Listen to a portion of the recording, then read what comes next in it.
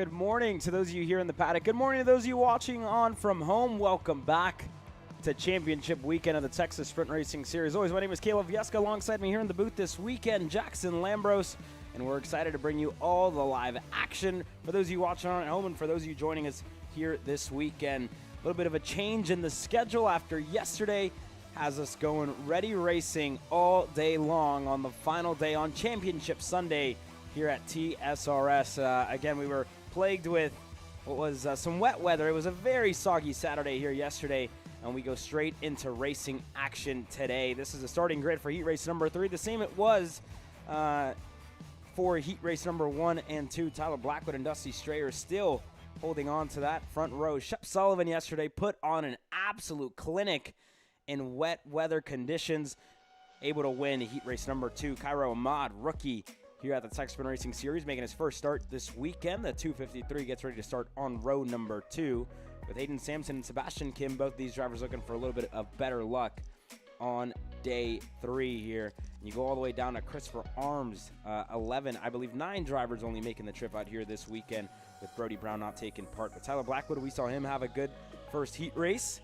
Shep Sullivan was able to get the second one. And we wait for heat race number 3 here, Jackson.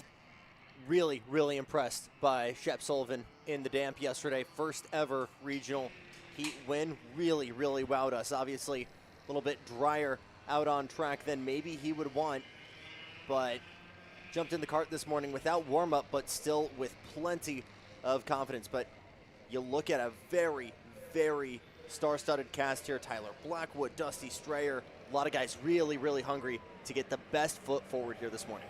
Yeah, and we'll keep an eye on it here as one driver a little bit wide there as we get all gridded up. I believe that was Donahue in the 288 just joining us here at the back of the grid. But we get ready to go racing on Sunday into the tram lines. Green flag in the air. We're racing in Micro Zwift presented by Gallery Furniture, and already side-by-side action. Second, back, Strayer looking to slide in the line. Everybody else almost sideways in the first corner.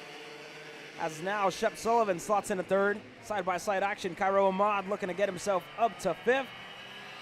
And he's in a battle at the moment with the GRC CRG of Bodie Byer. And already on the backstretch, Shep Sullivan looking to get second away from Strayer. Not going to be able to make it stick when we get into the chicane. But this is a little bit different than what we've seen all weekend long. Cold tires, cold racetrack. That's completely changed overnight with all the rubber that was laid down being washed off after a heavy day full of storms yesterday, and you see just struggling for grip for all these drivers. Completely clean slate for everybody, as everybody was working yesterday to dry the track. Now everybody's working to build that rubber back up. Watching Shep Sullivan, that highlighter helmet in the 212, try and get to work here on Dusty Strayer. Had a really good run, and that's a little bit wide for Strayer. He'll go through the grass, will barely hang on to it, in another spin further back. Sebastian Kim going around. Sebastian Kim goes around, and you see everybody just kind of, sliding all over this racetrack. Again, temperature has changed dramatically since the last time that we did have dry weather conditions. It's 56 degrees outside and sunny, and again, dirt from overnight. There's just, a good amount of things that have been kicked up on this racetrack, which has completely changed the surface overnight. And with no warm-up today, there's really been no gauge for these drivers to have, especially when you come into a race like this straight into it on Sunday. That makes it exciting, though, right?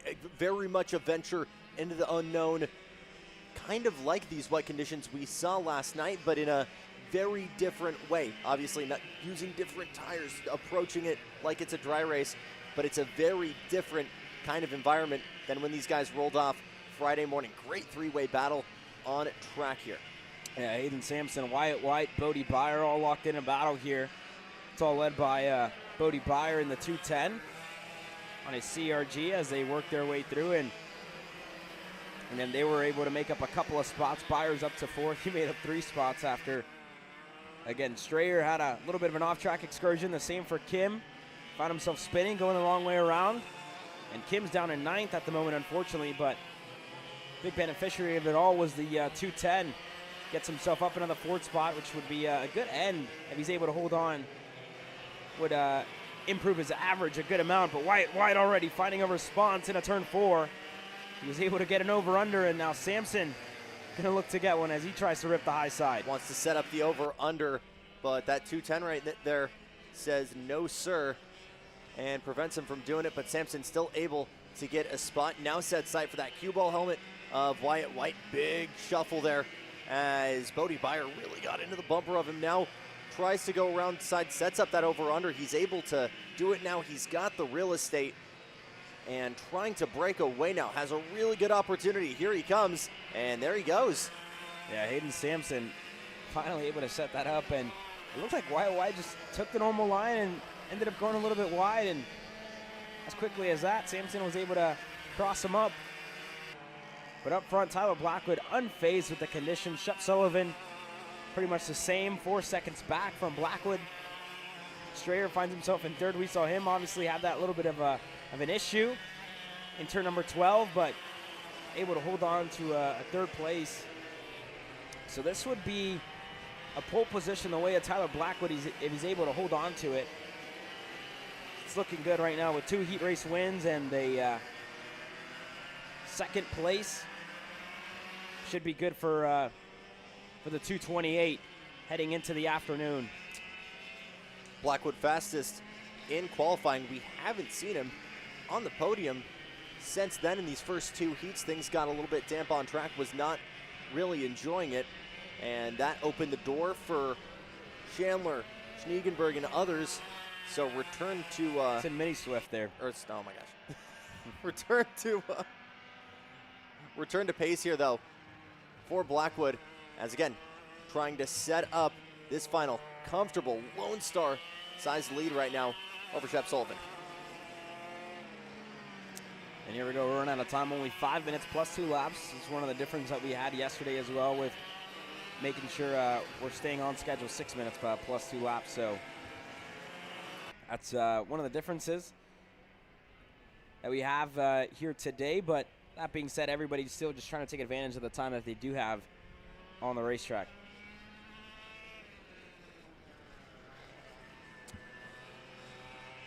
Still a really great run here for Shep Sullivan, who's setting up for that front row start for the final.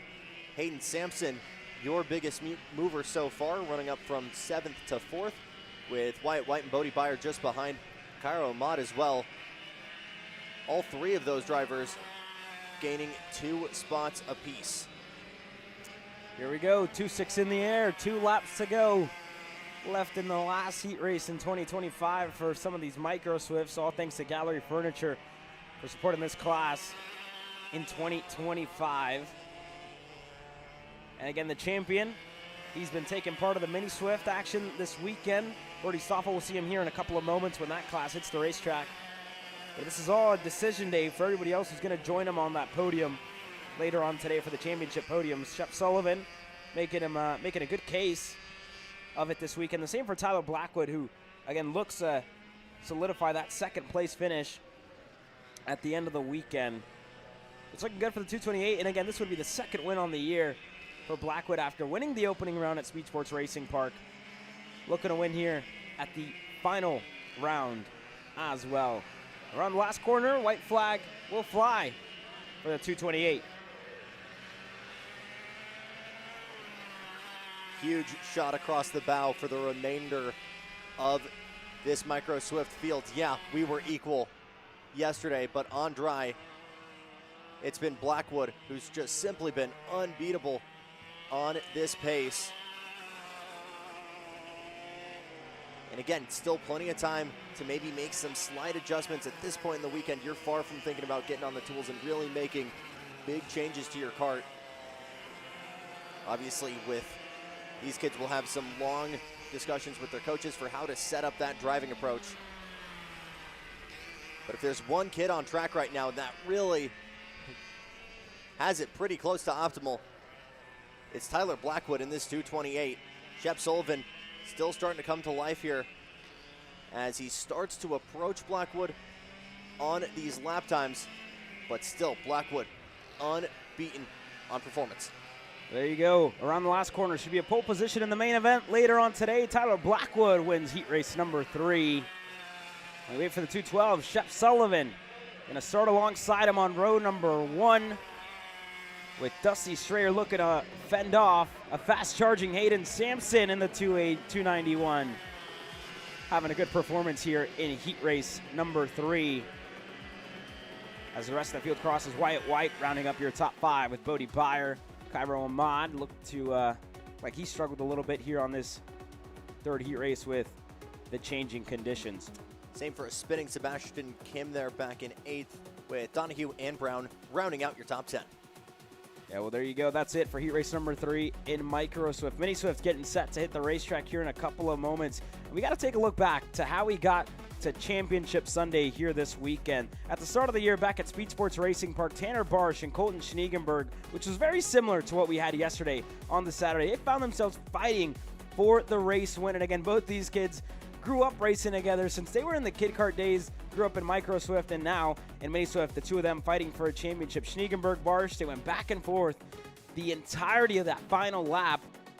And again, it was just a close battle in between these two at the start of the year, which is why they're so close in points here. It really goes the way of Tanner Barsh, with Schniegenberg having that little bit of a bigger drop, if you will, just missing an entire weekend. But for Schniegenberg, puts himself within a shot here, needs a good result in heat race number 3, and needs a good result in the main event to try and deny Tanner Barsh. He needed to outscore him by 200 plus this weekend to try and get himself a championship. But Barsh, again, he was challenged a whole lot in that last lap at Speed Sports Racing Park. He was able to get his first of the year, and this has been a continuation of what's been for the 151 in 2025. He's ready to hit the racetrack here in a couple of moments, with Colton Schniegenberg starting on row number 2. Barsh is starting a little bit further back, one spot back from him, if you will, on row number 3, starting 7th. And we'll keep an eye on it as it goes on. But again, Barsh just needs a good day on Sunday to hold on to this championship lead. It's looking good for him. For Schniegenberg, he was able to get a win when we were out in Amarillo, but after that, Tanner Barsh has gone 3 in a row in the state of Texas. This weekend it changes though. Rookie Brody Stoffel, Micro Swift champion in 2025 here at TSRS, starts on the pole position alongside Iron Rock Motorsports' own Alex Chandler. Colton Schniegenberg and Aston Wyatt share row number 2. Tanner Barsh getting things started off row number 3. He'll be alongside Tyler Mawajewicz, with Kimo Ahmad, Clayton Stiles, and Mason Leschuk in 9th. Benson Hanberg rounding out your top 10. Jensen Willander and Jack Cowell on row number 6 to Adrian Vargas and Jaden Jolivet on row number 7. Silas Root and Benson Hale on row number 8, with Gavin LeGrape and Nayeli Vargas on row number 9. Marshall Steves and Yomi Vargas start shotgun in the field on row number 20. Your 20 starters in this Mini Swift 3rd heat race presented by the Alan Rudolph Racing Academy. There was a couple of drivers a little bit too quick to get lined up. And again, Stoffel, heat race number 1, was a faster start, if you will. And he, again, kind of got shuffled, if you will, in the first 2 laps, right? Didn't have his elbows out enough. And then again, speaking as mechanic, Phil Pignataro talked about that yesterday, right? Of what he needed to do differently to be better here today. You head into heat race number 2, had them at a crawling pace at the start here, Jackson, and we're seeing the exact same here to start heat race number 3. Gain the extra power, a little bit of the extra weight, graduating from the micros up to the minis, and as you mentioned, Caleb, he's in control of the field. He was at a crawl to get things started in heat number 2, and it's very much the same here, maybe even a little bit slower, but a very dominant weekend here in his promotion weekend. Let's see if he can hold it. Just tactical, right? Tactical out of the 129 to get this one started. But into the tram lines we go. Green flag in the air. We're racing again in Mini Swift. Last time in heat racing action. As everybody looking for a lane 1 driver with issues further back. Side by side for 3rd. Aston Wyatt gets himself clear. And Stoffel going to take him out to the bottom of the racetrack. Looks like Schniegenberg trying to make some moves as well. Look at Aston Wyatt there trying to fend off everybody jostling further back, trying to make positions, but Stoffel out like a cannon. We'll go 2 by 2 here coming out of turn number 5. Barsh stuck on the outside with Stiles looking on the inside on the chicane. We'll see if he got that move done on the exit. He did. So I think Barsh lost a couple of spots at the start of this heat race here, Jackson, because he's fallen down the order up front. Aston Wyatt just got passed up there as well. So everybody just slotting in a line at the moment. And again, one driver off the racetrack, one of the DKCLN carts is off. And we'll get an idea on that cart here in a couple of moments. But Kimo Ahmad with a dream start, the 111 up to third. Gets 4 in the whole shot. Clayton Stiles with some big moves, 8th to 5th. Here's another move, big one for Kimo Ahmad to take second from Schniegenberg. It looks like he got into the rear of Schniegenberg there, and again, you saw Schniegenberg's hands just get busy as he went into turn number 1. Ahmad had me on my toes. That's Nico Urbezo's helmet that he has on right now as Wyatt shuffled to the wayside on the exit of turn number 4. Schniegenberg gets himself through, but again, 2 of the youngest drivers in this field. Kimo Ahmad, only 10 years old, turned 10 just a week ago. The same for Stoffel. Those 2 kids grew up racing together in Kid Kart here. It almost feels like yesterday, and now they lead the Mini Swift field on the inside. Stiles gets the move done in an 8. Back and forth we go here immediately in this battle for the podium, and it's been the Kimo Ahmad and Clayton Stiles show so far. Some big moves so far. Brody Stoffel in cruise control already, but here comes Kimo Ahmad all over that CRG. Yeah, Kimo Ahmad already having some good pace. We'll see if he looks on the inside of 1, gets on the brakes a little bit sooner. He's going to slot in a line, but looks to have the inside line as we work our way into turn number 4. Again, some lap traffic awaiting these 2 as they continue to lap around. But unfortunately for the 111, he will be under investigation in this race. As that lap traffic gets out of the way, lets the leaders go through. But for Stoffel, able to hold on here to the lead. Ahmad put it on pole in this division at NOLA. That's pretty much been the highlights of his 2025 campaign so far. Maybe a little bit of struggles yesterday in the wet weather, but this would be his first time on the podium in a heat race, and he's trying to challenge for it in dominant fashion. You look a little bit further back, Clayton Stiles with a breakaway now as Schniegenberg and Aston Wyatt get into the picture. Here comes Alex Chandler as well. There you go, and here's the rest of the group. This is back to find championship contender in Tanner Barsh with Tyler Moraviec right behind him. Mace Lasek and Willander all in tow here as they work their way into turn number 2.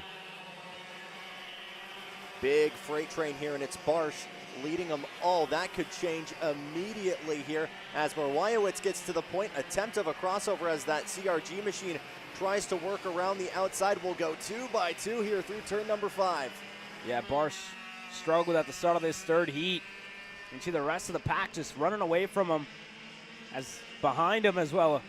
A good battle going on. Here's a little bit of look at some of the penalties. A 5-second penalty for the 121 in this one. That's Aston Wyatt. Contact with the 117, that's Schniegenberg. And the 125, 5 seconds contact with the 167. So that's what we got. That's a little bit further back in the pack. But as it stands, Barge still holds on over Moraviec. You go back to the 133 of Adrian Vargas in tow with them as well. You talk about that dominant start to the season for Tanner Barsh in that 151, those handful of 2-for-1 passes, using the draft, using the over-unders. This guy is one of the best attackers in this division, but he has been thrown to the wolves, and I'll tell you what, he's doing a phenomenal job right now, holding off Tyler, Vargas, and Leschek, going all the way to the inside, and just letting the guys behind get impatient, try and make jostles kind of further back. Again, you're right at that top 10 bubble, and guys want to get in those single-digit positions, try and move to the front of the freight train. Take, for instance, Morawiecz as he goes to the inside, closes the door. As the 101, Leschek tries to go with him, not able to fully clear him, but sets up that over-under through turn number 6, not able to get it. Yeah, and there you go. Yeah, this is really as far back as we've seen Barsh in 2025. 2-6 in the air. Back up front here with Stoffel and Ahmad, as that 111 white cart, white helmet has had plenty of time studying the rear bumper of that CRG. Stoffel again, fast in both the 4-stroke and 2-stroke divisions here that he's been behind the wheel of. Double duty this weekend as per usual. And Kimo Ahmed has just been trying to find a way through using that draft and trying to find where that momentum might be, where he might get that smallest of windows. Yeah, here we go. Last lap, white flag in the air for, again, two young drivers that grew up racing together at a small track out in Katy, Texas. Down in the Houston Metroplex, if you will. Raced kid kart together for a good amount of time, and now they're sharing one of the biggest stages, regional stages, here in the regional scene, if you will. One of the biggest, well, the biggest regional in the U.S. Stoffel and Kimo Ahmed, both of them 10 years old, showing the big boys, if you will, how it's done right in heat race number 3. But again, Stoffel doing a phenomenal job here in this promotion weekend, if you will, working his way up to the quickest engine his cadet chassis can handle. Kimo Ahmed continues to give really great chase. This has been already a highlight weekend for him, and he's just a couple corners away here from his first regional podium, and there it is. Stoffel continues that dominant weekend, but Kimo Ahmed on the podium for the first time. Both him and Clayton Stiles gaining 5 positions. Aston Wyatt actually will take that point, as we've got a podium on the way here for Clayton Stiles. That's why we got that black flag joining the checkered. So Stoffel, Ahmad, Wyatt, with Chandler and Clayton Stiles rounding out your top 5. There you go. That's your results for heat race number 3. Not a bad day, or start to the weekend, or start to the day, if you will, start to the Sunday for 2 of the rookies in the field in Mini Swift. With Aston Wyatt, unfortunately, with a penalty headed his way here post-race pending. Again, still waiting for confirmation on that, and it looks like it was just applied. So that should promote Alex Chandler up to 3rd, and that would move Aston Wyatt, which was, I believe, 2 penalties at the end of that race, down to 14. Quick commercial break from our side. Your Shifters, presented by Arcade Motorsports, getting set to hit the racetrack. Cat food marketing. $9.99 a month. Dude, Caleb, wake up. Dude, we're live in 5 minutes. Let's go. Come on. What are you doing? Dude, I'm so sorry. Xander had me in a cat food marketing meeting till like 2 a.m. last night. Come on, man. Do you have anything I can drink? Dude, I got the perfect thing for you. Perico. It's a healthy energy drink alternative. Perico, non-GMO, gluten-free, kosher, magnesium, B12, B6, Yeah, it's good. B5, biotin, and 0 sugar? Pericazo! Try Perico, made with natural ingredients, organic caffeine, and supports your metabolism. Try the new official energy drink of Kart Chaser.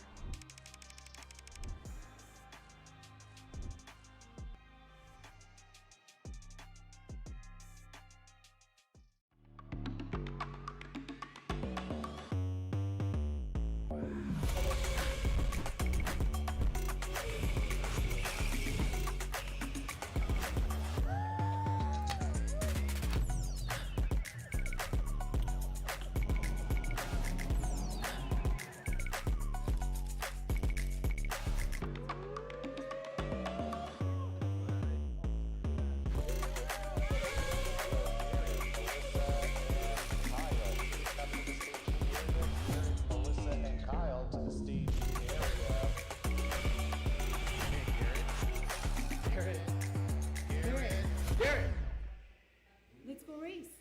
Come on, man.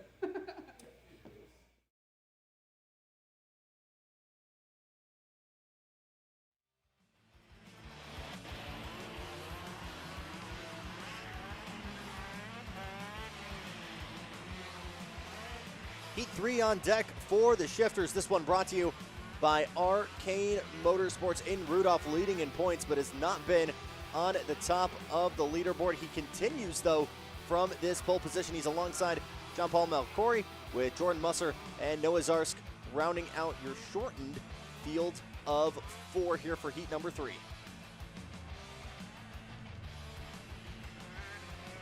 Here we go. Yesterday, John Paul Malcory was able to win his first career heat race in heat race number 1. Jordan Musser took these boys to school in heat race number 2 in the rain, where he was able to get it done.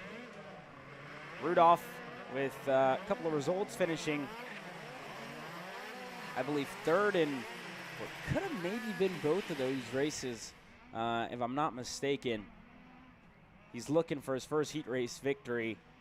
Is the favorite in this championship. Hasn't really been challenged outside of Amarillo or Billy Musgrave.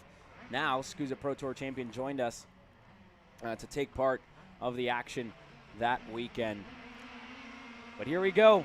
On the revs, green flag in the air. Give the whole shot to the number 7 of Aiden Rudolph. Musser with not the best of starts, but John Paul Mokori gets himself to second. Noah Zarsk up to third for the first time this weekend. And it's been those starts that have really been the issue here for Aiden Rudolph. And for the first time, he will actually hold that lead in the whole shot. JP Mokori right there with him, though. And this very quickly becomes a 2-cart buffer as Musser further back, believe, just made work of Noah Zarsk there as we work our way into the hairpins. But this 2 versus 2 pair of Burrells versus the CRGs will continue here. Yeah, and there you go. You know, we talked a lot about the tire strategy, especially heading into this weekend. Isn't going to be in the picture anymore with obviously using a set of wet tires. Yesterday in heat race number 1 and in heat race number 2, plagued with wet conditions. So these tires are going to be fresh. Whatever they had in qualifying, this is what they're going to have on again. And then in the main event, just going to run them to the ground pretty much. But here we go. Rudolph holding off a young JP Mokori with Musser right behind. Able to get through on Noah Zarsk, who's lost a little bit of time. He's down a 4th now. Proctor and Jennings not taking part of heat race number 3. That could be one of 2 things, right? It could be just saving their equipment, could be strategic. It could even have better tires when we get into the main events after only doing the qualifying session. And I believe they took part of heat race number 1, just not of the second, as Mokori catches Rudolph by surprise in the final corner. And Rudolph going to go right back on the exit. He's already back to the lead in turn number 11. But immediately you got Musser waiting in the wings with the popcorn, ready to pick up any stragglers in this battle. Zrask trying to close in to be a part of that scene as well. And all of a sudden it becomes Burrell versus Burrell, as now Musser tries to get to work on Mokori. I tell you what, Mokori caught me by surprise even. Wasn't expecting him to go there. That's, you know, that's a gutsy place to pass, if you will, for the 60 to get that move done. And again, caught Rudolph by surprise, and you could see just adamant to go right back to the lead of this race. Sadly for Mokori, he's lost a little bit of time. We'll see if he tries it again this time around. He's a little bit ways back compared to the number 7 this time around, but it looked like Rudolph breaking that little bit sooner into that corner, and Mokori just deep lunge on the inside into turn number 10. So you see Mokori definitely pushing at this stage, and this is complete opposite to what Rudolph's doing. It looks like he's saving his equipment, you know, very conservative, as now Mokori tries to push his way through as well, wanting to get the pole position for the 3rd heat race. So Rudolph definitely under pressure at this stage of the race here, Jackson. Not a lot of conservation from that 60, as he wants that pole position for the final later today. And Musser might want that front row start, continuing to study that fellow Burrell machine. And all of this hustle and bustle has brought Noah Zarsk right back into the mix. Some of the fastest karts on track, sometimes some of the biggest performance gaps on track, but regardless, you can throw a blanket over your entire 4-kart field right now. Here's a lunge to the outside from Mokori, tries the over-under, but Musser is right there, and everybody has a shot of taking a position now. Yeah, and with Mokori being, you know, aggressive and adamant about wanting to make a move, gets it done around the outside into turn number 1. It's forced just that, right? It's forced Rudolph to try and defend. He was on the inside in a turn number 1, and Mokori said, all right, well enough, went to the outside, try to make that move. But it's kind of forced the hand of the 7, right, of what he has to do to hold on to the lead here, whether he wants to push or not. You know, they still have 15 minutes plus 2 laps later on today. That's a long distance where you have to save the equipment, right? And that's forced the hand of the 7. It's probably forced the hand a little bit of maybe Jordan Musser here. So we'll see how it all plays out. Or maybe the 7's just missing a little bit of speed compared to the 60 at this stage of the race. And we'll see it. 40 seconds to go. Mokori, you know, he's definitely on. He's definitely on the wheel here, Jackson. And hey, you could very much say the same about Noah Zarsk in saving those tires, because he clearly has the pace to stay in contention, stay in the conversation with a lot of these guys, but is maybe saving something in those 4 tires for the main event. Really big breathing room now, actually, for JP Melchori, looking for that second win of the weekend, as Aiden Rudolph now fends off the legend, the veteran of Jordan Musser. Still about, well, just under a second between those two, but Melchori just working over a second now. So battle for the podium continues to go on here as we get the 1-minute warning here. So I tell you what, here are some of the biggest differences that I see, right? For John Paul Melchori, his fastest lap of the race was on lap number 1, which would put him at a 51.249. Fastest lap, really, a 52.229 with, you know, under full song. A 52.6 for Rudolph has been his fastest lap of the race. And you got to look, right? Who's really pushing at the moment? Here comes Musser. Melchori is, again, Musser starting to look for second here. So it's getting close. And you got to think we're really not going to find out what they're doing, what's going through their heads, what they're trying to save until we get into the main event later on today. But the 7 definitely struggling here as the 67 of Musser starting to close in. And still some really, really great defense here from Aiden Rudolph, who again is starting to learn how to fend off Musser, still struggling with that ever aggressive Melchori. But you look at the consistency of Rudolph this entire season. That's what's kept him up front in championship points. Ever one of the most consistent guys here in the shifters. But Musser wants that front row. Zarsk might want a shot at it as well. And here we go. Final lap well underway. John Paul Melchori running away with the pole position and with heat race number 3, as he's long gone from second on back. Zarsk just sitting there in 4th, with Musser still bearing down on Aiden Rudolph for the 2nd spot. But for this kid, first year of full shifter season racing action, and his first weekend where he's able to get 2 heat race victories. They'll fight on for second behind him, but John Paul Melchori, his first pole position in TSRS racing action. For Rudolph across the line, Jordan Musser side by side. Rudolph holds on over Musser to Zarsk. But that was it for heat race number 3 in Arcade Motorsports Shifter. That was as close as it gets and as close as it's been in 2025 in the shifter class. We go from our fastest drivers to our youngest drivers with our kid karts coming up in a couple of moments.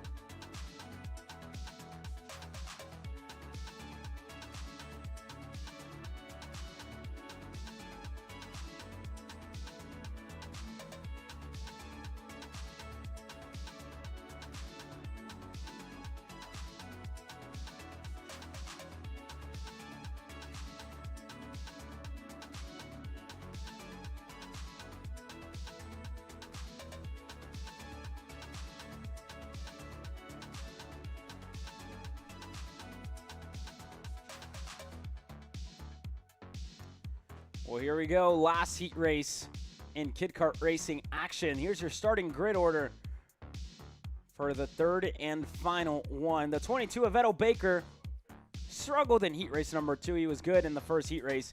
He starts on the pole position alongside 75 out of Crosby, Texas, Maverick Reddick with Wyland Galliano and Anderson Maxwell on row number 2. Rowan Dudley alongside Xander Lorang. Booker Anderson, we saw Walker Hale go for a couple tussles there in the wet, and they'll be hoping for better luck here on these dry conditions. It's Beckett Bourdreau rounding out your field of 9. Well, it's time to go racing in Kid Kart. Yesterday we saw some great action. Reddick had a spin on the last lap where he was looking to close down the gap to Wyland Galliano, who was perfect in both of the heat races. But here we go, time to go racing. Green flag in the air. We're racing in Kid Kart. The top 2 looking for a much better day here on Sunday as Baker leads them away in the first couple of corners. Everybody else behind slotting in the line. Galliano through for third. But we have a couple of drivers with issues further back, and that looked to be maybe the 11 there. With a problem. I think it was Xander Lorang. Might have been Walker Hale, though. I saw a hint of purple maybe coming into turn number 2. It was a 2-cart collection. So we'll try and figure out who that is, and once they get to the timing line, that's going to make things easy for us. Up front, though, still Baker versus Reddick. Keep an eye on these two as further back, and indeed the 11 of Xander Lorang. If it wasn't him, it looked like it might have been Hale at the start with issues. And you get to turn number 5, and it was indeed the 11 then that had issues as we continued on with this opening lap. So Lorang finds himself needing a little bit of help, needing a push. The same for Walker Hale here in this one. But up front, the 22 and the 75 lead us away of the 24 of Galliano with Maxwell. They're in 4th. Booker Anderson now puts himself to round off your top 5. Galliano really, really fun to watch yesterday as he was fending off and tussling with these 2 CRGs out in front. And he finds himself on a little bit of an island here, but Anderson Maxwell and Booker Anderson continue to go at it a little bit further back for 4th and 5th. There's Galliano right there in the 24. Yeah, and this has been a complete different day for these kids as well, right? This is... You talk about adjustment, right? They've, I think, learned more in 2025 in TSRS racing action than they ever will sure. in their careers, right? You talk about how we started the year.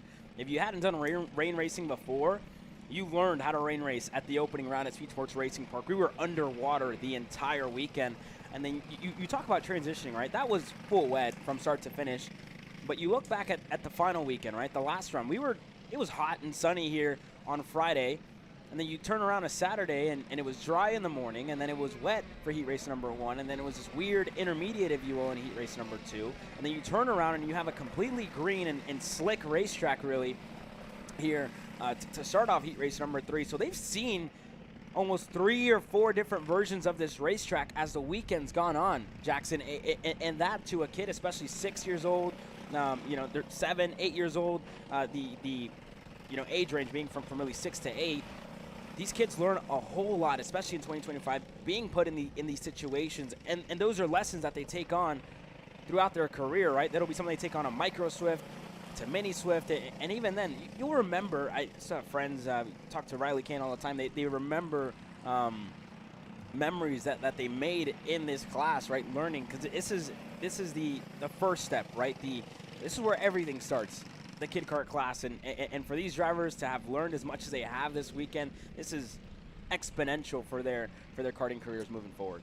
You're starting out, say, as a swimmer, you start out learning freestyle, but again, you would graduate into doing the different strokes, backstroke and butterfly, and you become a well-rounded swimmer. It's the exact same with these Kid Karts because you're trying to build the groundwork for a well-rounded racing driver. And as you mentioned, Caleb, the variety of different conditions, different scenarios, these guys have been given a lot here to put together their toolbox for their future careers. And there you go. This is the battle for 4th. Anderson Maxwell, Booker Anderson find themselves looking to trade the 4th spot. I like the battle for 2nd was heating up as well between 24 and the 75. There's no change in between the two. I think Galliano might have taken a little bit too much curb in turn number 12. Look like he popped up. Just caught that out of our window here. But nonetheless, Booker Anderson getting himself close. Third bumper, the 99. But not close enough to try and make a lunge on the inside on turn number 4. He's going to stay in line as we head into the hairpin in 5. You can see Anderson just doing a little bit of a wider arcing line there, trying to carry that speed. A little bit more of a shallower entry there. And again, Maxwell, always easy for us to spot on track because big on the lean, overemphasizing the technique there and getting all the weight on those inside tires. But these two have continued to battle this entire weekend, and of course they find themselves on the same piece of racetrack. Again, a little bit of a checkup there, and gets the bumper from Anderson, does Maxwell. But again, just getting this wheel-to-wheel action, great training, trying to find a battle buddy and get someone you can learn how to coexist on a racetrack with.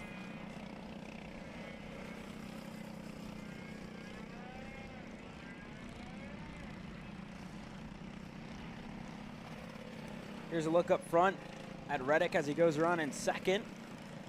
Again, the gap has opened up. He's currently searching for over a second and a half to try and close on the gap to Vettel Baker. These conditions haven't helped the 75 all too much on Sunday morning. The same for the 24, where he had great pace yesterday. He puts himself third.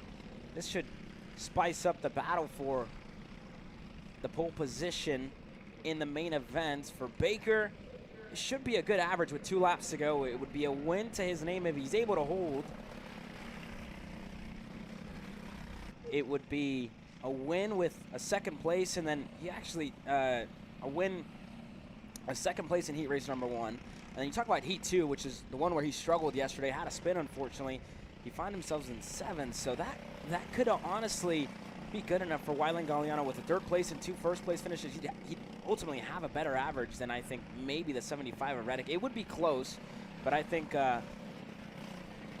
again, we'll leave it at timing and scoring, but from my math, from my average calculations, it should be the 24 later on today, starting on the inside with the 75 of Reddick, and then Baker will have some work to do from row number 2. We'll keep an eye on it, though. He has been the fastest this race, fastest lap, the fastest 3-lap average as well for Vettel Baker as he works his way through. The 22, again, you look at the year he's had, right?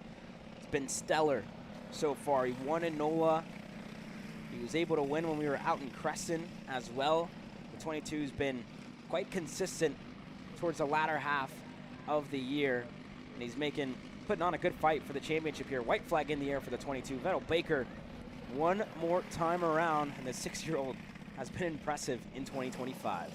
Not a weekend where he's been off of the podium. Worst one has been a 3rd place result at Speed Sports. So again, looking at your championship picture coming into this weekend, Vettel Baker leads 52 points by 52 points with Maverick Reddick right there, 86 points in the picture as well. But this is great news for Vettel as he continues to set up getting that buffer in the championship, giving him the best shot of walking away here with the Kit Kart title. Yeah, and the two of them have been really close, right? A DNF to Maverick Reddick in NOLA, where he had a scary crash. And again, he popped up and raced it the very next weekend. That was the DNF and the drop ultimately for Reddick. For Vettel, it was a drop in Amarillo where he unfortunately didn't finish. Just a mistake on his part, honest mistake. And again, he's been able to bounce back since Amarillo, been consistent. You look at heat race number 3, bouncing back on the weekend, getting his first heat race victory at the fall finale. But Vettel Baker, one of the favorites when we head into the main event. The 22 gets the win in heat race number 3 in GR2 Kit Kart. Maverick Reddick across the line, and the 75 gets ready to start on the front row. With Wyland Galliano should be the pole sitter when we head into the main event. The 24 riding up your podium places in the 3rd heat race. Anderson Maxwell getting set to cross next. Himself and Booker Anderson have been quite close in 4th and 5th. They're set to round up your top 5 as Anderson looked to have a look to the bottom of the racetrack, couldn't get through. But there's your top 5. Walker Hale to Rowan Dudley, Beckett Boudreau, and Xander Lorang, unfortunately, not gonna take the checkered flag here on Sunday morning.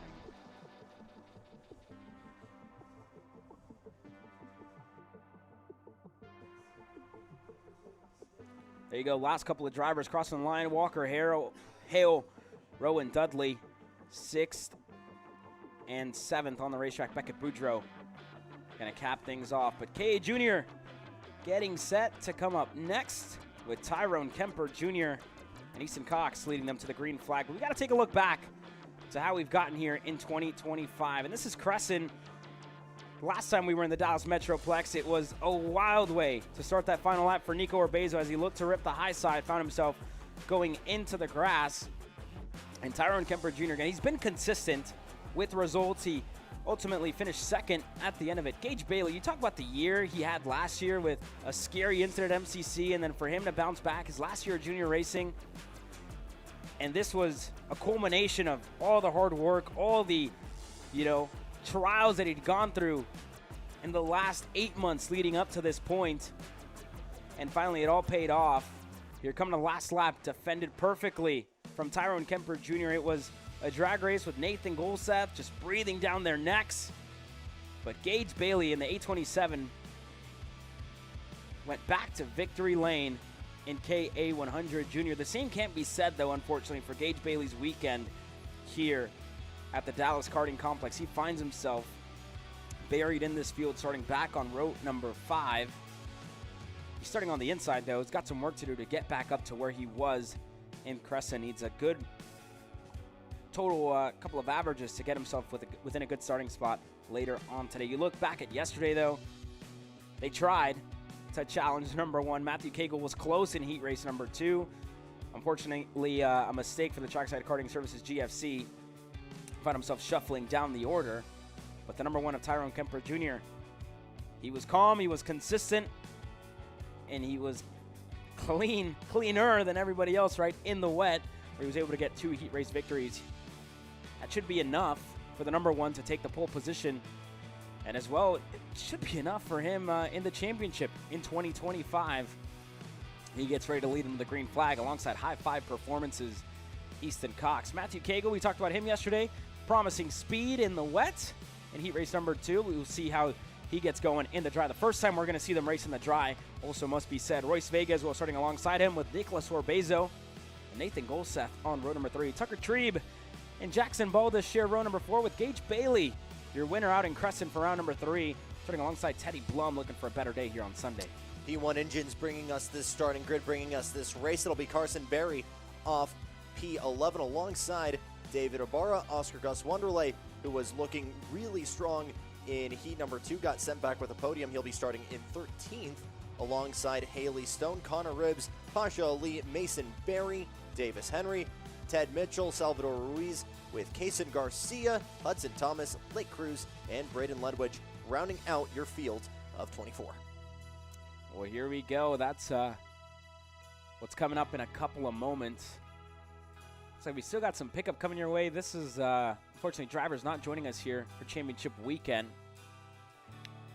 We do have some pickup out there on the racetrack. Gives us a perfect chance and gives you guys a perfect chance at home to order your Micron 6 today at shopakr.com, the official sponsor of Kart Chaser live coverage, premium coverage as well. If you're feeling tired at home, don't forget to use code Kart Chaser to get 20% off on your orders of Perico Energy. Keeps me awake for sure. I'm sure it'll keep you awake as well, Jackson. So don't forget to order yours today as we get ready to go racing.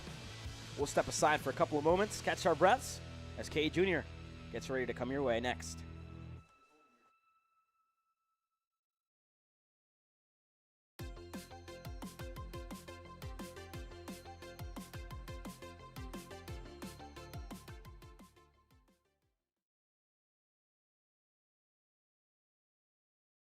This is Henry. Henry feels sad.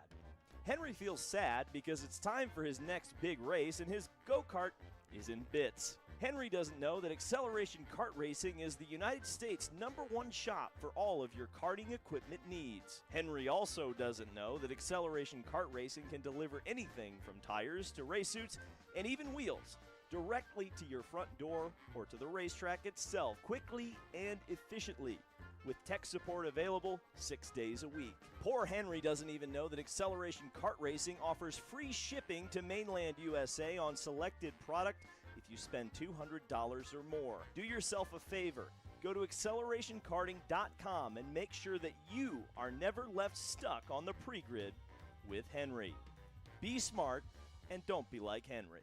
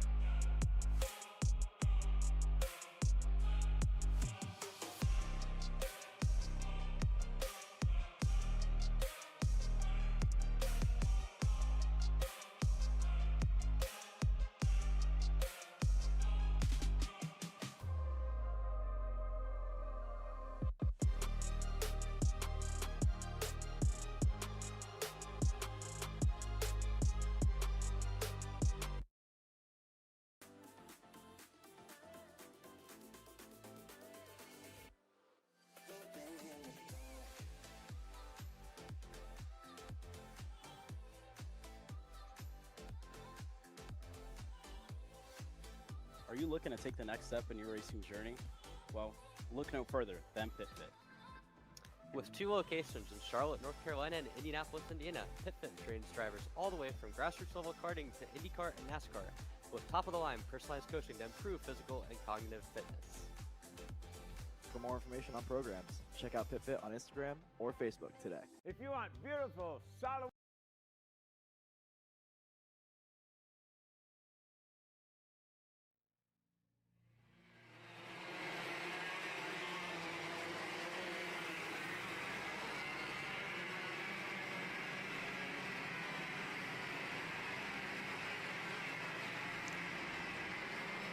Well, here we go. K8 Junior presented by P1 Engines. Getting ready to go green. We ran you down your starting lineup before we hit that quick commercial break. And again, Tyrone Kemper Jr. just needs to finish his heat race to pretty much get himself on the pole position here today. We'll keep an eye on it. It's been a stellar first 2 years in the junior class here at the Texas Spin Racing Series for Junior. Looking to carry that #1 for another year. Again, he earned it last year over Nathan Golseth, and he's looking to take it into 2026. Nobody's challenged him so far. We'll see if he can be challenged in heat race #3, the first time in the drive for all 20 of our K8 juniors. It's Kemper on the inside, Easton Cox for high five performance on the outside. 5 minutes plus 2 laps into the tram lines and into the start box. Green flag in the air. We're racing in K8 junior. And Kemper Jr. going to lead them out as Cox will line in. That's big carnage. At least 2 cars involved there. Mason Berry, one of the drivers involved. Look, somebody else further back in the field. Also a little bit of contact as they work their way into turn #2, Jackson. So a couple karts involved early on. And you look at David Ibarra and Nathan Golseth. They need to get on their giddy up immediately if they have any shot here of getting to Tony Kemper Jr. The rain is gone, and so is the pressure now as Easton Cox and Matthew Cagle really start to put the pressure here on TKG for what feels like the first time tonight. They work their way through. First lap already underway, and a mistake out of the number 1 drops the tire into the mud. The same for Cox, looking to cross them up. They're side by side, 2 by 2. Royce Vega in a line, and for the first time, a change for the lead as Cagle looks to go for second. He can't get through. Here comes Orbezo. Here comes Golseth as well, looking for the inside. Big move to the inside there from the 833 of Vega as he tries to get that position back, and out like a cannon there goes Vega as a huge freight train further back. First time this weekend, we've seen Kemper Jr. get thrown to the wolves. Yeah, look at Tucker Trebe as well. He had probably one of his better starts on the weekend, as now Cagle looking for second. Just got on the brakes there into turn number 8. Didn't want to make the lunge, but up front. Cox has ran away as now Golseth looking to respond to Orbezo. He goes through into turn number 9. Comfortable breathing room now for Easton Cox as Tyrone Kemper Jr. is 1.1 seconds back. This has become a really hot spot here into turn number 1. A couple of looks to the inside, try to set up that over-under. You see that right now further back with one of the trackside machines, the 884 of Matthew Cagle, trying to get that move back. And we're really starting to see pressure here for Kemper Jr. He's lost 1 spot already, but with Cagle and Golseth right there, we could see him off the podium for the first time this weekend. Big shove there to the number 1.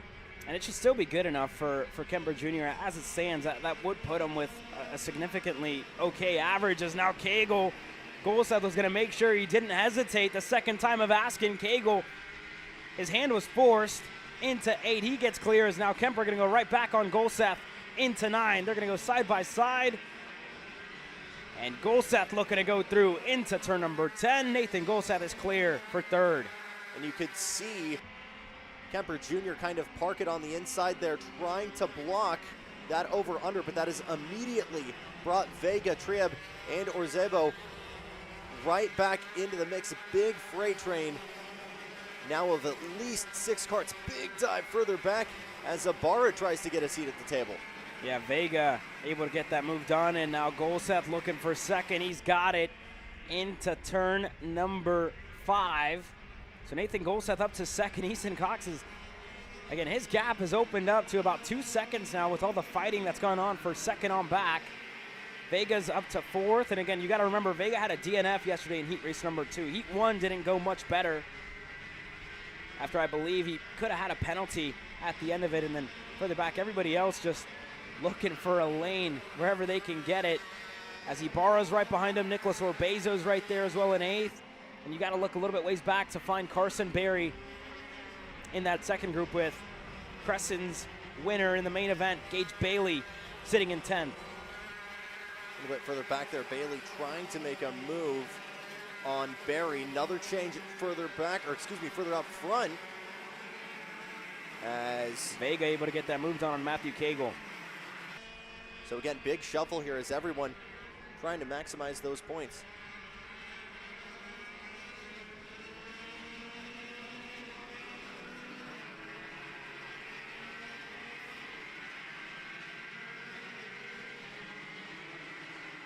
Work our way through here now. We're just 30 seconds away from getting the 2:06 to go. It should be 3 laps to go this time by Jackson. And already you have the biggest differences, right, of what's been a very action-packed heat race number 3, which has been the biggest difference to what we saw yesterday, right? Heat race number 1, heat race number 2, under full wet conditions. And now you have passes like this, right, out of Ibarra. Stuff you didn't see yesterday as he's able to get through on Tucker Trebe, up to 6th already. It's funny because we were joking that, not joking, but truly standing by rain being the grand equalizer. But suddenly, now that the track is dry again, it feels like everybody in this KA junior field has been brought right back into the mix. Tyrone Kemper Jr. dropping way back now to 5th, with Cagle and Vega going on through. So the dominance we saw on Saturday has not continued into this Sunday. And Easton Cox really, really proving he might have the best card on track in these conditions for the time being. It's not too bad. 2 laps to go this time around. And for Easton, again, the weekend and really the year, still looking for his first win in the junior ranks here. It's been quite some time, I believe, since he's gotten a win.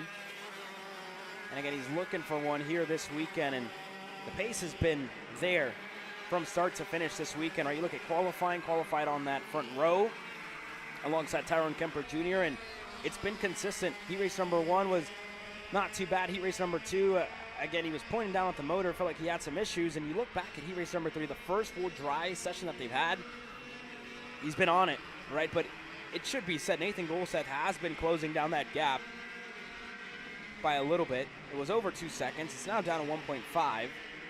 So we'll see, but we definitely have a fight on our hands when we get to the main event later on today. White flag in the air. 1 lap to go for Easton Cox.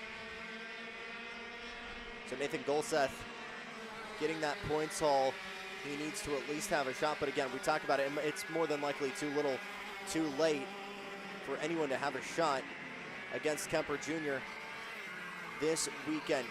1.2 seconds, Golseth back from Cox.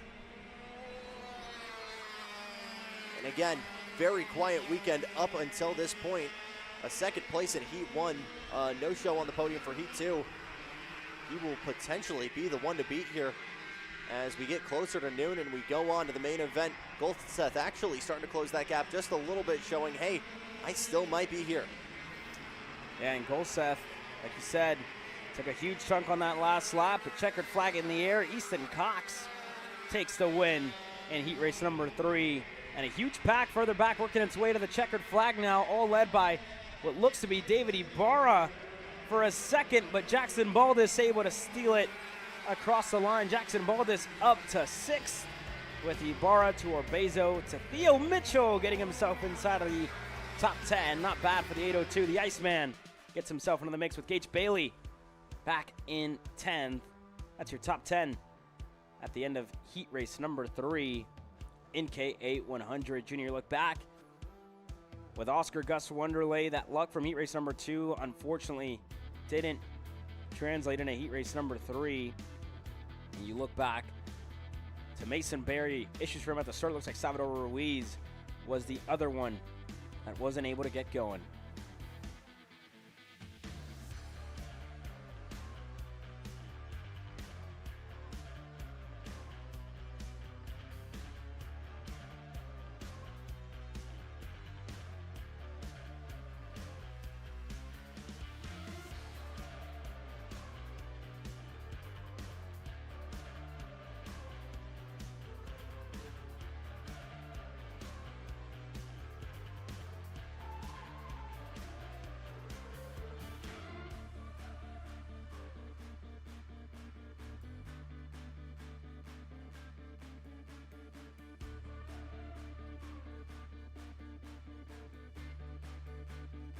Here we go, 206 senior getting set to hit the racetrack. And let's take a look back to Crescent, Texas earlier this year. We hit the white flag, and again, we've talked about the year Cameron Reed has had. Unfortunately, bad luck has transpired so far this weekend for the 609 with a DNF in heat race number 1 and heat race number 2.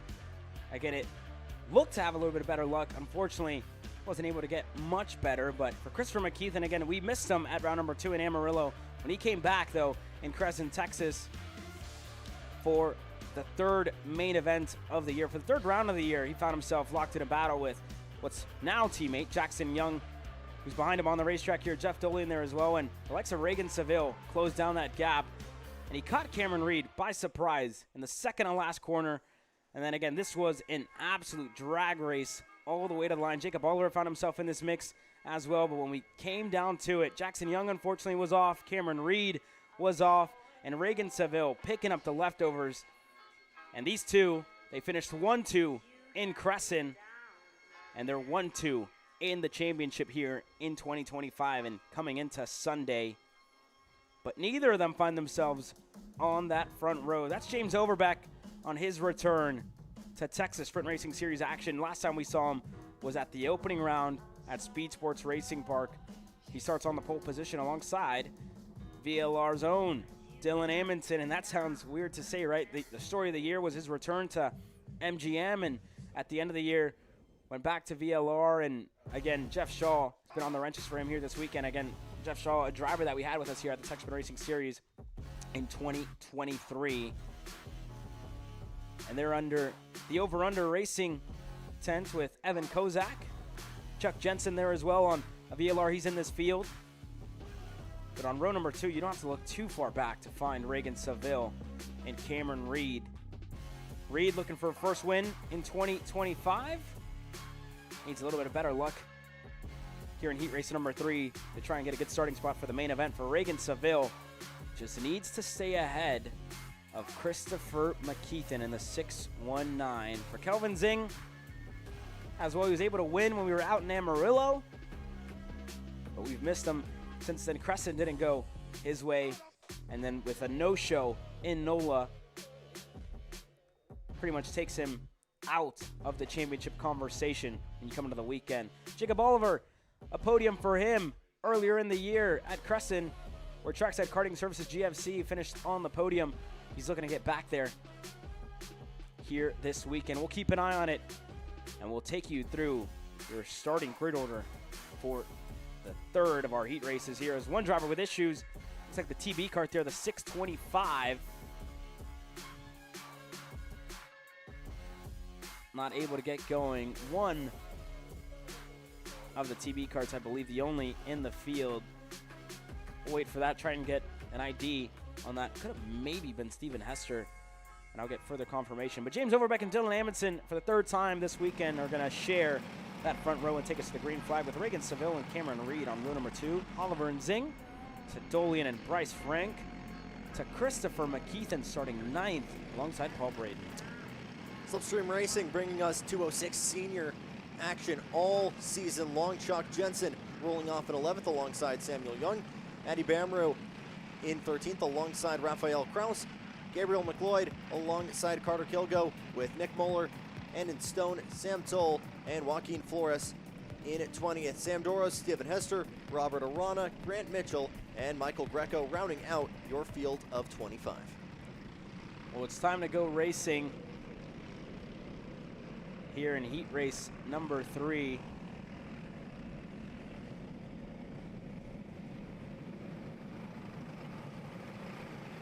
As they work their way through, and both of them get themselves into the tram lines. For James Overbeck, Dylan Amundsen get ready to take the green flag. As we look for it, we got it. We're racing in the third heat race in 206 senior, and side by side for the lead. Dylan Amundsen looking for it into turn number 2. He's got it. Reed looking to follow through with Seville on the outside. Overbeck, the outside turns into the inside in a 4, and Overbeck back to the lead. Not for long, as a little bit of contact further back. 3, almost 4 wide, and your top 5 have gotten away from the rest of the field. Big fur ball further back. That has immediately put the top 5 into their own environment here, as now Overbeck will arrowhead them with Amundsen going side by side with Seville. He really drops back now, and it was a phenomenal start for Amundsen, but he struggles to get there again. The outside becoming the inside. Overbeck able to get that crossover, and everybody further back immediately going bumper to bumper here, trying to work their way back to the point. Here we go, and this is how they stack up at the end of the first lap already, side by side through this field. Young looking to hold on to that spot. He's able to take it over McLeod. That's down in 15th, but single file line up front as Zhang looking, Reed looking for a move for second, and this is really one of the hardest spots to make a move, as now Seville looking to get the move done on Zing, and just had to park it there almost on the apex to not get into the side of the VLR of Amundsen. He slots in a line in 4th, and McKeithen, Jeff Dolian join the party up front. Was 2 positions gained for Zing at the start of the race, and again, some phenomenal pace earlier on this season. Has not had the weekend he's wanted so far, spinning in heat number 1. He's trying to relive that Amarillo glory. Another big dive there from Seville to put Cameron Reed off of the podium. That same spot of the racetrack, he lost that position earlier back. We're side by side for the lead here, as Munson is able to lunge on through her. Overbeck loses that spot, and it'll be Cameron Reed to the point. Cameron Reed gets herself to the point of the field. The Racing Cajun now going to lead the boys away here for heat race number 3, as 1, 2, 3. Overbeck in second to Seville, and side by side for the back Dolian with Amundsen, who's lost a good number of spots here in the third heat race, just falling down the order.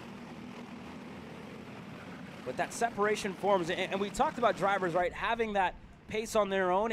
I honestly wasn't expecting to see it here at this track that's so small, so compact, so compressed, but you have seen it, right? You saw Seville able to pull away from the likes of Zing in qualifying, and we'll see what this race looks like. There's that kart length in between the top three. We'll see if it stays that way, but that's one of the biggest factors when we look at the main event later on today. Will we expect to see that when we get to 15 minutes plus 2 laps? That being said, we're going to see that separation 1-2, but as soon as that pass is made, Jackson, that gap's going to close right back down. Overbeck is in third to Zing. McKeithen able to go through on Amundsen, who's again just falling down the order here. You got to think, you know, what they missed in heat race number 3. That pace definitely doesn't seem to be present here, as Seville looking for the move on Reed, telling her to back off, and she's willing to do it. Slots back in a second. We'll see how long she wants to go through. We'll see if she can stay with the 600, who again has been fast on his own this weekend. And you look at the times on the racetrack, he isn't the fastest. That goes to James Overbeck in third, who again, his gap is starting to close with Kelvin Zing right behind him in fourth. So these top three, you know, this is good for Seville. When you talk about championship points, he would have a good average nonetheless, with a great recovery in heat 1, a good heat race number 2, and I was just looking to hold on to this lead at the end. So looking for a pole position, and if he maxes out in heat racing action, that could give him the edge over Christopher McKeithen when you talk about championship here. Great recovery in this heat, was all the way back down in 6th at the start and fought tooth and nail to get back to the front of the field here at the halfway point. And Cameron Reed continues to really keep pace with him as further back Kelvin Jing puts the pressure on James Overbeck. And Frank able to get ahead of Amundsen. So that backward slide continuing for the VLR in the 36. And he's down to 7th now with Bam Rue and Jeff Dolian not too far back. Good drive for Jeff Dolian as well earlier on, lost a couple of points. How about Addy Bamru up 5 positions as well, moving forward with Bryce Frank. So a couple of big movers here. Chris McKeithen up 4 spots as well. A lot of shuffles here as from Zing the podium back. Zing. Yeah, able to get ahead of James Overbeck. And now Frank on the rear bumper of Christopher McKeithen. And Frank's going to want to go into turn number 10. He's through. 2 laps to go left in this race. And Reed and Seville, nose to tail, bumper to bumper at the front of this field. And they're long gone, right? This was a story at New Orleans when McKeithen and Seville were this far away from the rest of the pack. Reed, unfortunately, was in that second group. Couldn't do anything about it. But now it's changed. It's a huge separation in this front pack. We also, like you said, you mentioned Bammer. We haven't said enough about him in 2025. Had a scary incident earlier on in K100 Senior in the year. It looked like, I believe, when we were back in Crescent, but since then he's been impressive in 206 with a couple of top 10 finishes and a couple of good results throughout the heat races. That Kart Racing Solutions Tony Kart has been good in the latter half of the year. But up front, we look for it. White flag in the air this time around for Cameron Reed and for Reagan Seville. And if Seville holds on, I think this could be, he could put himself as one of the favorites to try and keep that pole position. White flag in the air. We'll keep an eye on this battle for the lead here, Jackson. You saw the hand motion from Seville a couple laps ago to Cameron. Let me take the lead. I can get us out of here. And Cameron has listened, and they've already gotten themselves a 2.5 second gap. But now Cameron says, my time to take the point again. Big dive to the inside here through the second hairpin. Doors still open for the switchback for Seville, and they'll go fangs out here, working through the S's section. Does Cameron have it? She's got the inside line and tries to get all the power out of that CRG machine, but Seville able to carry that momentum and hold the lead. There you go. Yesterday when Seville was side by side through the chicane, he was the one to back off. This time it was Reed who was on the inside. Felt like Seville had the better run. We'll see if she's close enough. Last lap, last 2 corners here. Reed closed down that gap. Looks like she had a move on the inside. Not the exit she would have hoped for. Seville in the 600 across the line wins heat race number 3 in 206 Senior with Cameron Reed. Look at this huge further back, side by side across the line. Overbeck, and that's a huge shuffle at the end with McKeithen. Amundsen recovering to finish inside of the top 5 with Kelvin Zing. Bryce Frank, Jeff Dolian, Carter Kilgo, and Addy Bamroo. Your top 10 in Slipstream Racing's 206 Senior.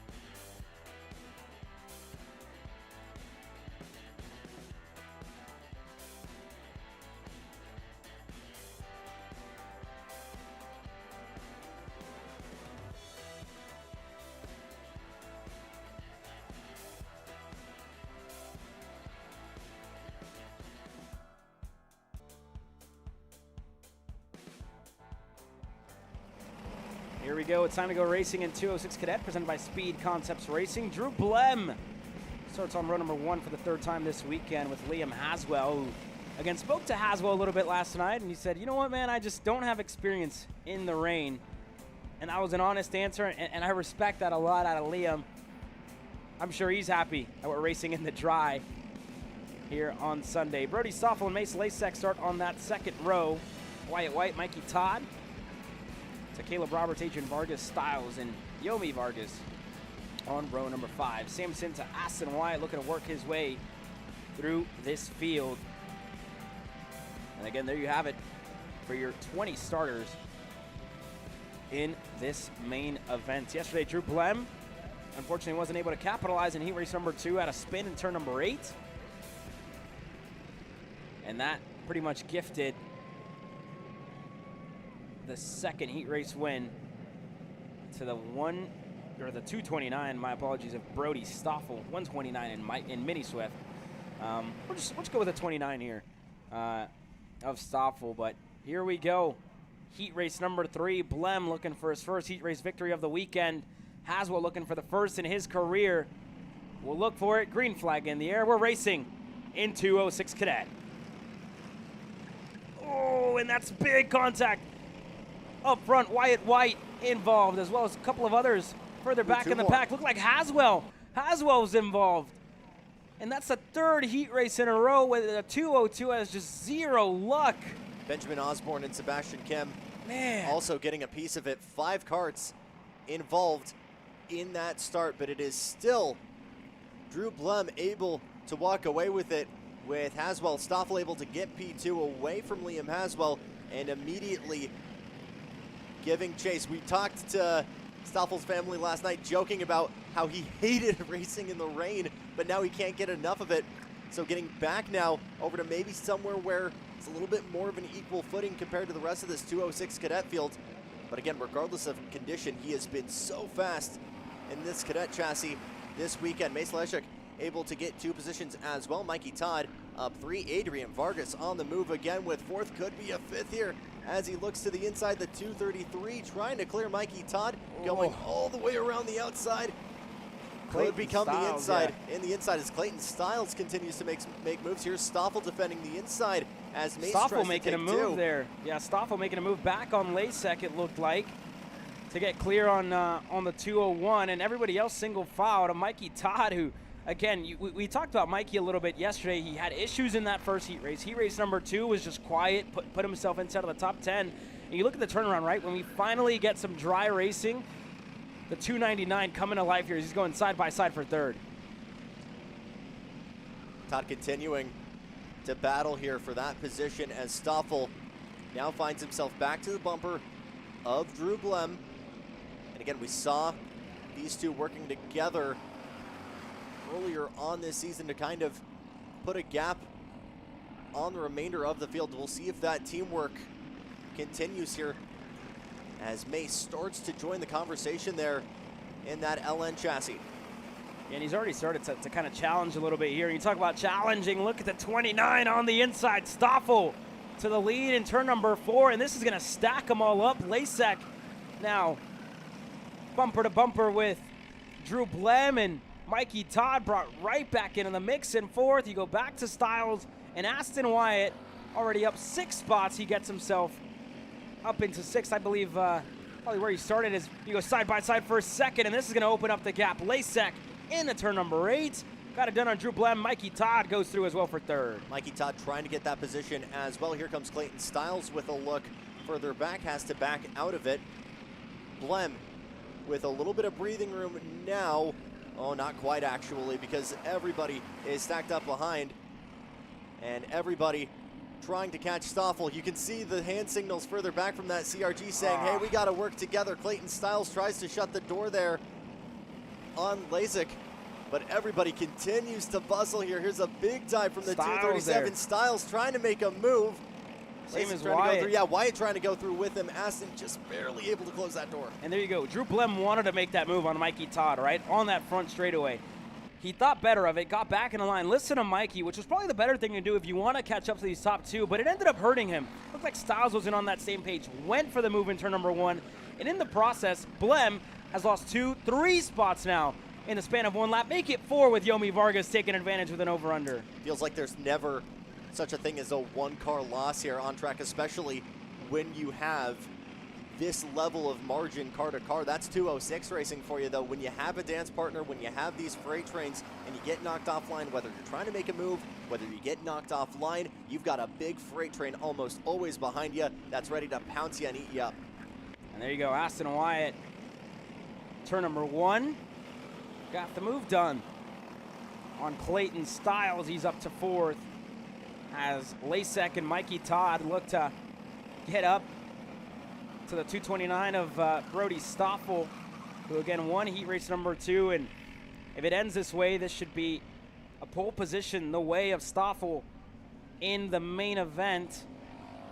So they're all now single file with a good bit of separation in between them. But this has been, again, I would say I'm not opposed to rain racing, but this is what I love about dry racing, right? You have moves like this, you have action like this, and again, it almost revives, right? When it was a gloomy Saturday, if you will, all the way into the night under the lights, Jackson, and then you turn around, sun is out, and you know the move's definitely being made here.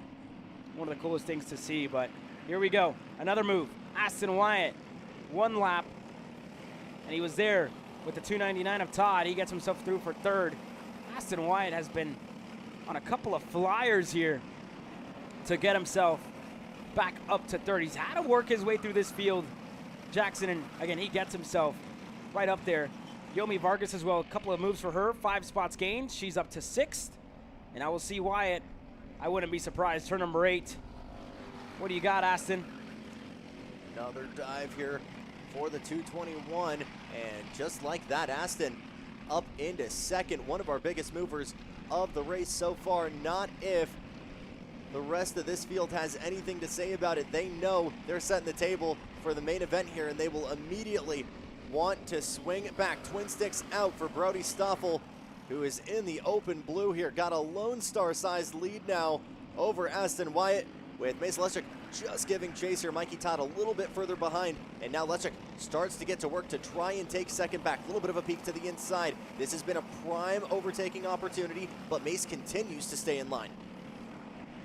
Yeah, there you go. Here's a little bit of an update on Drew Blem. He's still in 7th, currently with the fastest lap of the race.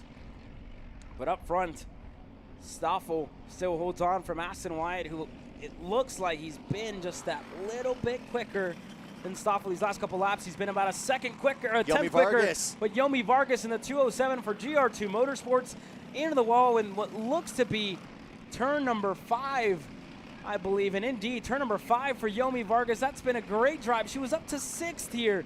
Heartbreak for her, but white flag in the air now for Stoffel. And Wyatt's just been that 10th better lap by lap. It was only a couple of hundredths there for Wyatt, but he has been that little bit quicker than the 2:29 of Stoffel. And again, when you look at the main event, Wyatt's had to do a lot of work throughout the heat races.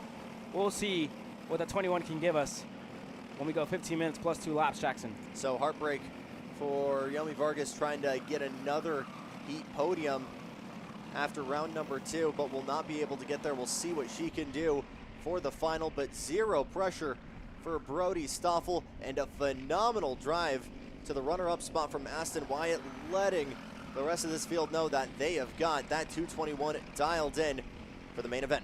Yeah, well, they call him Fasten for a reason, right? And he's got himself to second. Lasek and around at the podium. Mikey Todd gonna round up your top 4. But across the line, Stoffel is gonna take the pole in the main event. He wins heat race number 3, presented by Speed Concepts Racing, with Aston Wyatt, Mace Lasek, Mikey Todd, and Clayton Stiles, your top 5. Drew Blem down 4 positions, bringing it home in 6th. Adrian Vargas up 2 to come home in 7th. Strayer up 6 for 8th. Sampson, both Sampsons, Hayden and Sebastian, up a handful as well to round up P9 and 10. That's your top 10 there, and you go back to Wyatt White, who unfortunately didn't have the best of starts. Beckley Anderson finished 12th. Sebastian Kim, JJ Hashong up 4.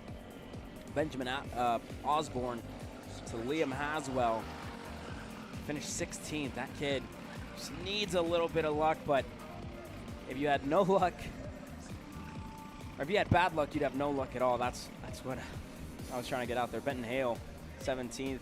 Kaya Saboboro in 18th, to Caleb Roberts, who I believe was involved in that incident at the start, and Yomi Vargas, your 20 drivers here in this field. Katie Masters getting set to come out next.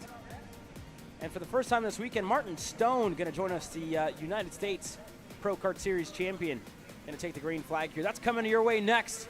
You're watching Kart Chaser's live coverage, the Texas Sprint Racing Series. We'll be right back with more.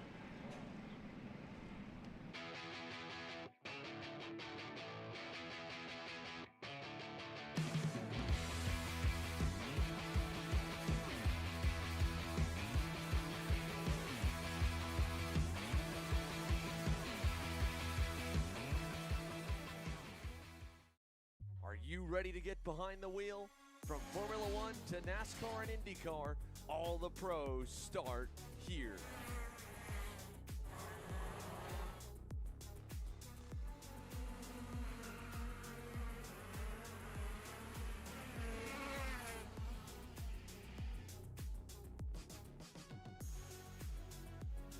For more information, check us out online at mcckarting.com or call us and go racing today. Paulie Massimino wins the Wisconsin Grand Prix! James Overbeck on start number 2 gets win number 1 in OKN Stars! On track or off, Brandon Jarsekrak Racing delivers elite performance. Led by 4-time Pro National Champion Brandon Jarsekrak, our team masters driver coaching, data-driven analysis, and mechanical precision at every national event. Contact us today at BrandonJarsekrakRacing.com.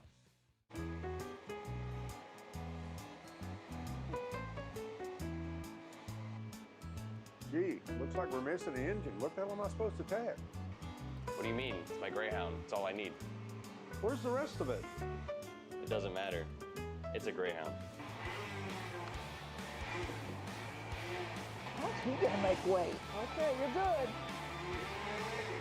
Sitting by here with Kyle, our race winner. Tell me how you did it. You were blazing fast out there, and I mean, you don't even have a go-kart, man. Tell me about it. Yeah, you know, Norberg, Schmorberg, the Greyhound-powered Greyhound was great today. You know, it makes the difference. And the team's been working really hard back at the shop, and, you know, just shout out Greyhound. Thank you, Kyle.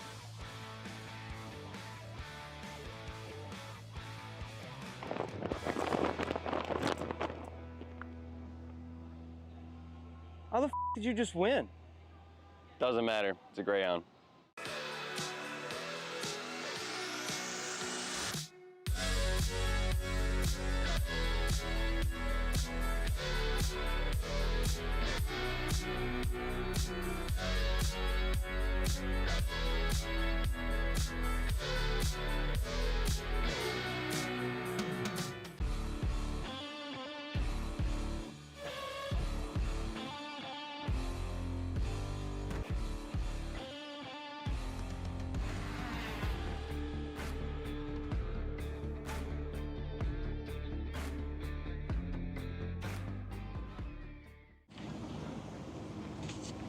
Kyle, what are you doing?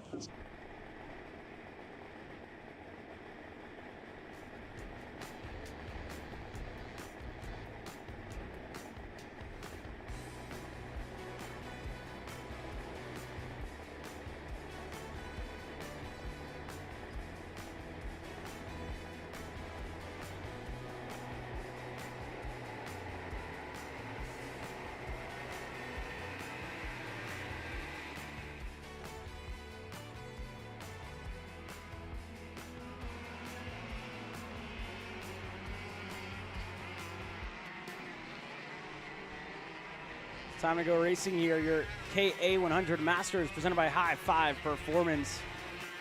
Hit the racetrack now, and this is how they start the third of the heat races. In case you forgot from yesterday, Greg Welch has been picture perfect on Sunday. He starts alongside Kogan Wright in the 407. John Mosey and Evan Kozak on row number 2 with Pierce Baldus, championship contender, starts alongside Janae Den. Miguel Mir fighting for the championship here as well. Starts on row number 4 alongside Brent Harper. With Daniel Howie, your 9 drivers getting set to take the green flag here today. And it looks like Welch has been a little bit faster on that opening lap than everybody else. But again, you take a look back at yesterday. Miguel Mir had issues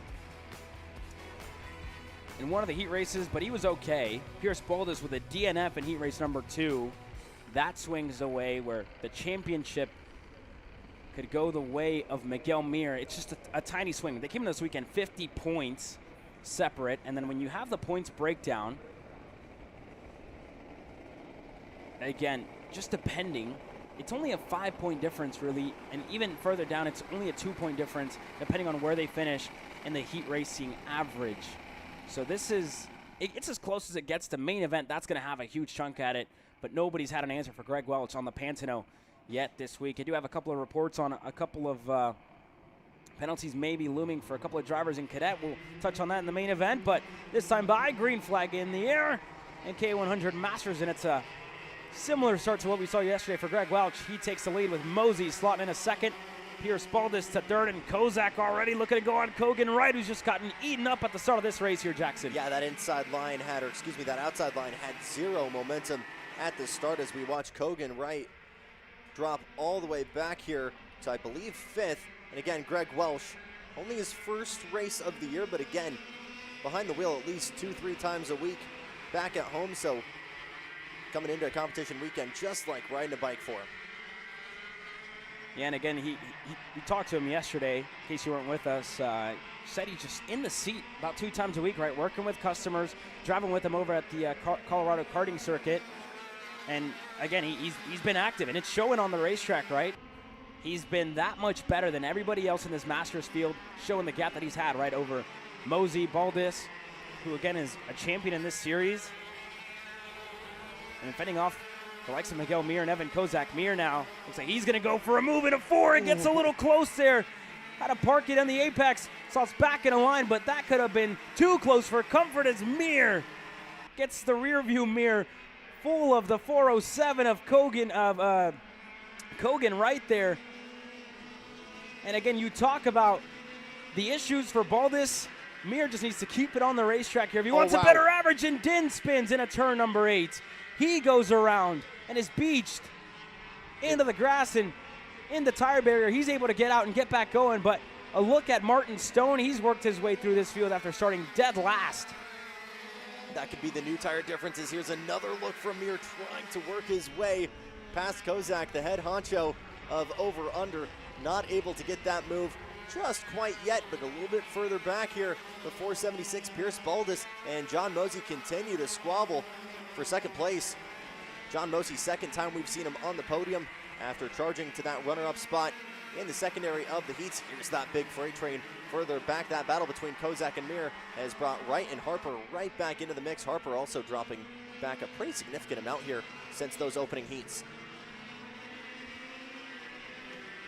Yeah, and there you go. That's Martin Stone right behind Harper, like you said, right? He's been working his way through this field. We haven't seen Stone outside of national racing competition. I'm sure we'll see him at the Super Nationals. And again, he's based out of Dallas, Texas. Raced here last year. And again, wasn't able to make it out yesterday or the Friday, and shot me a text, and he was like, you know what? I'll be there on Sunday for heat race number 3 and for the main event. But he's had a lot of work to do as Mir visibly looking frustrated here. He's not able to get ahead of Evan Kozak, and yet he's trying to get through. And Kogan Wright's just right behind him, but everybody stacked up. Single foul line. Greg Welch long gone. The same can be said about Mosey and Pierce Ballas as we're going side by side. Harper going through on Kogan Wright, and now Martin Stone on the inside of the chicane. He gets through, and just like that, Wright's able to set up the over-under, and Harper puts a tire into the grass.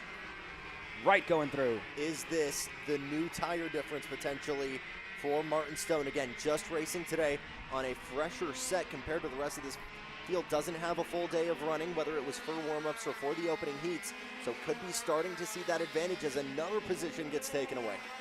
And it wouldn't be all too much, right? These Masters drivers only use that slick set of tires in qualifying, so they probably only have 5 to 6 laps on them, with the qualifying sessions only really being 5 minutes. So it wouldn't be that much of an advantage. It would be significant going on a slick set of rubber, but with the green racetrack, you got to think, do you want that, full slick, that not rubbered in tire, or do you want that set of scrubs, quote unquote, if you want? It's only 5 laps. You only have one more heat cycle on them than if it would be a new set for Martin Stone. I would assume so. You wouldn't, not put a new set of tires on if you're coming to race. So that's just a question, right, that you ask yourself for Martin Stone as it goes on. But for Pierce Baldas, you talk about struggles in heat race number 2. The exact opposite here in heat race number 3, going for a move on Mosey. He gets through into turn number 10 and gets himself up to 2nd. So with Mir struggling back in 5th to make a move on Kozak, and Baldas so going, I think it would still maybe be a 2-point swing, but it wouldn't be much the way of Miguel Mir in this championship, as he would have ultimately the better average as this one goes on to the main event. Yeah, it's absolutely going to go down to the checkered for the main event. Martin Stone continuing to try and get on the move here. Kogan Wright next on the menu here. Just ahead, this being your battle for P6, and Miguel Myers still frustratingly not able to get by Kozak. That turn 11 and turn 12 has shocked me, Caleb, with how much we've actually seen overtakes, especially in these KAs. One of the tighter parts of the racetrack, one of the quicker parts of the racetrack, but a lot of dive bombs over there. Yeah, I mean, in some of the 206 classes, it's pretty much flat out, and I would assume so. Maybe KA not so much, and in everything else, so you are going to see moves there. I would say, but it's a difficult one to set up, right? It needs to be right situation, right time, and you need to have the right distance to make that move. You could, make a gutsy move, but you also, if you outbrake yourself, like I did a lot of yesterday when we were in the sim lounge, Jackson, if you outbrake yourself, it'd be easy to get over-undered and crossed over. For Martin Stone here, though, puts it on the apex, and again, doesn't give Wright a lane to go back around the outside. So that's the biggest thing. You can make a move in that last corner. You can make a move in turn 10, but it's also easy to just, outbrake yourself, overshoot the corner, and get crossed up, as we've seen so many times this weekend. We saw it in Shifter, the fastest class. We've seen it in KA Senior, so on and so forth, right? So that's the biggest thing. It needs to be situational. It needs to be perfect to set up that move. And that's been the conversation of the weekend at this racetrack, right? Setting up moves. It's not, easy to make passes, because you do have to make that gutsy pass. You do have to make that late lunge. You do have to go deep on the brakes to make those moves, but you need to set them up perfectly, and you need to make the moves where you're not wasting time. If you're stuck on the outside here, we've seen, the lack of grip, especially today, where drivers end up, on that outside, ending up in the grass, or if you go too far on the inside, pinch that corner, there's that big drop off from the curb to the grass that you can't really see on camera, but from experience driving it last weekend, pushing the limits here, if you push it just that little bit too much, you're losing about half a second, maybe even more. A speed sports level curb, if you will, with how violent that can be sometimes. Well, not even that, because those curbs at Speed Sports Racing Park are a little bit more elevated. Here, they're not, where they're flat, so you want to push the limits. You want to push the barriers a little bit more, so you're going over those curbs, but you don't have as much runoff as you would at a Speed Sports Racing Park.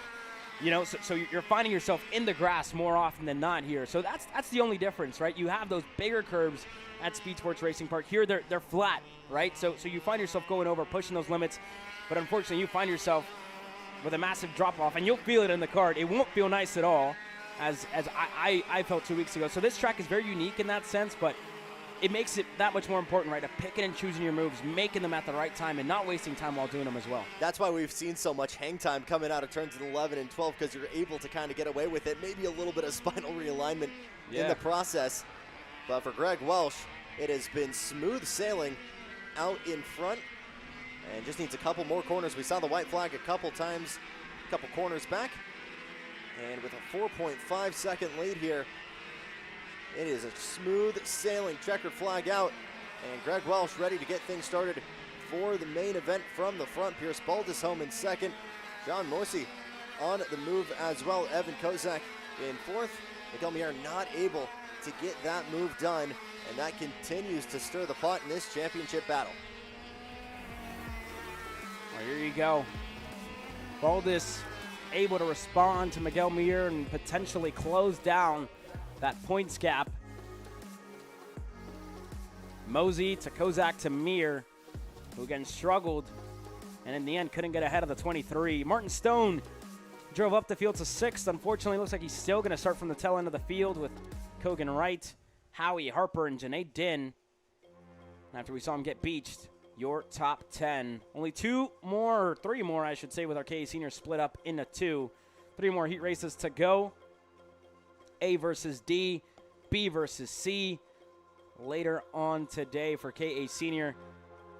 But 206 Junior getting set to hit the racetrack with Rodrigo Poloya and Nicholas Orbezo leading them in the green flag.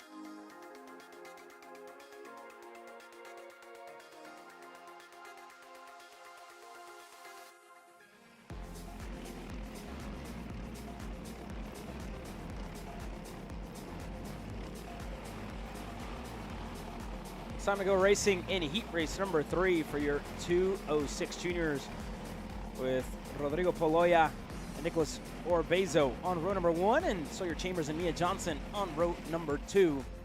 Levi Meter and Francisco Reyes on row number 3 with Brendan Wolf and Brandon Green on row number 4. Gene Gear and Chase Gardner round up your top 5 rows, your top 10 starters.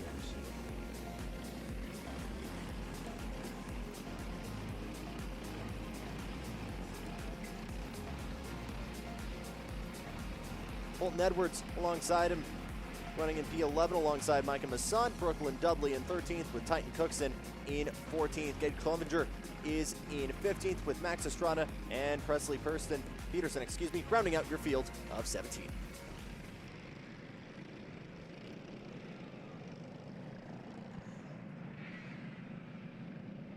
Well, here we go. Nicholas Orbezo, Rodrigo Poloya. You talk about championships. This one is as close as it gets. Sawyer Chambers has been racking up the points in heat racing action. I believe at the end of yesterday was able to go 2 for 2. We'll see how they stack up here today. But Poloya is on the inside, starting on the pole with Orbezo to his outside. And we'll see how they all stack up. Orbezo looking to make a championship charge. The same for Dean Guerrier. Well, we got the green flag, and we're racing into 06 Junior. That outside line has really been struggling this morning with those starts. Orbezo slotting back into third as Yedor and Johnson try to get to work on him. A couple of the CRGs shuffling further back. One of the Kart Republics in trouble as well. But Poloya into the open blue immediately. Here's a move from the 312. Or excuse me, Holton Edwards trying to make a move there further back. There they go, a couple of movers as up front. Poloya to the lead as now Orbezo playing spoiler here in turn number 8. Able to get through for second. Levi Meter side by side in there as well. Looks like Chambers is going to get the inside line, maybe. Couldn't get a good enough run with Orbezo right in front of him. And they're all going to stack up right behind him. So Poloya running away on lap number 1. And again, don't expect that to be the case the entirety of this race. We've seen the draft. We've seen as well 2 karts usually stronger than one, and Orbezo showing some good pace already early in this one. 308 starting to close in. Further back, Mia Johnson lost the spot at the start. She's down to 5th to Brandon Green, to Wolf, Edwards, Gardner, and Reyes running up your top 10. You got to imagine teamwork going to be a big factor here in trying to get to Poloya as Miedor starts to get to work, shoving that Tony kart out of turn number 5, and they've already broken away. You can see that gap develop from Sawyer Chambers, and just further back, Mia Johnson, Brandon Green working together to try and close into that CRG with no help right now. Everybody trying to find a dance partner, and with no help for Poloya, it is very quickly going to become a 3-kart do-si-do here in the battle for the lead. Poloya still out in front, trying to set the table here for the main event. Yeah, well, here we go on the front stretch now. About a car length, maybe even less than that, in between the Iron Rock Motorsports Tony kart of Orbezo and Rodrigo Poloya up front with Meter in third, starting to close in. Chambers, again, you talk about the speed he had in the first 2 heat races, and he got shuffled back at the start, right? He's only down 1 spot. He should be okay having a better average with 2 heat race victories, but this is, I wouldn't really say concerning because it's so early in this heat race. We don't really have a good gauge, but you got to think, right? What is the 45 missing at this point where he's not up here with the top 3, whether it's situational because of the race, or is he actually, scratching his head at the end of it thinking, what do I need to go fast over 15 laps later on today? Because that's a lot of time, right? That's a lot of time where he's going to have to be on it throughout this race, especially if he wants to clinch that championship here today, Jackson. Again, we talked about it earlier as another look here from Orbezo trying to take the lead. We'll get to the point, first new leader in the heat, but we talked about setting these karts up for the long run. Poloya trying to go the outside. Yet we're going to give a shove there to that Tony kart to help him get to the lead. Maybe he'll be able to go through. Now Poloya tries to go to the inside. Again, beauty of that S section from turn 3 to turn 5 is set up for so many switchbacks there. And you could be walking in third, could be walking out of it in first place. But unfortunately, no gains there from Yedor. No gains as of yet as they work their way through, and with Orbezo changing the lead. Poloya in second to Meter in third. This has been one of the first changes, and again, you saw it there, right? Closed down, got there, and took the lead of the race, and now this is going to give that gap back to Sawyer Chambers here a little bit. And you look at his lap times compared to the rest, has consistently been in the 60s. You saw Pelayo. 60.4, and Pelayo had a look down low, but isn't going to be enough. So, again, you look at it, Chambers isn't too far off, and now Pelayo is going to go back. This will help the 45, though, to close down his gap, and more side-by-side action like this at a meter is going to help him even more. As Pelayo or Bezo to the bottom of the racetrack, they're going to fight for second. And Chambers is well on his way now, Jackson. Trying to find a way to get that 316 through. Tried it with teamwork earlier, helping this guy right in front of him in the form of Nico Orbezo, but just not able to have anyone help him through. So hanging on to third, and will now try to shove him in. And these have been some costly moves. Here comes Sawyer Chambers, just a little bit further behind. Again, we talk about roughly 8/10 being the range there for the draft to kick in for these karts, and Chambers being just barely in that range, trying to work into contention. Big freight train further back. Mia Johnson, Brennan Wolf, Francisco Reyes, Chase Gardner. There you go, this battle for the lead heating up. Dean Gear hasn't been able to make up many spots. He's down to 16th, actually, as now Orbezo going to try and fend off Levi Meter. And they're still going side by side with Pelayo starting to open up his gap, as these two haven't been on the same page so far this weekend on who's going to be in second to lead them up to Pelayo, and ultimately ended up hurting Orbezo. He's down to 4th now, and they've lost a good chunk of time as we hit the 2.6 in the air next time by, Jackson. So the epic of Chambers sliding on through there for P3, and all of these moves further back hasn't really allowed Pelayo to break away, not only, but that's Broughton Green, Broughton Johnson, and Broughton Wolf into the mix here. You just see them into your picture, and Pelayo going to have 2 laps here to try and hold this lead. Everybody going to be forced to work together as Mieter tries to get that Intrepid to the front. Change further back, that TB of Green under fire. Oh, and they made contact. Yeah, Brandon Green just didn't want to give up the spot and got into the side of Mia Johnson there. Wasn't enough room for the two of them. Unfortunate for Green and Johnson. They lost a good amount of time. I think Wolf was the biggest beneficiary of it all, but now Levi Meter finds himself closing down the gap here to Rodrigo Pelayo. So it's going to be a fight in our hands for sure when the white flag hits the air. And for Chambers, you talk about a first, and a third. Should be good enough to start on the inside later on today. Again, whole mantra of these heats: stay consistent, don't get yourself in too much trouble, because you've got a big paying event coming up in not too long. White flag here for Rodrigo Pelayo, and Levi Meador starts to close the gap, and there's another challenger further back for Brennan Green. This time Brennan Wolf trying to get his way into 5th, but will stay with this battle for the lead. Pelayo lost a huge chunk of time on that front straightaway. He was defending, I think, and I don't know if he knew, but Levi Meter was just miles away, and I was going to get crossed up as Orbezo goes through on Chambers, and Chambers is off the racetrack into the grass as Orbezo fights for the lead. Chambers should hold on to 4th, but Pelayo still defending. Takes a long look over the shoulder. He's going to be on the inside. Meter now looking to take away heat race number 3 as Pelayo goes to the bottom of the racetrack again.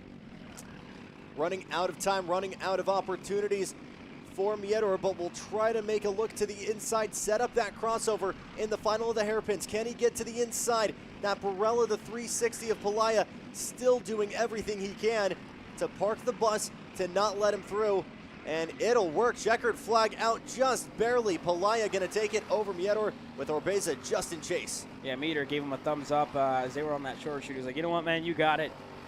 Defended well. I don't think more than anything, the 360 put himself in that close of a situation. Wanted to get a big enough gap towards the end of the race there, Jackson. It just got closer.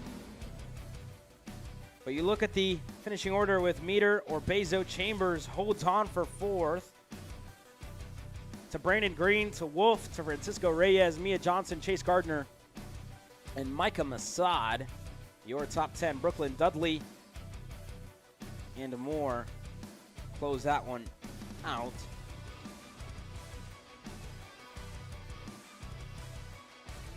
But there could be something there. And indeed, it's a penalty coming the way of Brandon Green for the incident in turn number 2 with Mia Johnson. 5 seconds head of the way of the TB kart. That should move them a couple of spots back, unfortunately. But there you have it. It's time to go racing with KA100 Senior coming your way next.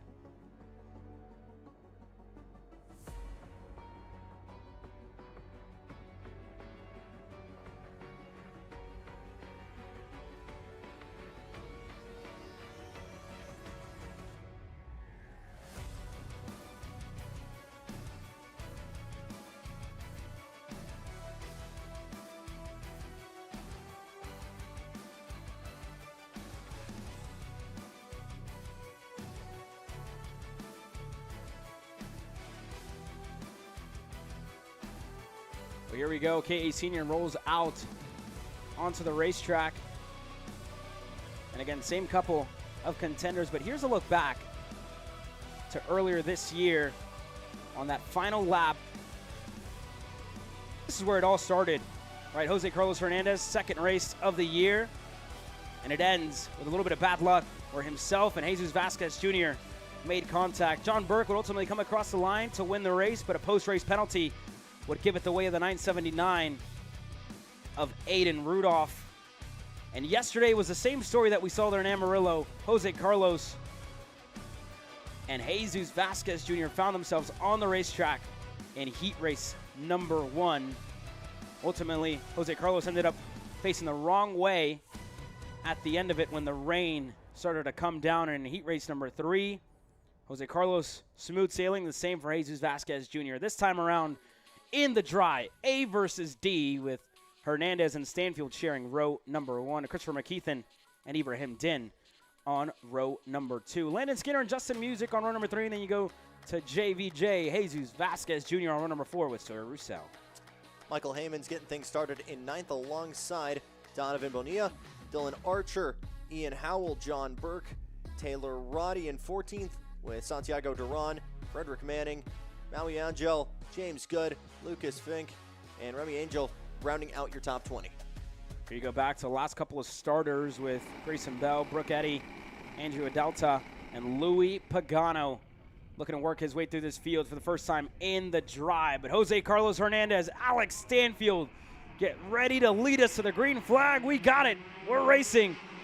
And Heat 3 for KA100 Senior, presented by Kart CRG USA. And up front, Jose Carlos getting a clean start, side by side, further through the field. Jesus Vasquez, again, able to slot in behind teammate and Landon Skinner. And we'll stay clean and green. A little bit of a better start for that inside line there. As Donovan Bonilla, Bonilla making a move and able to go through as one of the Pantanos gets shuffled to the wayside and lose a couple of spots there, Jackson. But up front, so far so good for Jose Carlos Hernandez in the 927. That championship has been closing down after the heat races. Stanfield as well. He needs a good finish here after finishing almost plumb last at the end of heat race number 2 after getting spun around at the start. With McKeithen there in third, Ibrahim Din and Landon Skinner slotting in a line. And it looked like that could have been Archer, I believe, in the 961 with issues that got shuffled to the wayside. Now a change for third. Ibrahim Din goes through on McKeithen. And immediately set sights for 2 of your championship protagonists who just changed position on track as Stanfield takes that lead away at the hairpin from Carlos Hernandez. Immediately tries to get the fangs out in that red speed and gets right on the bumper, trying to get back to work. But of course, 2 of your big pictures, 2 of your big names in this championship picture find themselves at the front of the racetrack. Yeah, and Jesus Vasquez looked like he was passed by Sawyer Roussel that lap, and it looked like, I think, maybe even lost another spot in that lap. Looks like Justin Music is ahead of him now, and we'll keep an eye on it when Jesus Vasquez works his way through. He's just down and I think might have lost another one. I'm not too sure, or it's maybe a lapper that's in between them. But yeah, Jesus Vasquez didn't have the first 2 laps that he's had.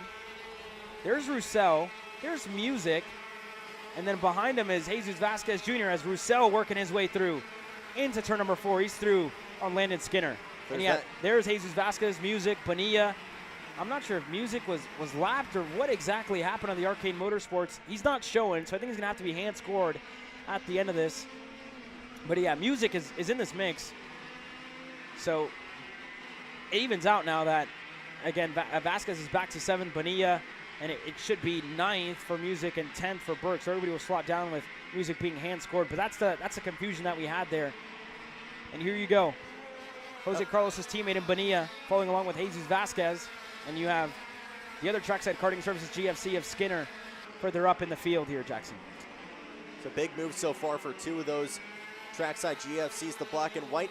And just behind there, that 252 Arcane that doesn't have the timing you're seeing. Here's a big move from the 58, that red speed trying to make it stick. And Bonilla is just barely able to eke out 7th, and that will throw that trackside right to the Wolves here for Music, who's trying to take that spot from him. And again, Bonilla under the same camp as Jose Carlos here this weekend.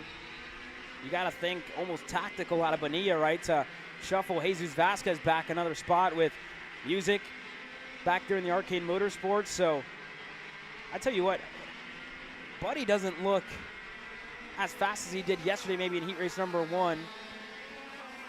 And again, spoke to Tim Lowball briefly earlier this week, and he said they didn't feel like they were all the way there maybe with the seniors, which is why we're maybe seeing Vasquez struggle. But on the other hand, Jose Carlos looking sporty up front, just got through on Alex Stanfield for the lead of this race. Stanfield the second, Ibrahim Din, then to McKeithen on the Coyote, Roussel, Skinner, Bonilla, Vasquez, and Music, and then Burke for your top 10. But this is what Jose Carlos Hernandez needs to continue that charge to the championship.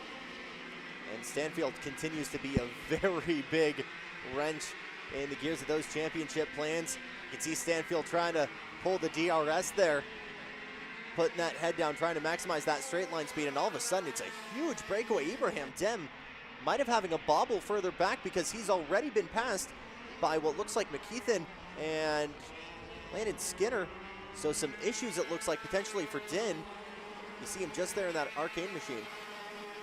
Yeah, so it looks like indeed something went wrong for Ibrahim on the red speed, as now Roussel's through, Skinner's through, McKeithen's through as well.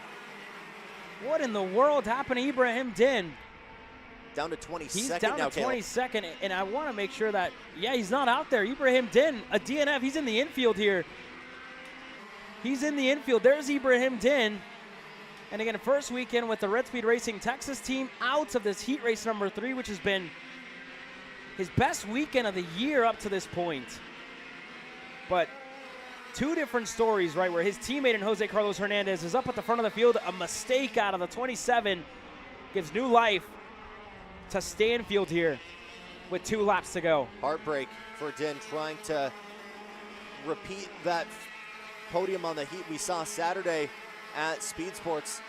Was really having that kart come alive in wet conditions at Houston. Can't run it back here at Dallas in the dry, but we'll see what he can do to maybe get a bigger one on the main event. But this battle for the lead will rage on, and it becomes a 2-horse race in the form of that red speed of Carlos Hernandez and Stanfield just behind, and that Arcane Roussel fending off that hard-charging GFC of Skinner just a little bit further behind, but trying to set the scene here for the main event. White flag for Jose Carlos Hernandez. Yeah, for Jose, he did have a penalty in heat race number 1. Heat race number 2 was that little bit better. Maybe he's ahead of Jesus Vasquez when you look at the heat race points. I wouldn't think it's that much of a difference.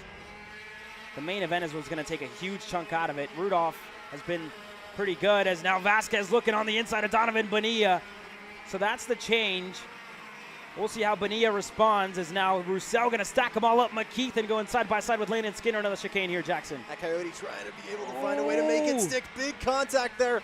And the 917 massively offline there. Skinner, who is having such a good heat, gets the side pod fed to him and drops back a handful of spots. And now Bonilla continues to lead the rest of them. But it is smooth running for Jose Carlos Hernandez, who will really get things started here for the main event. Alex Stanfield home in second. Here's the big freight train just at the buzzer there. Roussel trying to take it from McKeithen, but that is another podium heat for Chris McKeithen. Ooh. Hold your breath and moment there. For Jesus Vasquez Jr., Landon Skinner into the chicane. 4 drivers fighting for the same piece of real estate on that last lap. But Jose Carlos wins heat race number 3. over Alex Stanfield, Christopher McKeith, and Rousseau, and then Jesus Vasquez Jr. round up your top 5. So that was a good last lap out of Vasquez. Pagano, the biggest mover, once again, 11 spots gained for Louis Pagano. Justin Music looks like he's going to have to be hand-scored in this one after not registering. But it's time to watch Jake French and Peyton Phillips take the green flag here for their heat race. Adrian Cruz and Aiden Rudolph start on that second row. And again, Rudolph, potentially the favorite with 2 heat race victories already to his name. The first one was pretty much, if you will, gifted to him by Jose Carlos and Jesus Vasquez. The second one, he had to take it away from Peyton Phillips. And now we head on the third heat race where they're toe-to-toe. And again, we'll see what this one looks like. Engines now fired. So again, later on today, the 2 groups, or 4 groups really, will all be on the same racetrack for the first time this weekend. 50 drivers total have made the trip down to Caddo Mills, Texas, on the outskirts of the Dallas Metroplex. And we get ready to go racing for the final time in 2025 in heat racing action. Decision day at the Texas Sprint Racing Series. We talked about your top 4 starters with James Overbeck. We talked about spoilers in this championship battle. He could potentially be one of them here in KA 100 Senior. We haven't seen him since Speed Sports Racing Park here at TSRS, but we've seen him a whole lot, if you will, on our platform, at least in 2025. You look back to Cohen Summers' hometown race, putting himself in this mix here, Jackson.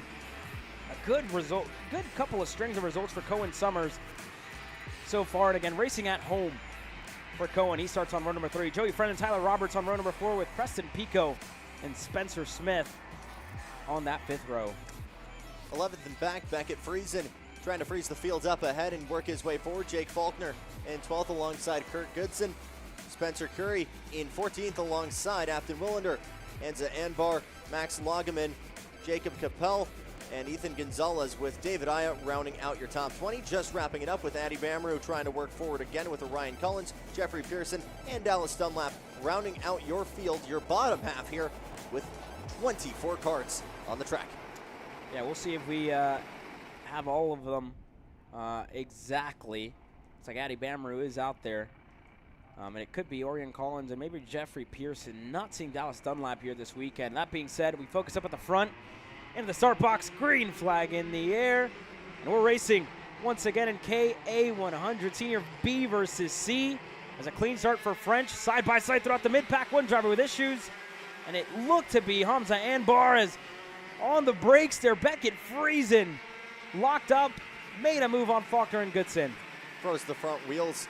Shall we say, watch that CRG of Aiden Rudolph. Big collection further back. That's turn 5 and a handful of karts. Looks like David Aya, Ethan Gonzalez, 2 of the Red Speed drivers get collected there. And again, one of the Pantanos further back in the field as well was involved. But up front, Jake French, Phillips, Cruz, Rudolph.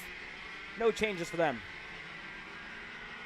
Was talking to James Overbeck yesterday. I was saying, how you feeling about dry running tomorrow? He's like, I finally get to drive this engine in the wet. Because again, you look back, absolute rainstorm at Houston. Wasn't able to run it in the dry. Here's the change for the lead as Phillips looks to the front. Cruz tries to go with him, but Phillips able to, French able to chop him up. But that Science Machine with another look, really using the side pod to get his way up into second. Yeah, and there you saw Overbeck and Rudolph in unison, right, going to the bottom. They were all getting stacked up, and I'm sure Rudolph knew somebody was going to try one there in a turn number 4, and it was Overbeck. It's now the 2 of them going to try and get through on the veteran and Jake French.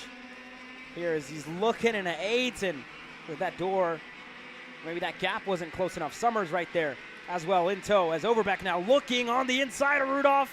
Door was closing, but Overbeck was just able to sneak his way by as Summers now looking on the inside of a fellow CRG. He's able to go through. Rudolph slots back with rookie Tyler Roberts right behind him. CRG battle further back. Aiden Rudolph was really looking racy to get things started here, but unfortunately continues to drop a little bit further back and trying to continue that shift or level of pace here back in the single speed categories in this pair of four with Overbeck and Summers in front. Roberts just behind, trying to put him back one more spot. Here we go, they're working their way through. The battle for the lead starting to close up with Adrian Cruz, Peyton Phillips, as that second group looks to chase him. Running back down is now Rudolph looking on the inside of Cohen Summers. He was able to get that move done up to fifth. That's now Roberts having a look to the bottom of the racetrack on Summers. So Summers lost 2 spots in the process there. But here's that lead pack, and you go back. So there's a change that we just missed. Rudolph, Roberts to Summers, and here's that second group with Beckett Friesen, Joey Friend, Kurt Goodson, and Faulkner in 11th. But the top 3 starting to close back down. It was a slower start, if you will, for Jake French in this third heat race, but it's starting to, reel it back in, right? And you got to think that was probably just a conversation, the topic of just lower tire pressures here in this third heat race for him, and it's now starting to come alive, now starting to come back in as we look into the edge of our top 10 as Summers responds on Roberts into the chicane. He goes through for 6th. And now this battle is, they're all stacked up, look like they want to stay in line and try and close in to the top 10. As Faulkner now having a look down low on Goodson. He gets it into turn number 9. Your battle for the top 10 here will continue to rage on. That move from that TB kart. Faulkner kind of cuts the mustard just a little bit there, as that'll split that group.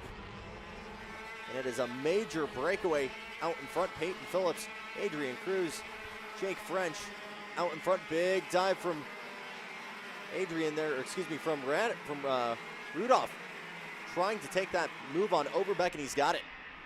Yeah, he got it there. He's up to 4th as now James, again, looks sporty at the start of this one. Hasn't been able to close down his gap to the top 3. Aiden, on the other hand, has been able to sort of reel it back in. So I think maybe some drivers, with the change of conditions, change of temperature, maybe didn't expect it. Maybe didn't put,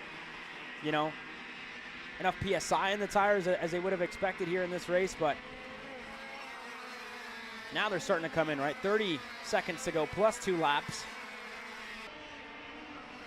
But the top 3, all within a car length. Nothing in here. Summers to Roberts to Friend. There's been a couple of changes there. Friesen starting to close in. The only big one really is the fact that, again, Summers is now in the lead of it. Faulkner and Goodson, no change for them. The top 10 stays pretty much the same. But you got to think, right, these drivers are inside of the top 10. They will average out ultimately to finish or to start the next race inside of the top 20. So you're going to have about, obviously, double the amount of drivers later on today. But there's going to be karts, where you see a kart length right now, there will be somebody there. Oh, yeah. Later on today. And I can guarantee not everybody will be finishing the race later on today. Obviously, we hope that they all do, but you got to think with how small, tight this racetrack is, with, how we've seen the racing and decision day, like we said, we're expecting something later on today, and we're expecting it to be a good race for sure, for them to give us a good show. I think it's just how inspiring this track is in certain parts for overtakes.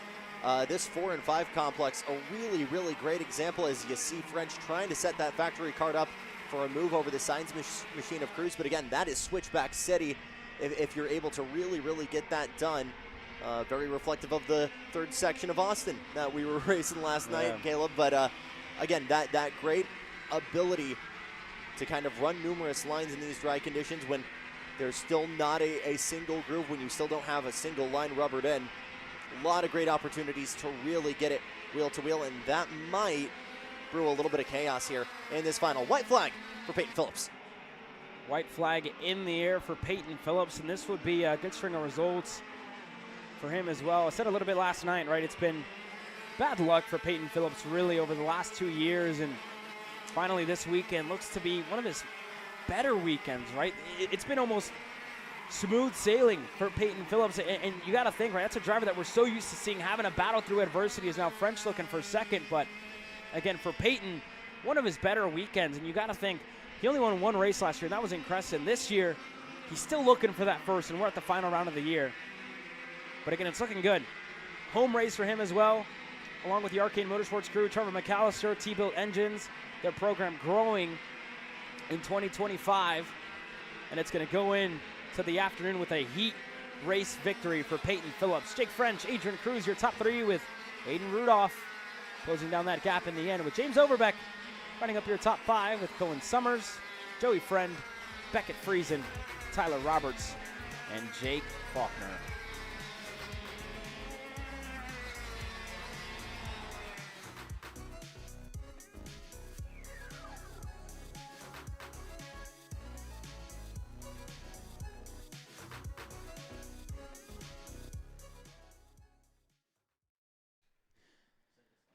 That being said, it's time to go main event racing. We'll be back with more. Florida Kart Racers, you asked for it, and we're going to bring it.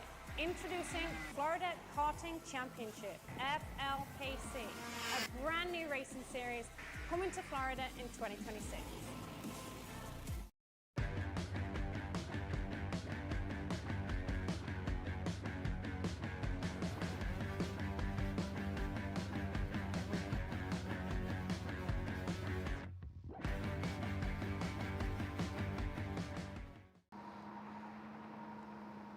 Food marketing.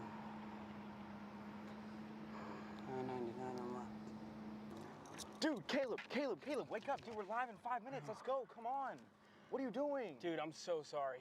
Xander had me in a cat food marketing meeting till like 2 a.m. last night. Come on, man. Do you have anything I can drink? Dude, I got the perfect thing for you. Perico. It's a healthy energy drink alternative. Perico, non-GMO, gluten-free, kosher, magnesium, B12, B6, Yeah, it's good. B5, biotin, and zero sugar? Pericazo! Try Perico, made with natural ingredients, organic caffeine, and supports your metabolism. Try the new official energy drink of Kart Chaser.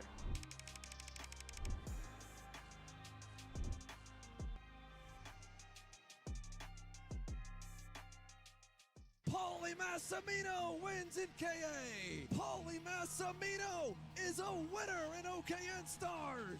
Take your driving to the next level with one-on-one coaching from 2024 OKN Stars champion Paulie Massimino. Kart rental options are available if you'd like to keep yours at home, and drivers in all classes are welcome, from Briggs 206 to Mini to KA100 and X30, with in-depth data analysis, onboard video footage review, and lead follow on-track sessions. Each private coaching session will see you end as a more complete driver than when you started. Book your coaching session now.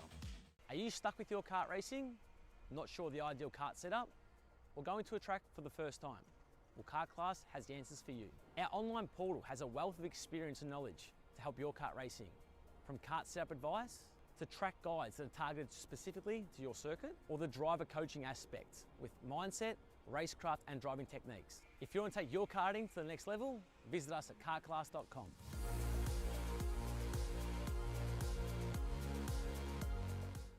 You know, I'm really starting to like this go-karting thing. Yeah, me too. Oh my gosh, can I show you this cute dress I just got? Yes, of course. Oh my goodness, it's so cute. I just love shopping. I love shopping too. Oh my gosh. Wait, did you guys say you like shopping? Of course. Well, dude, I have the perfect place to do that at. ShopPayCara.com.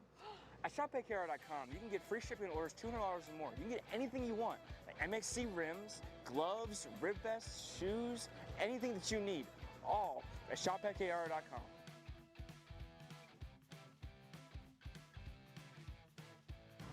Who is he talking to? No idea. But we're gonna have to check it out. Sounds like a great deal. Sure does. Cat food marketing. $9.99 a month. Dude, Caleb, wake up. Dude, we're live in 5 minutes. Let's go. Come on. What are you doing? Dude, I'm so sorry. Xander had me in a cat food marketing meeting till like 2 a.m. last night. Come on, man. Do you have anything I can drink? Dude, I got the perfect thing for you. Perico, it's a healthy energy drink alternative. Perico, non-GMO, gluten-free, kosher, magnesium, B12, B6, Yeah, it's good. B5, biotin, and zero sugar? Pericazo! Try Perico, made with natural ingredients, organic caffeine, and supports your metabolism. Try the new official energy drink of Kart Chaser.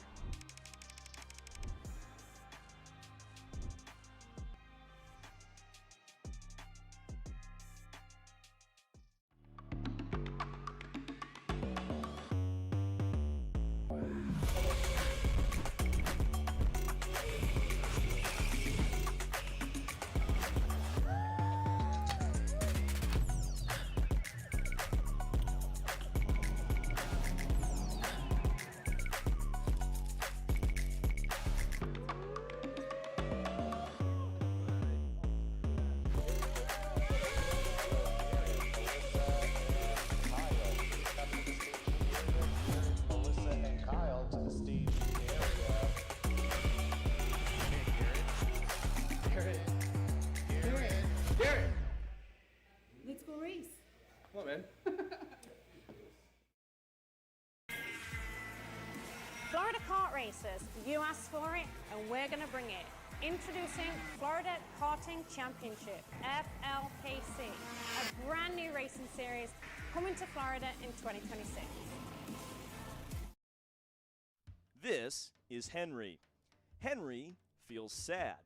Henry feels sad because it's time for his next big race and his go-kart is in bits. Henry doesn't know that Acceleration Kart Racing is the United States' #1 shop for all of your karting equipment needs. Henry also doesn't know that Acceleration Kart Racing can deliver anything from tires to race suits and even wheels directly to your front door or to the racetrack itself quickly and efficiently, with tech support available 6 days a week. Poor Henry doesn't even know that Acceleration Kart Racing offers free shipping to mainland USA on selected product if you spend $200 or more. Do yourself a favor. Go to accelerationkarting.com and make sure that you are never left stuck on the pre-grid with Henry. Be smart and don't be like Henry.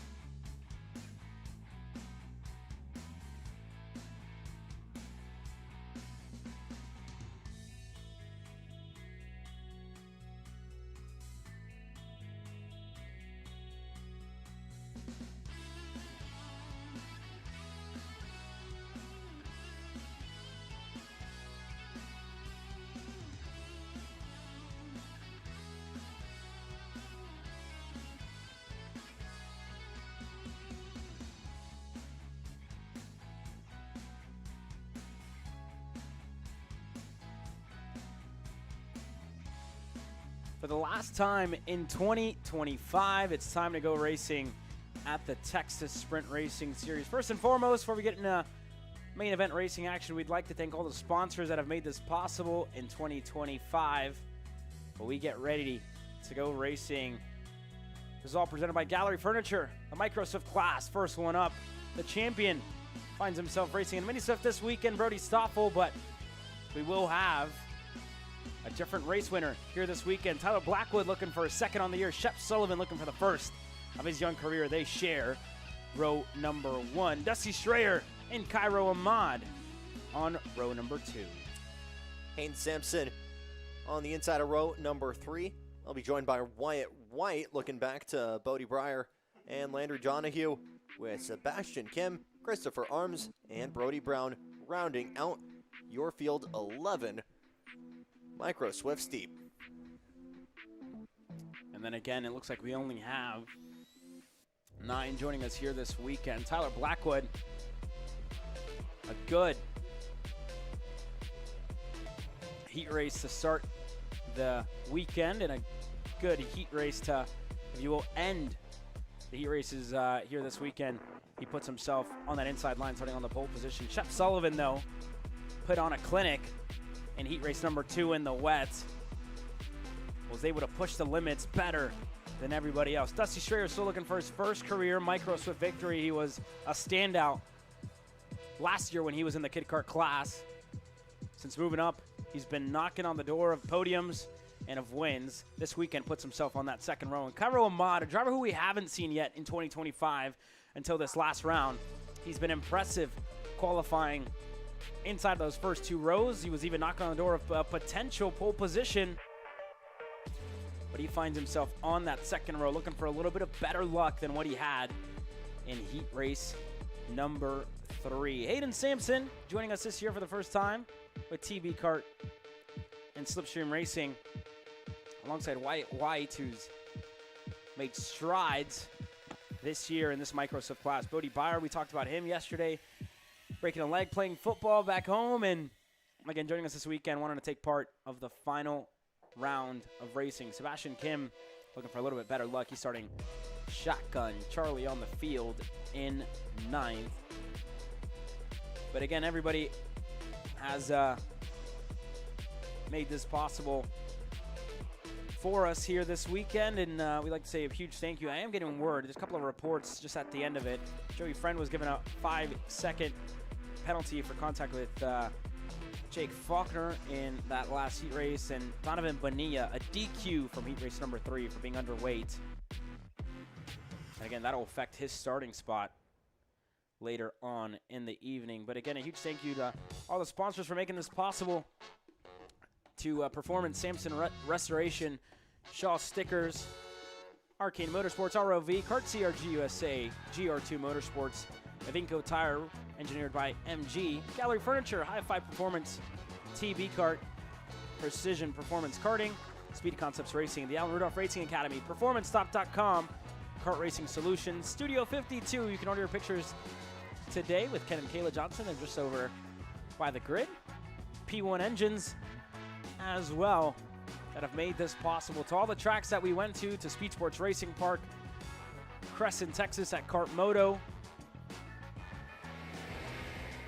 NOLA Motorsports Park, Dallas Karting Complex, as well as Amarillo Karting Complex in Amarillo, Texas. And it's time for main events. Racing action, the start of it all here, and it's all boiled down to this here, Jackson. Championships decided, but who will come victorious for the final time in 2025 here in Micro Swift? It's a journey that started a handful of months ago back at Speed Sports, and a handful of champions to declare at the end of this. This is one of the few that have already been locked up before we reach the final round, but you look at the opportunities that are still at hand. Shep Sullivan wowing us in the wet yesterday, looking for his first podium in a final, his first potential win in a main event and a regional event. Could be phenomenal. Dusty Strayer and Cairo Ahmad just behind, looking to end their seasons on a high note. You look further back, some really strong drivers this weekend in the form of Hayden Sampson and Wyatt White, who could really be some dark horses in this heat and looking to end their 2025 season on the highest of notes. Well, this is it. 9 drivers looking to fight for a race victory at the Dallas Karting Complex. The final round of the Texas Sprint Racing Series here, getting set to go green. Main event action coming your way. Into the tram lines, green flag in the air. We're racing in Micro Swift. Stoffel struggling at the start, Sullivan struggling at the start there, as you can see.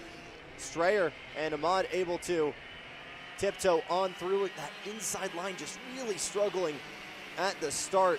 So that will be P4 now for Sullivan, but Tyler Blackwood out ahead with zero drama, working through the chicane for the first time.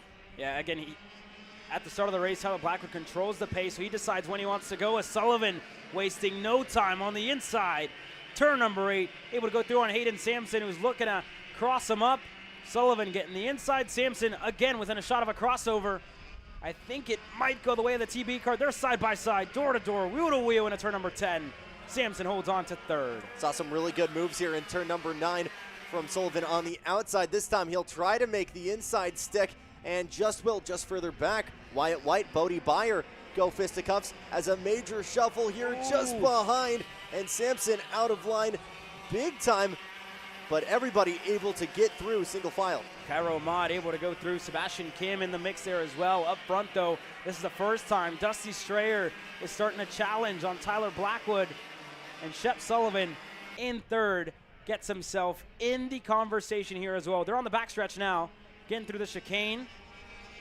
And again, a much better start this time. Finally some luck the way of the 220 is Sebastian Kim. Right behind him, Wyatt White.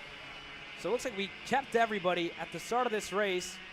And again, that opening lap, Tyler Blackwood kind of sliding around and allowed Dusty Strayer to get in the tow. He's in it now, just can't fall out of that drafting range. Very long main events, a lot longer than what we've seen. Fortunately, though, for Blackwood, he was 2/10 better than Dusty Strayer that last time around.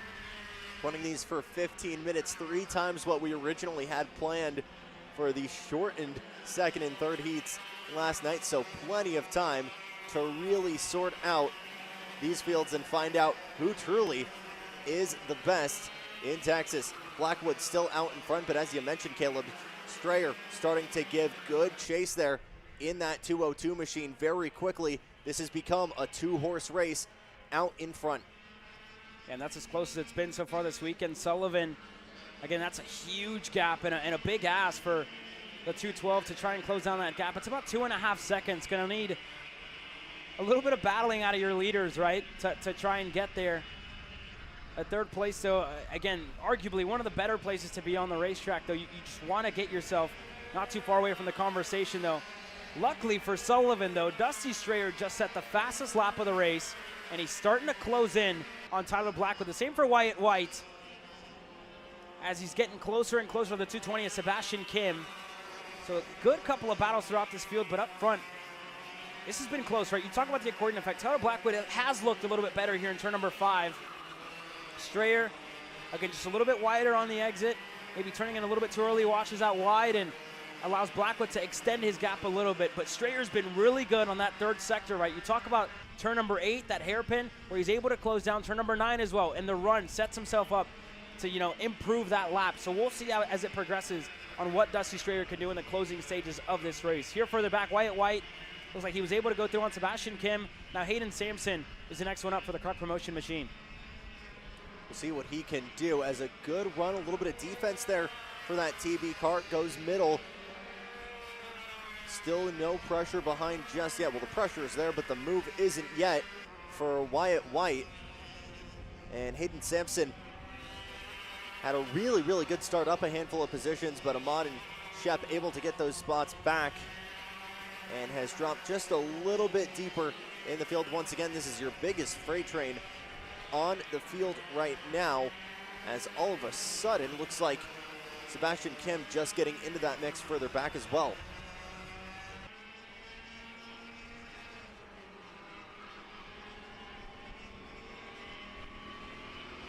There you go, Sebastian Kim finding a run on the exit of the chicane into 8. And then again, just wasn't close enough to get there. The battles have stalled out a little bit, and we're about to go 3 times longer than we have been all weekend long. Strayer, another answer to the gap that Tyler Blackwood has had. He just set the fastest lap of the race, and within an arm's reach of that Bennick machine just ahead of him. So again, he's been putting down some flyers. That 202 has been sporty early on in this race. And for Strayer, again, a very successful kid kart career. Last year, they made the decision to move up a little bit early last year, and again, he moved up to 206 Cadet, Micro Swift as well, and this year he's gone full-fledged, and again, one of the younger drivers in this field, it must be said, but he's done a lot of progression throughout this year, right, to get himself to this point. You look back at the start of the year, found himself running around, outside of the top 5 even. Now you look back, the big difference this year, right, getting himself, fighting for race wins like he is at the moment, as he closes down tremendously to Blackwood, and a difference of hundredths, right? Very, very minimal changes in this gap for Dusty Strayer and for Tyler Blackwood at the moment here, Jackson.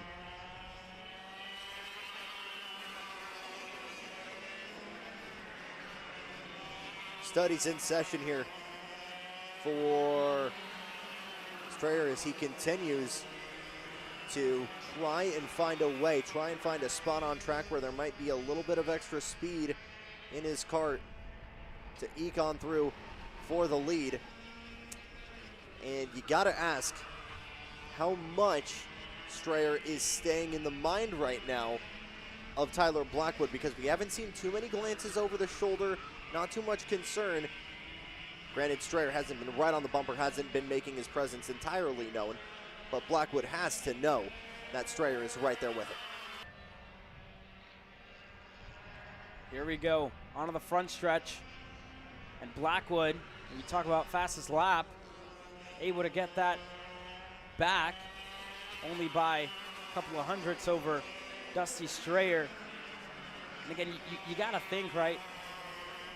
Dusty's just been right there with Tyler Blackwood. So, again, a mistake either of the ways could really affect this race and turn it on its head here, Jackson. It's getting close. This would be a first career victory for Strayer and the second on the year for Tyler Blackwood as they work their way through that infield section.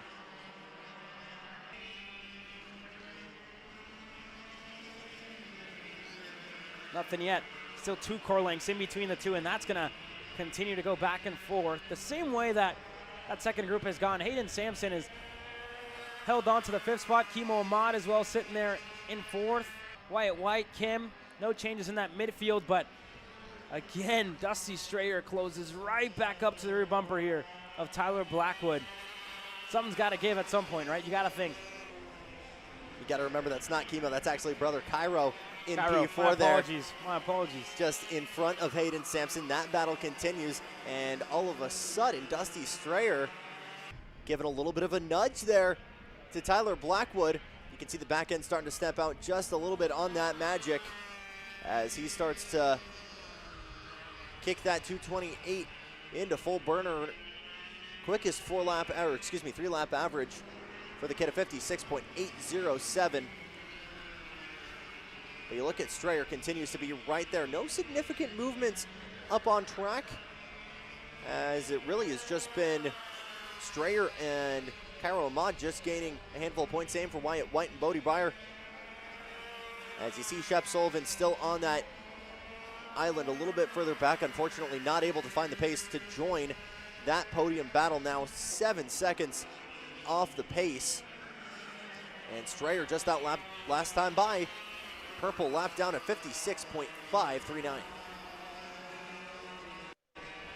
Yeah, they're working their way through the chicane now, and again, their gaps have stayed the same pretty much. Shep Sullivan just missing about a second at the moment in comparison to these two drivers, right? They've been consistent throughout.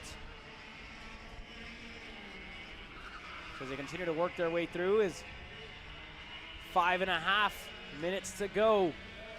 Plus 2 laps left in this race. Strayer still fighting with everything that he's got to try and close down his gap to Tyler Blackwood. And again, he's been right there, just hasn't been able to make that lunge. Again, Blackwood finds another 10. 56.532 for Tyler Blackwood. And again, speaking of Morgan LeBaron, who's been working closely with Tyler Blackwood, he just talked about the consistency of Tyler, right? That was one of his biggest struggles, if you will, at the start of the year. And he said, we just need to get this kid to put the same in lap time consistently. He's done just that and consistently been improving, right? Going purple, lap after lap after lap, and that shows you the progression of a driver. The same can be said about Dusty Strayer, the consistency, right? The longevity, making sure that the focus is there, hitting the marks, lap after lap. That's the biggest thing, and that's the biggest thing that I've seen, I think, in the progression of these two drivers that are on our screen right now, which is why they find themselves, you know, extending their gap lap by lap. They put 8 seconds back to Sullivan, who's put almost 4 seconds back to Cairo Ahmad, Sampson, who are rounding up your top 5. But 4.5 minutes to go. This could be a fairy tale ending to Dusty Strayer's first year in Micro Swift, first full year, I should say, in Micro Swift. And this would be a good ending to hold on to second place in the championship for Tyler Blackwood here as well. Talking about that consistency, though, that's what, you know, that's been a major talking point for these drivers. That's one of the major things we're trying to develop in these early careers. You can eke out that single lap pace, but to be able to be consistently even a tenth slower than your PB for 15 minutes straight, that's a huge achievement at this point in your career, and that's exactly what Blackwood and Strayer are doing right now. Again, why we're seeing such a clear breakaway from them. And you've got to imagine what the mental dynamic is right now for Dusty Strayer. Do I stay right into the tracks? Do I peek out in a couple places where I feel like I might be faster, where I might be a little bit more comfortable? We've seen him go a little bit wide here, especially through the hairpins, carrying just a tad too much speed.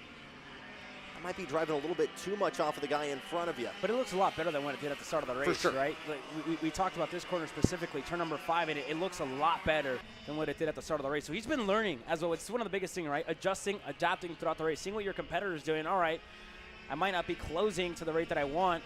How do I mimic this line, right? How do I follow this line? If he's going that little bit faster, how do I copy it, right? Copy and paste, and that'll ultimately get him there that little bit sooner because he will be in that draft. Again, a little mistake out of 8 for him.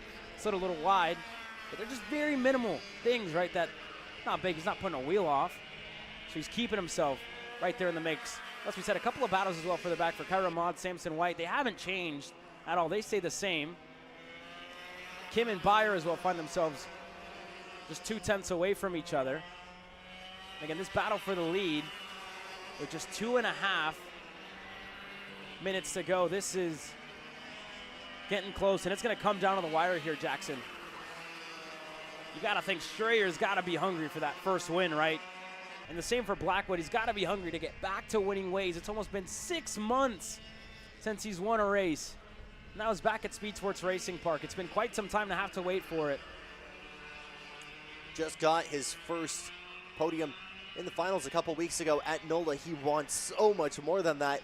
And where he is on track right now, it's an improvement from that third place finish we saw in New Orleans, but he's absolutely on the hunt to be on the top step. He's got about 90 seconds. And look at the gap two here. more laps. Look at the gap they've put on the rest of the food. You got to wait 11 seconds to find Shep Sullivan, who, again, it's been a good string of results for Shep, right? He's found himself on the podium almost every single round, and now when you come back here this weekend, he puts himself in that conversation for the podium place again.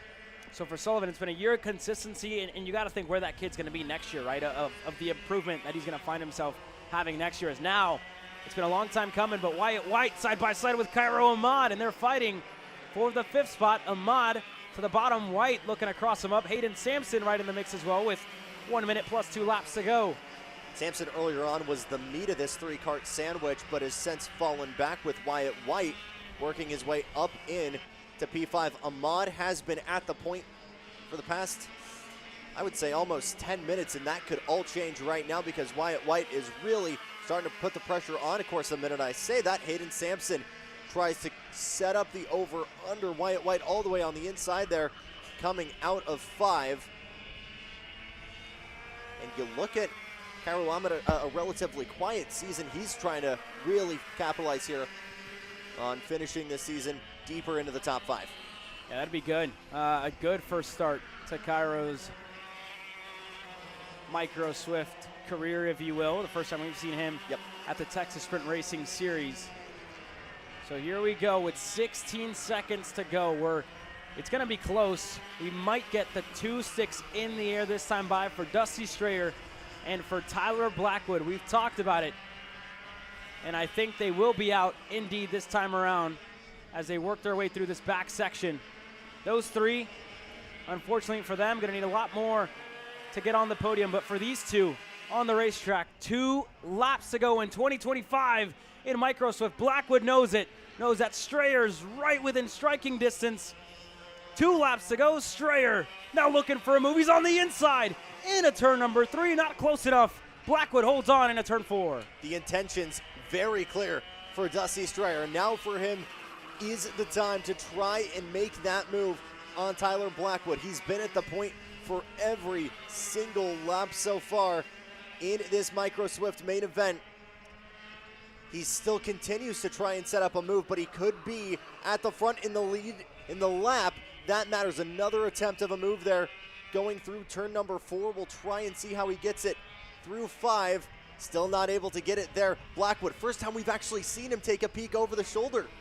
Yeah, and here you go. He knows Strayer's right there, and Strayer had to look over his shoulder as well to make sure nobody was within range to try and pass the 2 of them. This time by on the front stretch, Blackwood to the bottom of the racetrack. Look at Dusty looking for it around the outside. Blackwood with a better run into turn number 2. Strayer, he thought about it in turn 3.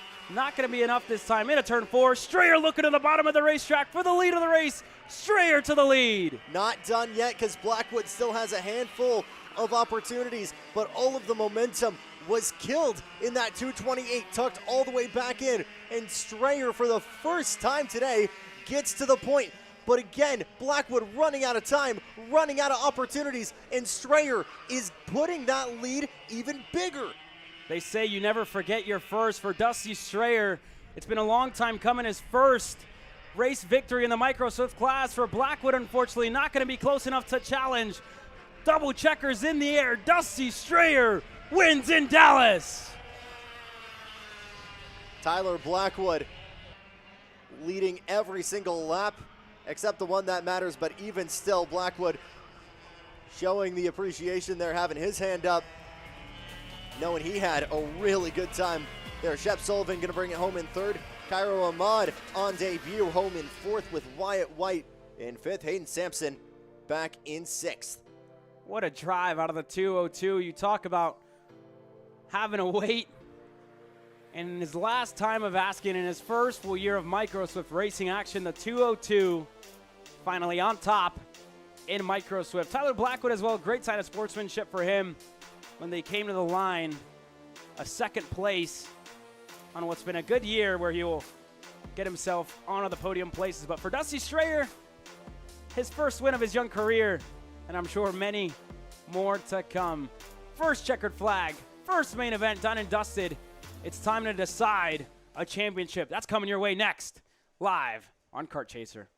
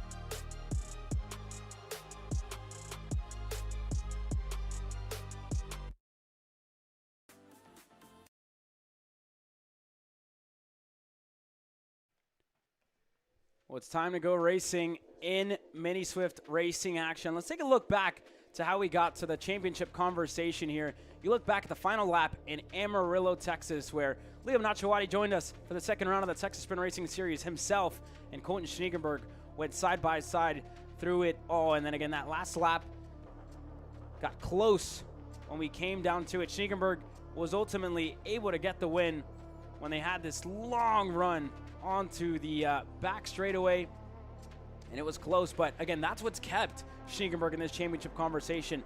For him this weekend, it's been struggle, right? Because he's had to outscore Tanner Barsh by a lot more than he's had. And then again, he hasn't had that just yet. So Schniegenberg, at the end of it all, was able to get the win over Liam Nachawati and Amarillo. When you look at the side-by-side, they're ready to go racing here. It was close all the way to the end. And then again, last lap, Schniegenberg held on the final lap at Amarillo, Texas. That's to set the stage for you. Barsh starts on row number 4, with Schniegenberg starting on row number 3. It's going to have to be a big day for Schniegenberg to keep himself in the conversation. And we get one more lap to take you through the starting grid order here in the main event. Stoffel, in his first start, the Micro Swift champion in 2025, starts alongside Alex Chandler, with Aston Wyatt and Kimo Ahmad starting there. As issues for a couple. That looks to be Vargas, Nayeli, that is, and one more that had issues to get going here. That's the 112. So I believe indeed Vargas. Nayeli Vargas with issues. Here's your starting lineup with Stoffel back to Barsh. Keep an eye on him. He's in the championship conversation. Is the favorites coming into this main event. The same for Schniegenberg. He's 2nd. Moravian Styles going to split them up with Lasek and Willender rounding up your top 10. Here's that 2nd row as, again, another driver with issues there. One of the Dallas Karting Complex drivers not able to take the green flag. But there's a look as well. Find your favorite driver. That's the 119 with issues. Benson Handberg. Benson Handberg, yeah, indeed. Not going to take the green flag with us here. A little bit too fast to get this one going. First time we've seen Brody Stoffel really be eager to get on the loud pedal. You can see the nerves maybe potentially getting to that 129. And I would assume, finally. right, those slow starts have been working for him like a charm. So I would assume maybe somebody might have told him something, right? You just got to go that little bit faster, Brody.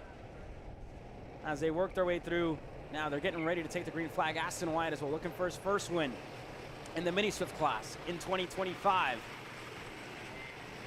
We're getting ready to go racing, though.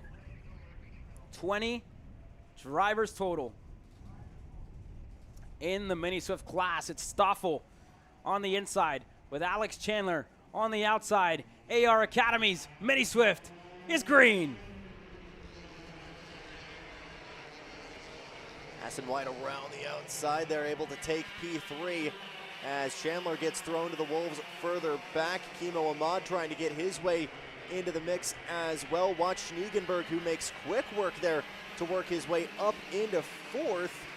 But Brody Stoffel immediately going at it there with Aston Wyatt.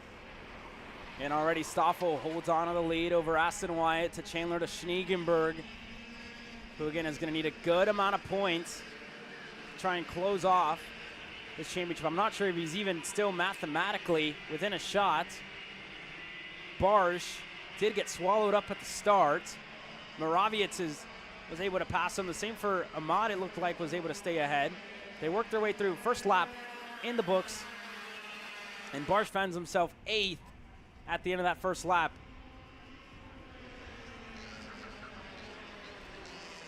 We didn't talk about this, but way further back, Silas Root, we haven't mentioned so much. 7 positions gained there further back in the whole shot. Up here, though, Aston White able to gain one, also sets the purple lap there. Quickest to get things started and is right there. You look further back, though, Alex Chandler trying to break away there from Schniegenberg and Ahmad to try and work his way into the picture very quickly. This could become a 5-kart furball for the lead, and Brody Stoffel, his first main event in the added power, added weight of these mini Swifts, has not been struggling. Here you go, the top 5, about 2 to 3 car lengths in between them all. And again, this is going to be a battle on our hands for sure, right? You got a hungry rookie looking for his first mini Swift win,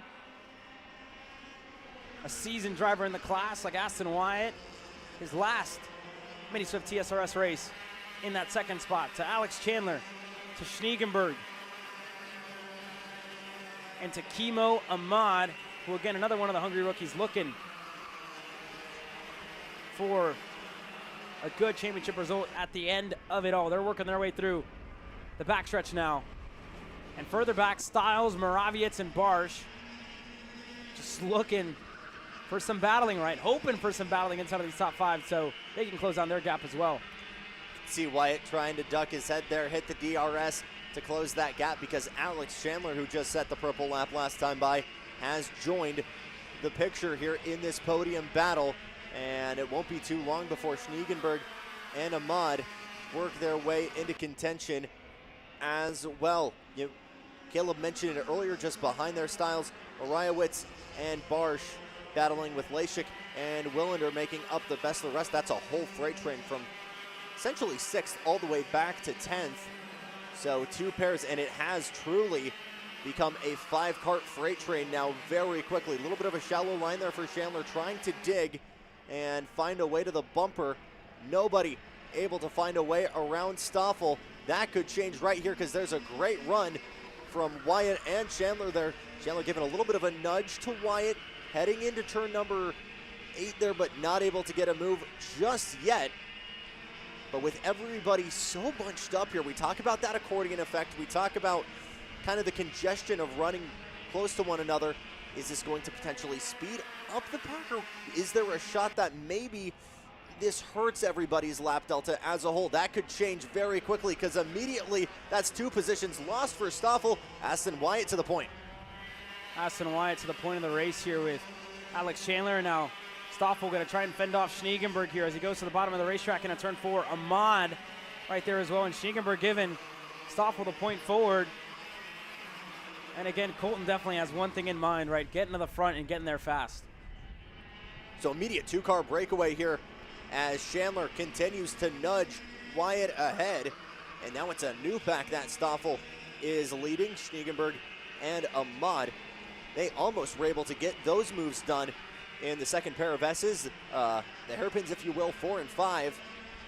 And you can see the contact up in front. Chandler continuing to try and shove Wyatt, saying, let's get out of here. Let's let Stoffel battle with the rest of them.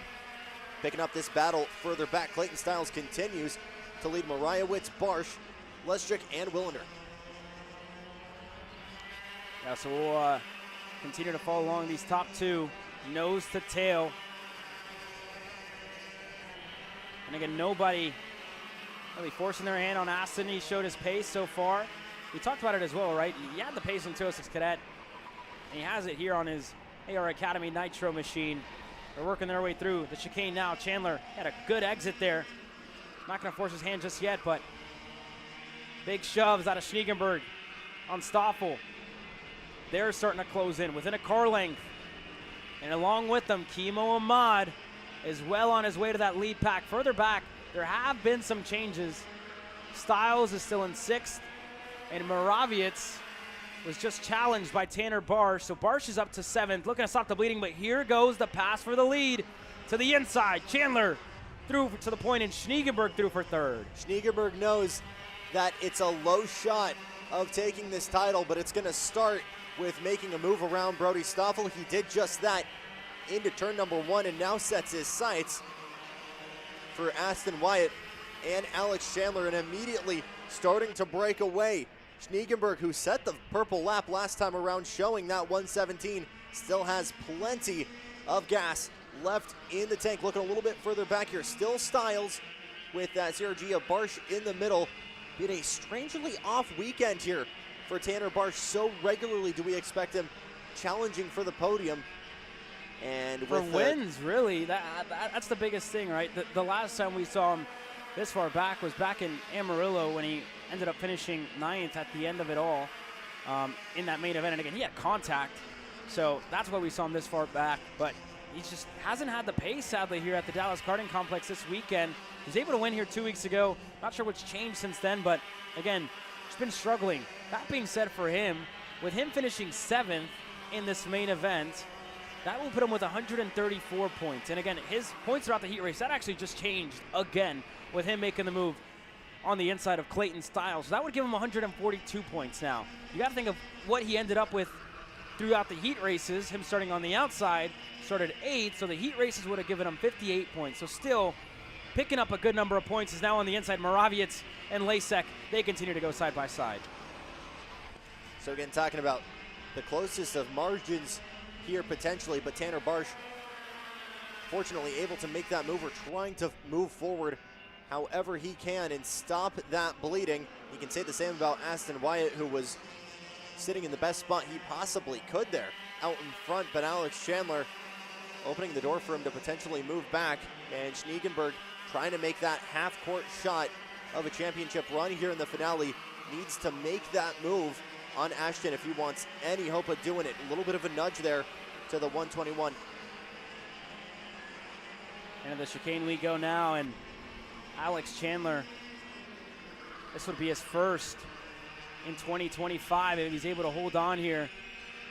And this is exactly what he needs. Schniegenberg looking on the inside. He's clear on Aston Wyatt.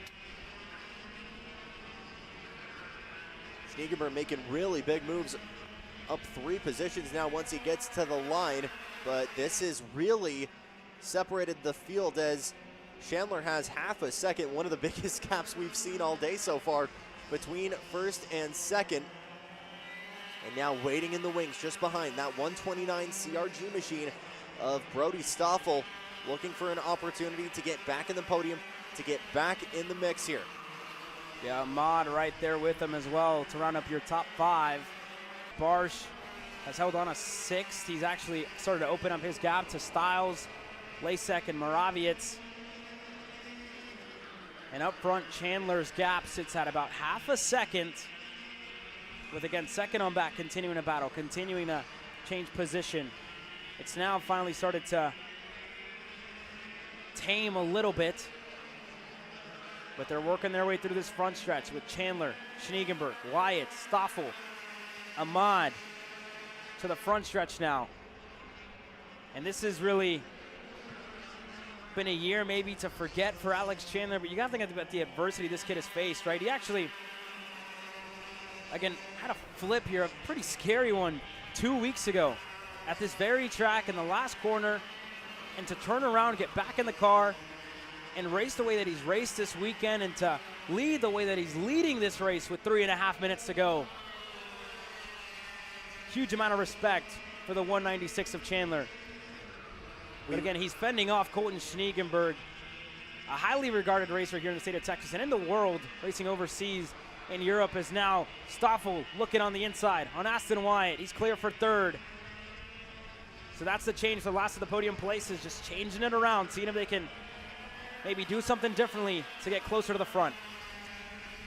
Talking about the adversity of these drivers, though, right? Whether it is Chandler with that big flip, you turn the clock back to Vargas with his scary moment at Speed Sports in the opening round, and you look over to Kid Karts with Maverick Reddick having a big moment as well. These kids in TSRS are some of the toughest out there. Texas tough, man.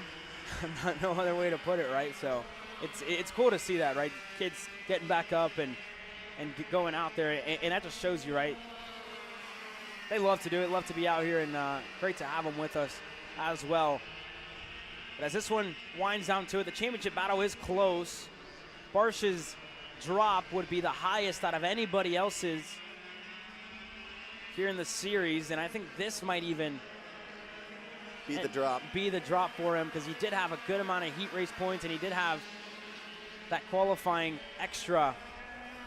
So with 218, he would ultimately end up with 1,118 points at the end of this weekend. It's going to be close for Tanner, that's for sure here. It looks good, though, for the most part. It looks good, especially after being able to hold on to the 6th spot. It's going to be a huge ask out of Aston Wyatt to get up there and look to challenge. And again, his drop is only 78 points. Finds himself on an island here after Ahmad and Wyatt really dropped the hammer on him. And further back, Schniegenberg under fire as Brody Stoffel had a little bit of a look there into turn number 9, thought about making that advancing move up into P2, but we'll have to wait. We've been surprised with how much these two-strokes have liked turn 10, although the minis and micros have really preferred this as a setup corner for this 90-degree right-hander of turn 1, maybe using that as a opener for a switchback into the hairpins. Stoffel doing that a handful of times earlier on yesterday. But again, Schniegenberg continues to defend. Here's a look, a big dive from Stoffel, and we'll close the door on him in the blink of an eye. Stoffel back up into second. 45 seconds to go, plus 2 laps. Should be 3 laps to go when we hit the stripe, and Stoffel and Schniegenberg looking to get themselves up to Alex Chandler, who has about a second on these two drivers right behind him. This would be a fairy tale ending to Chandler's year that, again, we've seen him not on the top step yet, but this would be his return to it. This would be huge for Chandler. This would be a huge podium as well for Stoffel in second, and for Schniegenberg to round off this championship, who still sits in that 3rd spot. Pushing with everything they got for Aston Wyatt, for Kimo Ahmad, unfortunately, haven't been able to stick with the 2 drivers ahead of him. Going to take a monster lap here for Stoffel, but again, quickest 3-lap average for him. That's how he was able to use that pace to clear Schniegenberg, but Colton would need to be giving him some help here. Not too much pushing there, so I'm not sure if that will be enough. This time across the line, when we'll get the twin sticks, is going to tell us a slightly better story. But what about further back? Kimo Ahmad trying to take 4th from Aston Wyatt further in this 121. Bit of a dose of opposite luck there coming out of turn number 4, and you can tell Aston is really on the limit here, trying to hang on to it. Another peak there from Ahmad, but they will stay there. How's our gap looking? It's gaining still for Chandler, 1.129 the gap, so no help further back from Colton, and Alex Chandler continues to be in cruise control out in front. Yeah, and here we go. Last couple laps, they're fighting for 4th between Ahmad and Wyatt. And Alex Chandler, 1.1, able to extend his gap over Stoffel and Schniegenberg. We're getting close to the end here. Chandler for Iron Rock Motorsports still extending, still pushing, still showing that speed here late in this one. For Wyatt, for Ahmad, not going to be there, but for the edge of the podium places, Schniegenberg. It could be a tactical move to try and go for second here, with Stoffel right there with them as well. White flag in the air, last lap around, and that gap has closed down that little bit, but only 1.1 in between them all, and it's looking good for Alex Chandler. Just 7 corners to go left on the track. And all of a sudden you got to ask, what's the move for Schniegenberg? Does he want to push for second, or does he want to try helping Stoffel get to the front? At this point, any camaraderie is more than likely thrown out the window, so we'll see if there's anything in that kart. But for Alex Chandler, he only needs a handful of corners left, and it'll be a return to the front after a scary moment a couple laps ago. He is not far from victory. Alex Chandler around the final corner. It's been a long wait in 2025, but Alex Chandler returns to victory lane and across the line for second. Colton Schniegenberg to finish second, to Stoffel, to Tanner Barsh in sixth. And you gotta think, was that enough for Barsh in the 151 to cap off the 2025 Mini Swift Championship? But for Alex Chandler, what a story. Had to wait a good amount of time, but that time comes to an end here today. Alex Chandler victorious on Sunday. Further back, Tyler Moriewicz home in 7th. Mace Leschuk in 8th. Jensen Willander home in 9th. Jack Cowell in 10th with Adrian Vargas in 11th. Silas Root in 12th. Yomi Vargas with that moment earlier on, not able to get into the top 10. Still gained a solid amount of spots here to bring it home in 13th. Benton Hale, Jaden Jolitville, Gavin Legrep, and Ailey Vargas rounding out your field. Quick commercial break. When we return, we get ready to go racing with our shifters. If you want beautiful, solid wood, made in America dining room furniture, come out and see the new selection of beautiful dining room tables, chairs at Gallery Furniture, and best of all, buy this beautiful, oh so comfortable, made in America dining room furniture, tables, chairs, servers. Gallery Furniture delivers free to Houston area home in 3 or 4 hours tonight. Make family members on your beautiful new dining room table and chairs. Buy it today. New arrivals, Gallery Furniture delivers free in 3 or 4 hours to your home today.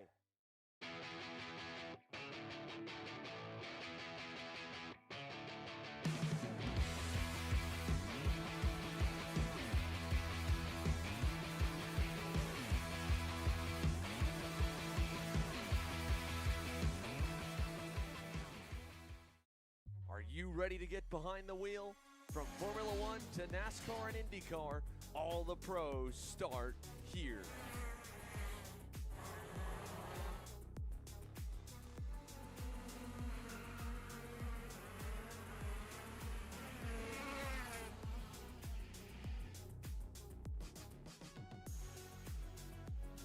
For more information, check us out online at mcckarting.com or call us and go racing today. Paulie Massimino wins the Wisconsin Grand Prix. James Overbeck on start number 2 gets win number 1 in OKN Stars. On track or off, Brandon Jarsekrak Racing delivers elite performance. Led by 4-time Pro National Champion Brandon Jarsekrak, our team masters driver coaching, data-driven analysis, and mechanical precision at every national event. Contact us today at BrandonJarsekrakRacing.com.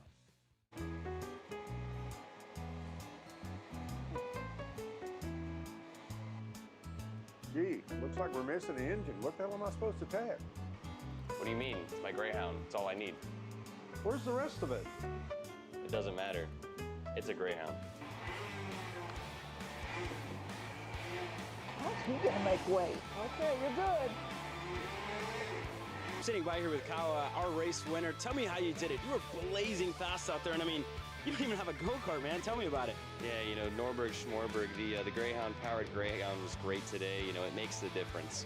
And the team's been working really hard back at the shop, and, you know, just shout out Greyhound. Thank you, Kyle.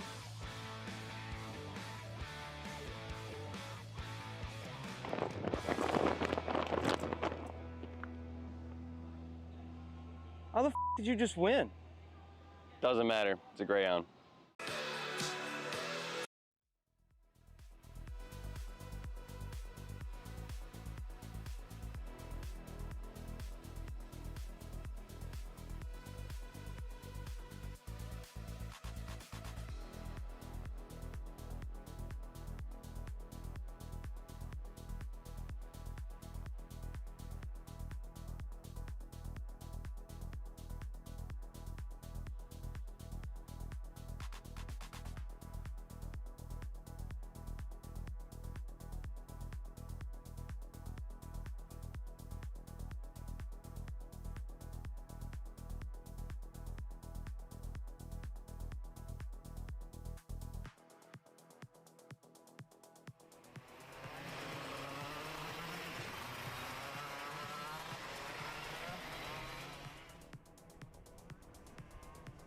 Time to go racing in shifter.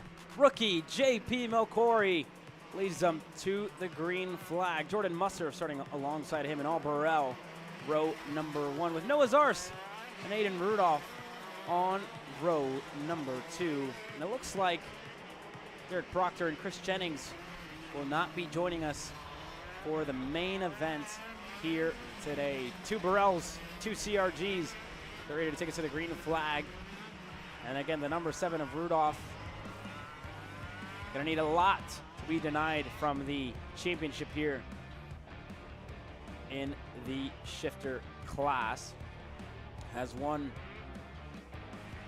actually worst finish on the year has been a second place for him behind Billy Musgrave.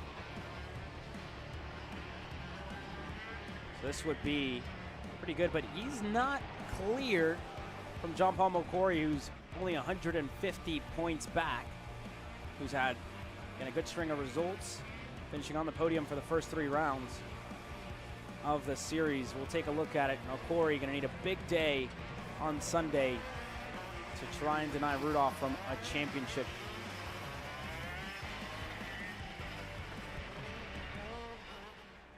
As here we go.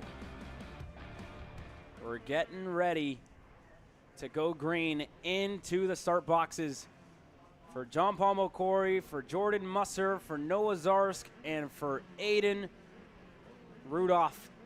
We look for the green flag.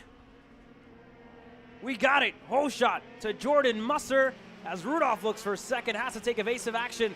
He's side by side now with Noah Zarsk. John Paul Melcori holds on to the second spot, but Jordan Musser catching them all by surprise, the lead of the race. And it's the guy with a pair of Supernats podiums to his name that will lead us to green over Melcori, as further back the 2 CRGs go at it for 3rd and 4th. We knew that and Rudolph had their work cut out for him, as it's been the first time we've seen him starting outside of the front row. He started 4th there as well, so it was Melcori on the inside who started on the pole to Musser, and then Rudolph started 4th, so I'm not sure if there was some sort of change, whether it was an engine change or something for Rudolph for him to be starting 4th, so keep an eye on it there, and we'll see if we can get some confirmation here shortly as well. But he started 4th, and then again, max points in the main event is 200. Melcori was 150 back coming into the weekend. So at the end of the heat races, let's say, Rudolph ended 3rd maybe with 170, with actually 80 in the heat race points, and he put himself actually with 10 with the top qualifier. So that'd be 90 points going his way. It'd still be, an ask and a half for John Paul Melcori to try to get there. Only 100 maximum points for the heat races after he qualified on the pole. So we'll see what it looks like as they work their way through first couple of corners. Jordan Musser comfortably in the lead, but John Paul Melcori pushing early on, closing down that gap here. Let's talk about that as well, because a major thing we were talking about that would be a potential struggle for Melcori is, again, first year making that advancement into the shifters, still learning the dynamics of this kart, how it evolves over the weekend, evolves over a session, and we've seen a lot of aggression and getting to the front and trying to hold the front. And again, you look at the, years of experience that Jordan Musser has under his belt, knows the limits, knows the drop-off point, and knows how to manage that. So we've seen Melcori be very, very strong, very, very fast in the opening heats. But again, the question we had coming into this final is, could that 60 find a way to carry that pace for 15 minutes and change? Already, he's been relatively at pace here with Musser in the 67, but is still struggling. Just now, we're starting to see a breakaway from Musser out in front, and all of a sudden, and Rudolph works his way into the picture. A speck of orange trying to find its way into the heart of this sea of red. As here they go, Jordan Musser starting. And then again, usually what you have, it's a really easy tell, right? When you see them kind of sliding through the corner, down on the power, pushing that little bit more than they would be. Comparison to saving tires, right? You're easy on the brakes. You're nice with the tires, easing yourself into the corners. And you'll start to see it, right? Turn number 1 is going to be, or turn number 11 is going to be the biggest tell for us on that push. And again, Mustard looks like he's coasting right now, right? Just, again, consistently speed within a 10, just dials it back a little bit. And then you'll see the difference towards the last 5 laps where they'll really be pushing on the edge, on the limit. Pushing them. They've got the same for Rudolph, right? He's been closing lap by lap, and he might be forced to push early on in this race to try and get himself within a shot at a win here. Another big dive on the brakes there. You could hear the chirping from the front of the 60 there on the brakes as he tries to close that gap. And Aiden Rudolph continues to try to find a way. Pair of second places in the Super Nationals for Jordan Musser. One in 2019, another in 2023. And I don't think has been off of the entry list in Vegas since 2018. So one of the most tenured drivers outside of the single speed classes is now really going to war with JP Melcori, who followed him down the middle there. And the things are starting to come out for the 60. Yeah, not only that, Jordan Musser's been a big advocate in the state of Texas for shifter drivers, right? You know, being vocal about the class, getting people to come out here and drive. If you want to learn how to, drive a race car, getting them to learn how to drive shifters. So he's been vocal about the class, getting people to come out here and race, and he's been big, right? Whenever we come to town for the Texas Racing Series, Musser's always here. We talk about Creston, he was here, and last round of the Dallas Karting Complex here with us as well. Melcori, we talked about him. We've talked about him a lot throughout the year. He's looking for his first win in 2025. First win in shifter, period, at the Texas Sprint Racing Series. And again, he's got to get it over one of the most experienced drivers in shifter racing action. You talked about, probably nationally one of the best American drivers that we had. You talked about 2023. He finished second, I believe, behind I'm testing you here. Behind a Davide Foray. Bingo. A multi-time world champion. And then again, you talk about it, right? For him to finish behind somebody of that caliber of Davide Foray is just unheard of. And last year, Billy Musgrave was able to get the win there. I believe Musser had bad luck in 2024. But here we go. Last couple laps, 9 minutes to go. I'll be excited to see him out in Vegas this year for Jordan as well. Always exciting to see him hit the racetrack as we're getting close, about the halfway mark. This is the longest that these drivers have been pushed. Test them physically, mentally. And you see John Paul Melcori, right, starting to look over the shoulder, starting to feel the pressure out of the number 7, who gets himself closer and closer halfway through this race. His 2019 win, by the way, would be behind Matt Hamilton alongside Banier Moulton. For those of you curious, it was Brian Keck joining them on the podium in 2023. But again, trial by fire here for Melcori as he has learned the art of rowing the gears. And it's been a sensei and student kind of dynamic here between the two Burrells. Here we go. All season long. And here comes a move from Aiden Rudolph. Big wiggle there and a little bit of contact into turn number 3. But Rudolph letting the statement there that he is present. He wants that runner-up spot. Yeah, and this is pretty much clinched. Aiden Rudolph just has to finish this race to clinch the championship pretty much. So the number 7 will ultimately be number 1 in 2026. He just has to finish this one out. And again, we talked about difficulty to pass in single speed classes here. It's just that much harder in shifter. And again, you're seeing it here. The number 7 just struggling to work his way by the 60.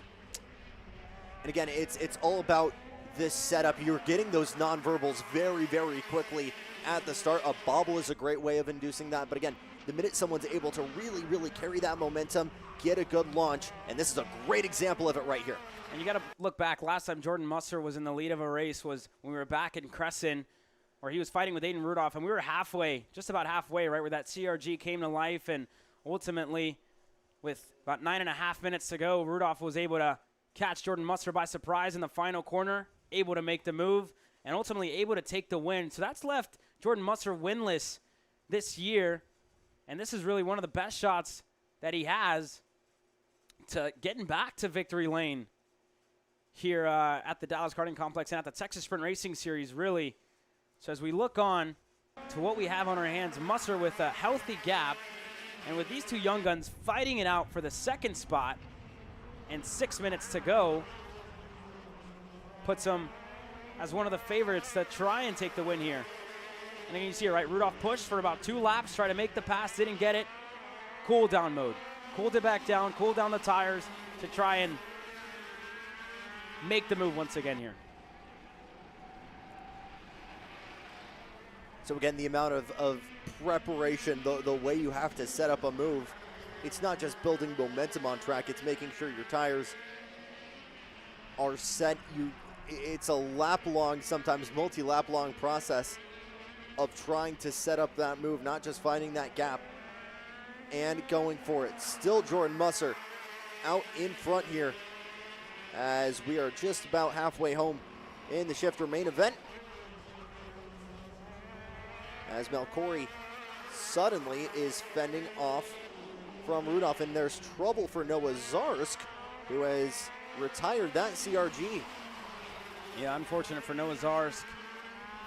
And he was 10 seconds back from the top 3, so you gotta think something definitely wrong for Zarsk. And 2 weeks ago was able to win here faster than everybody else. So unfortunately hasn't had that same luck this weekend. So we're working our way through now. 5.5 minutes to go, and these top 3 find themselves within striking distance within each other. Again, Melchori's been pushing. Musser's been in conservation mode. Hasn't really been on it. And again, you see those spurts, right? Looked like he was pushing at the start, dialed it back a little bit. He just had to look over the shoulder, sees that Melchori's right there. It's been a matter, right? This accordion effect that we've talked about so much this week in the shifter class of opening the gap, closing it back down. You got to think longevity, right? This is the best test to have before you get to Las Vegas, Nevada. A very physical, very demanding racetrack, temporary. And it shows you a mistake there can cost you, a race, everything. It can cost you everything at the Super National. So this is the biggest test is now Rudolph hugging that bottom line as they're working their way through. So we're getting close to the end here, 4.5. Who saved enough throughout this race to try and be better than the other 2?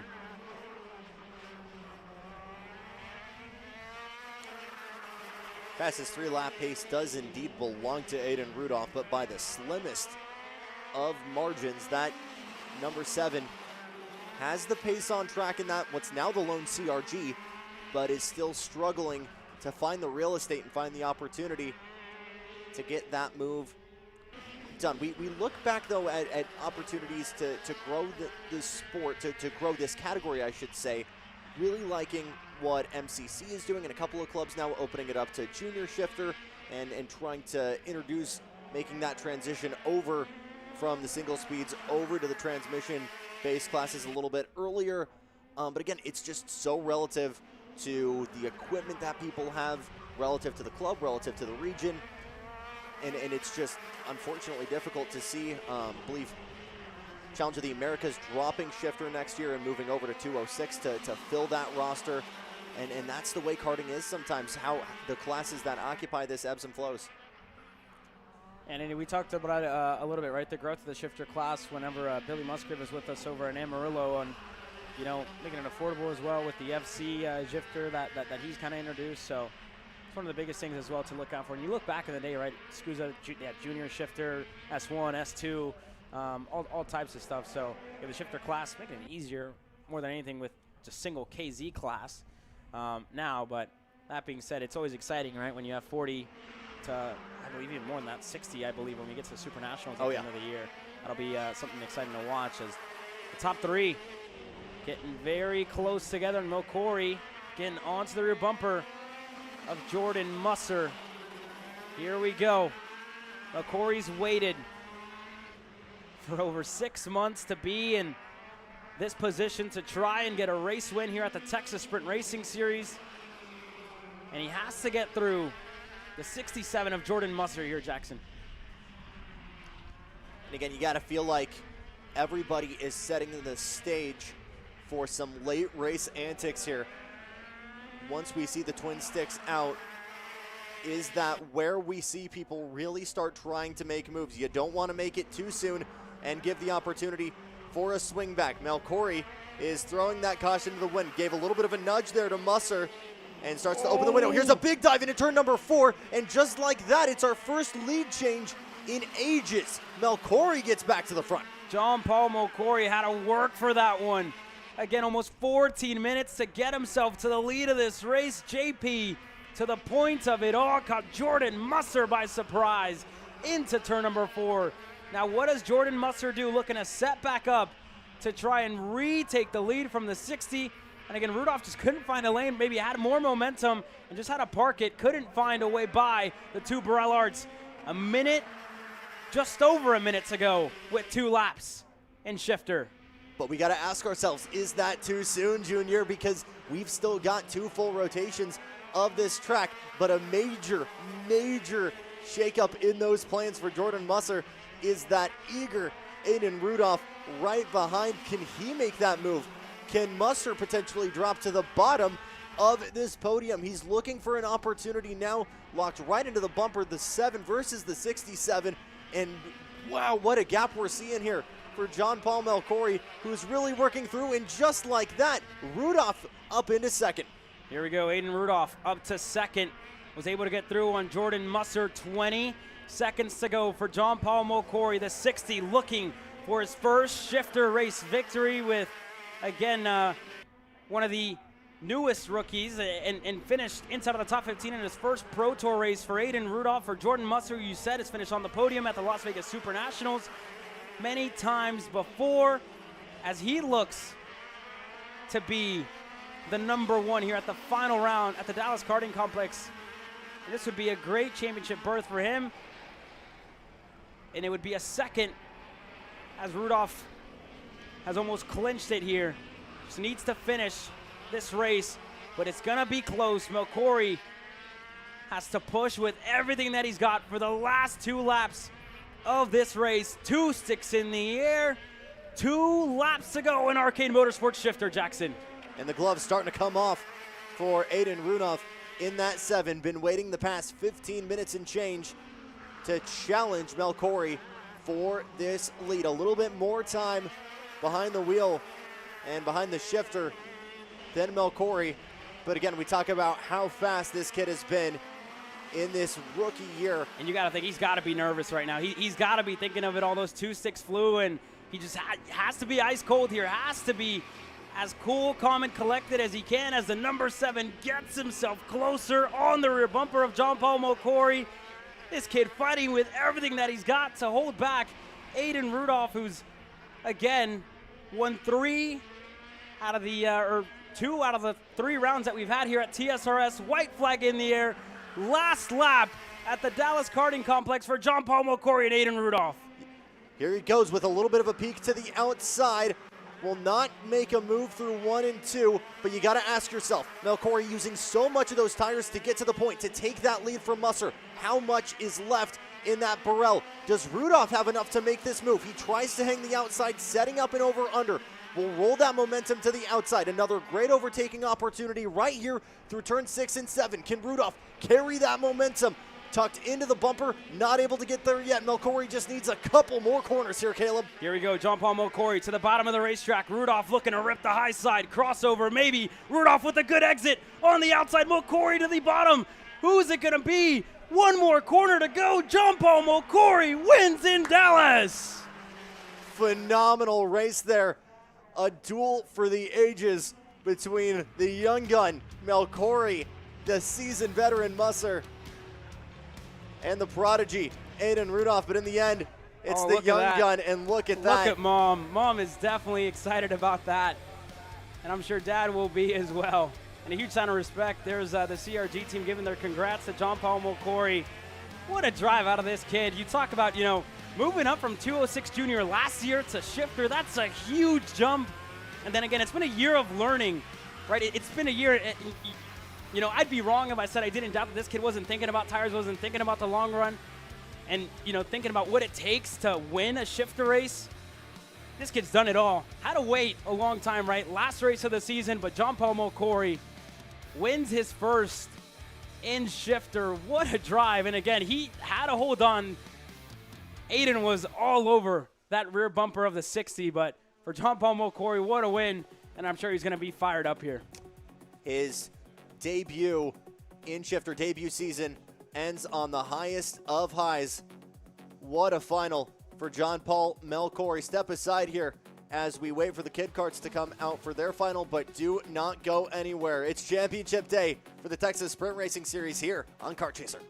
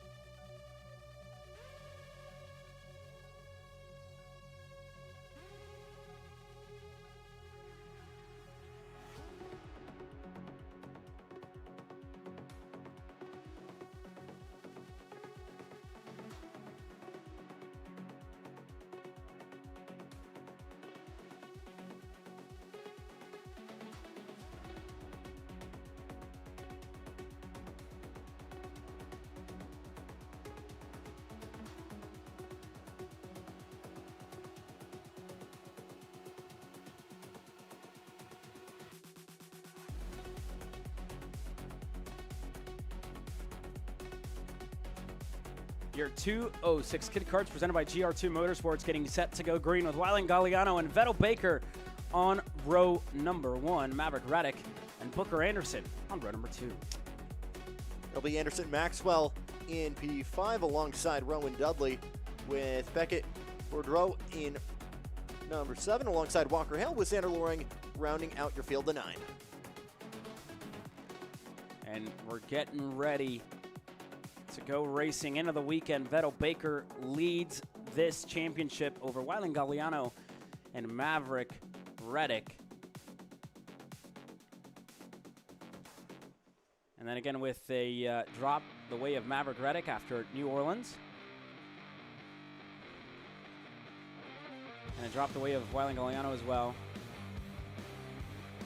with Baker also with a DNF. So this championship as close as it gets for the Kid Karts. There'd be a lot of their first, right? Maybe a lot of them champions at their local clubs.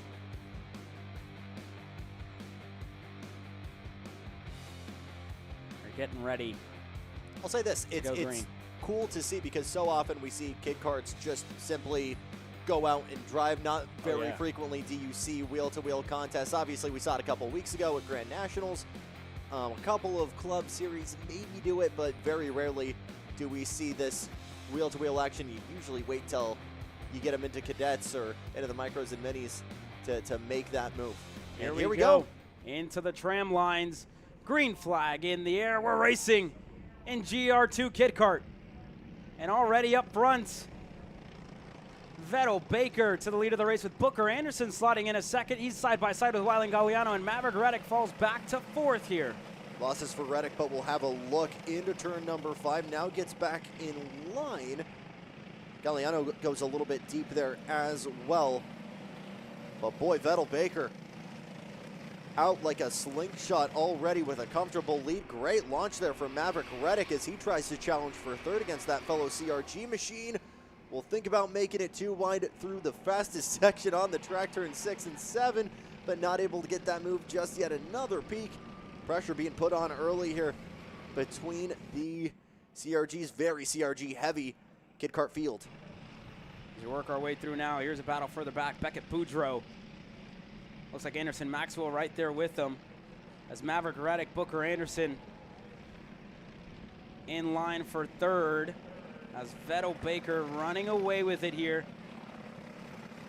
And Reddick struggling to get by the 33 at this stage of the race here as he goes around into the grass for Maverick Reddick. And he's going to go around. See if he can keep that momentum, get it back on track. Doesn't beach it. Business as usual for the 75. That's going to leave Booker Anderson to hold on further up the 95, the 99. They find themselves on the racetrack with some same bit of real estate for Maxwell and Boudreaux. Right ahead of them, Hale puts himself inside of the top 5. A little bit of a shallow line on exit there. I believe that was Hale trying to make a move on Maxwell. So Baker out into the open blue alongside Galliano, but we're watching the battle here for this bottom step of the podium. Anderson fending off this 4-cart train, and that could change right now. Boudreaux looking for a move around Maxwell, still not able to get through. There you go, they're side by side as they're starting to close in on Hale, this time by on the back straightaway into the last corner. And the 20 of Hale finds himself right there. There's the 99, the 95, Boudreaux and Maxwell working their way through. They're going side by side. Behind them is Dudley, Lorang, and then Reddick, who fell back to 9th. Still right there, though, behind Lorang. Yeah, he's not too far back. Still in contention. We'll see if he can move forward. The two CRGs, Boudreaux and Maxwell, win side by side for just a second there. Dudley waiting in the wings, trying to pounce as well. A little bit of contact there. Boudreaux getting into Maxwell. Everybody trying to find a way to Hale here at the front. And boy, great exit there for Maxwell. We'll see if he can try and make a move here through the right-left combo. Still not able to get there, but all of a sudden, here comes Boudreaux as well. A little bit of a peek to the inside, pass in the grass to get to the front there. That was maybe move of the year in Kid Kart. Goodness gracious, Beckett Boudreaux to the bottom of the racetrack, got that move done. As now Xander Lorang's right there. Reddick's just going to get on his rear bumper. Dudley able to make a move as well. Yeah. You see him there in that highlighter 7. But just in the nick of time, Maverick Reddick on scene as well, trying to get to work on Lorang. A little bit of a peek there into turn number 1. We'll see how aggressive he is. Look at that high line, trying to carry all of that speed through turn number 1. I mean, one of the longest trains we've seen in Kid Kart. Yeah. This is, let's see, 1, 2, 3, 4, 6 carts.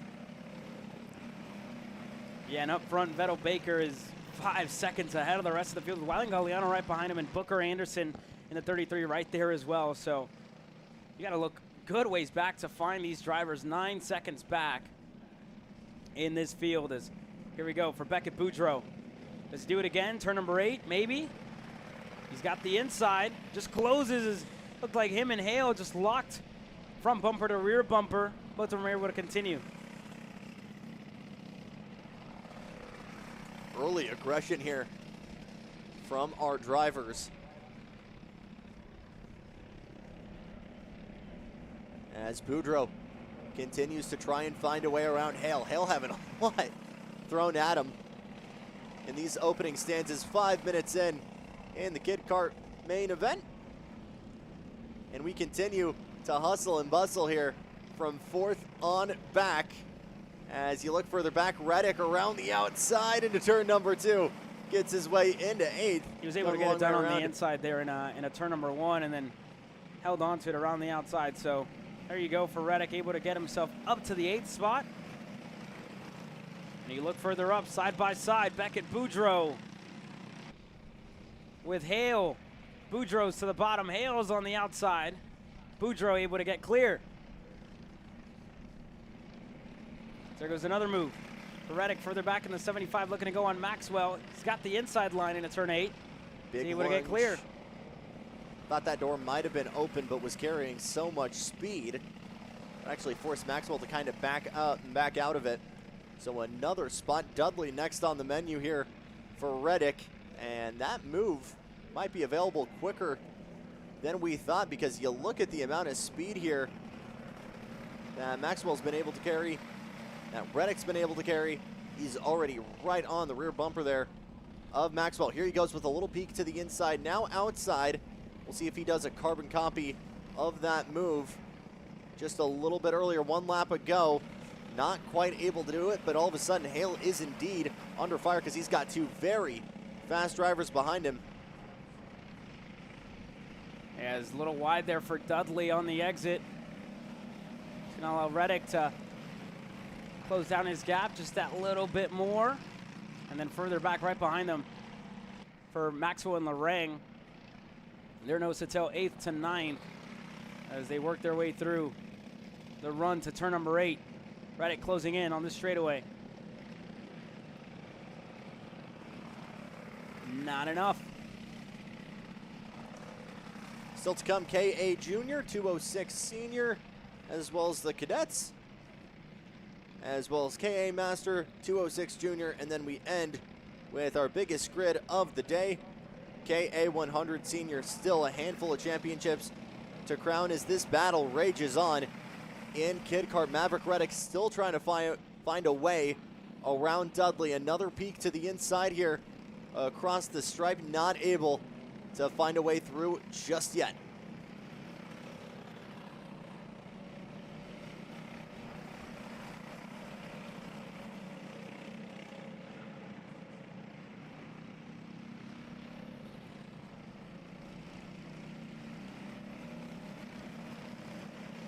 Turn number 5. And the likes of Dudley and Reddick starting to close in on Hale here on the run into the chicane. They haven't made a move yet. Nobody ever. It's been pretty stagnant for the top 3 as well. They haven't gotten much screen time here in this main event because they are long gone from this pack. About 10 seconds ahead. And there's Booker Anderson. He's on the front stretch. Vettel Baker's closing in at a rapid rate. This kid has been really good in 2025, keeping himself out in front, the 22 in the lead of it all, with Galliano right behind him and Booker Anderson, which would be a first career podium, I believe, for him.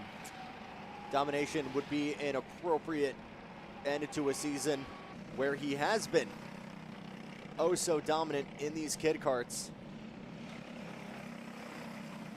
And while you look at Galliano still coming in with a championship shot, 12 seconds on track, I believe triple digits in a point deficit as well. It has been very, very tough to find a way to be quicker in Kid Karts than Vettel Baker.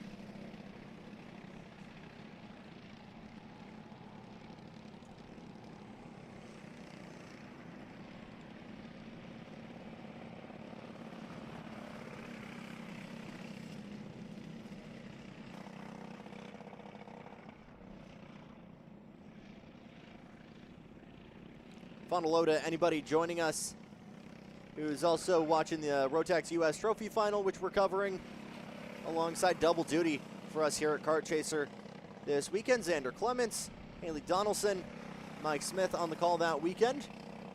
And invite you to tune in on the action for those as well as we try to give away some tickets to the Grand Final in Bahrain. They're already given away, I think, the majority of them. Oliver Hodgson was able to get his to go over to Bahrain there as well. So huge shout out to our crew over in Indianapolis. I think they might be just getting wrapped up out there, and I wish them a happy teardown for them that are out there. And again, double weekend. So for those of you joining us from over there, we're happy to have you here at the Texas Sprint Racing Series. And again, their podiums will be in about 12 minutes. But those of you joining us here at the Texas Sprint Racing Series, decision day, and a day where it's all decided. Vettel Baker, with 4.5 minutes to go, as it stands, would be the GR2 Motorsports Kid Kart Champion in 2025. Talked about the runs that the 22 has had for Wyland Galliano. He'd join him on that podium. Booker Anderson would have himself within the conversation, as well as the rest of the pack further back, continuing to fight with Beckett Boudreaux, long gone in the fourth spot. Hale, Dudley, Maxwell, and Reddick to Lorang, all within the same zip code, if you will.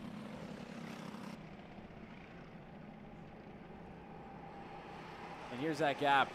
You saw Baker go through. There's Galliano. You got to wait a little bit as well to find Booker Anderson.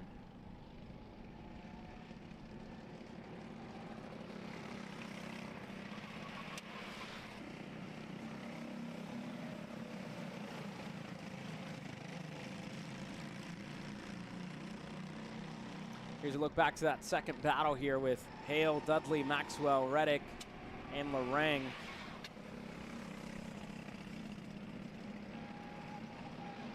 As they work their way through with just 3 minutes to go left in their 2025 seasons.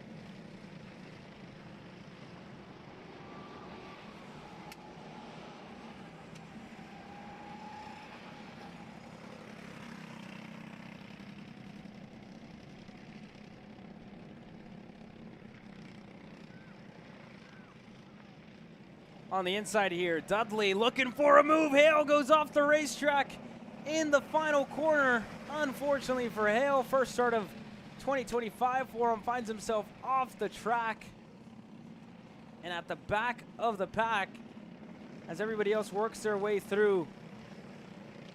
Now Dudley promoted to 5th, to Maxwell, to Reddick, Lorang, and Hale gonna be in 9th. But with just a minute to go, Vettel Baker is 19 seconds ahead of the rest of the field and on his way to become a Texas Sprint Racing Series champion.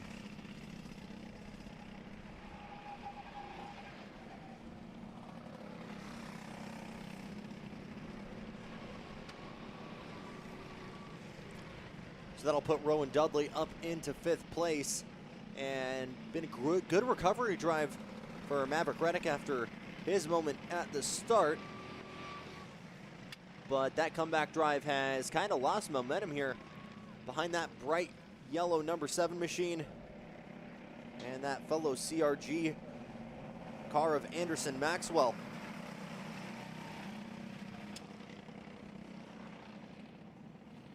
Here we go, last couple laps. 19 seconds to go. Vettel Baker just got to the line. with a good amount of time to go. So there's going to be 3 laps to go as he gets himself closer and closer to this group right here.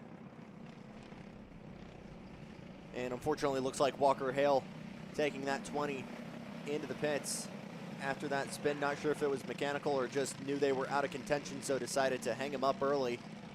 But that will bring us down to 8 cars running, with Sander Lorang getting a position in the process.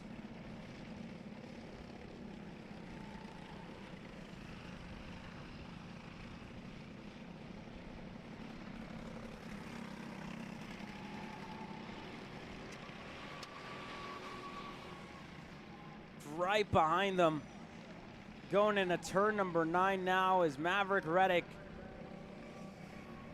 Vettel Baker, as in that group. Looks like Hale might have been waved in. It looked like it might have been the same for Lorang. And further back with 2 laps to go, Vettel Baker well on his way to take a victory here in Dallas.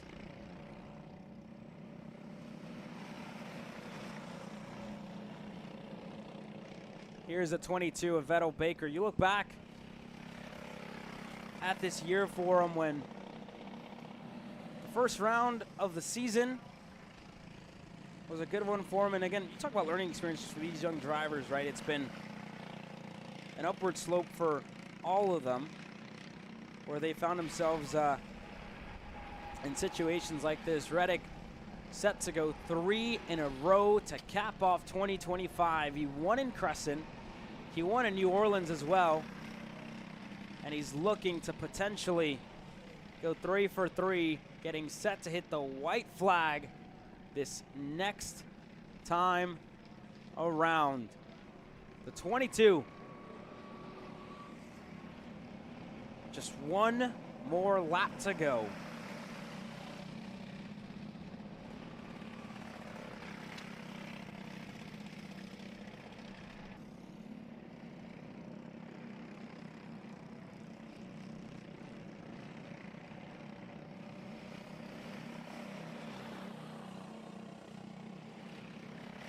Again here, 1 more lap to go for Vettel Baker. He put the number 1 up in the air. Just got to complete 1 more lap for the 22. Galliano right behind him. Anderson right there as well. And then again, just has to finish this race into the chicane for Vettel Baker. As we're getting ready to go green, and the championship celebration could be well underway for this kid right here. And I'm sure getting ready to move up to the cadet ranks next year. We'll see it here 1 more time around for Vettel Baker as he comes across the line. Twin checkers in the air. Vettel Baker wins in Dallas, and in 2025, he's your Texas Sprint Racing Series Kid Kart champion.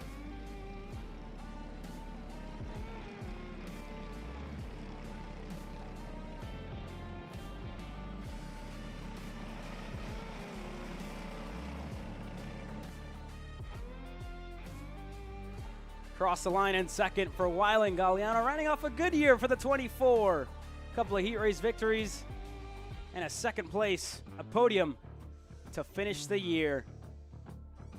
For Booker Anderson, his first podium, the 33 on the podium in Dallas. A quick commercial break from our side. When we return, more racing action set to come your way.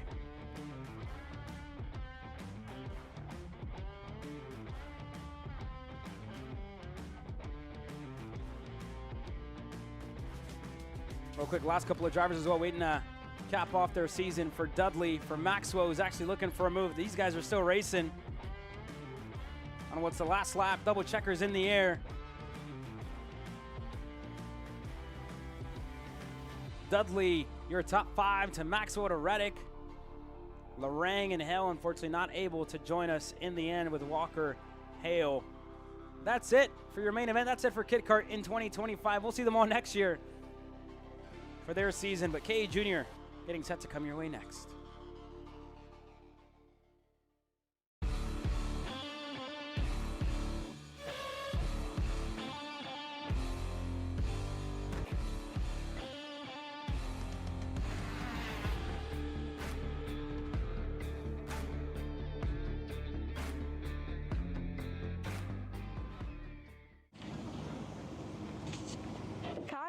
you doing? It's got my new Greyhound seat. You don't even have a cart. Doesn't matter. I have a Greyhound. Look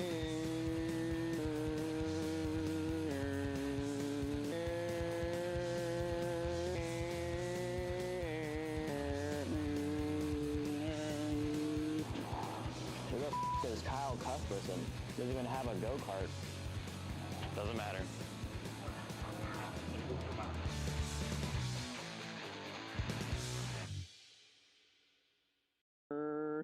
Cuthbertson through on Turney. Turney in the dirt.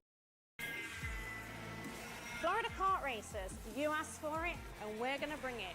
Introducing Florida Karting Championship, FLKC, a brand new racing series coming to Florida in 2026.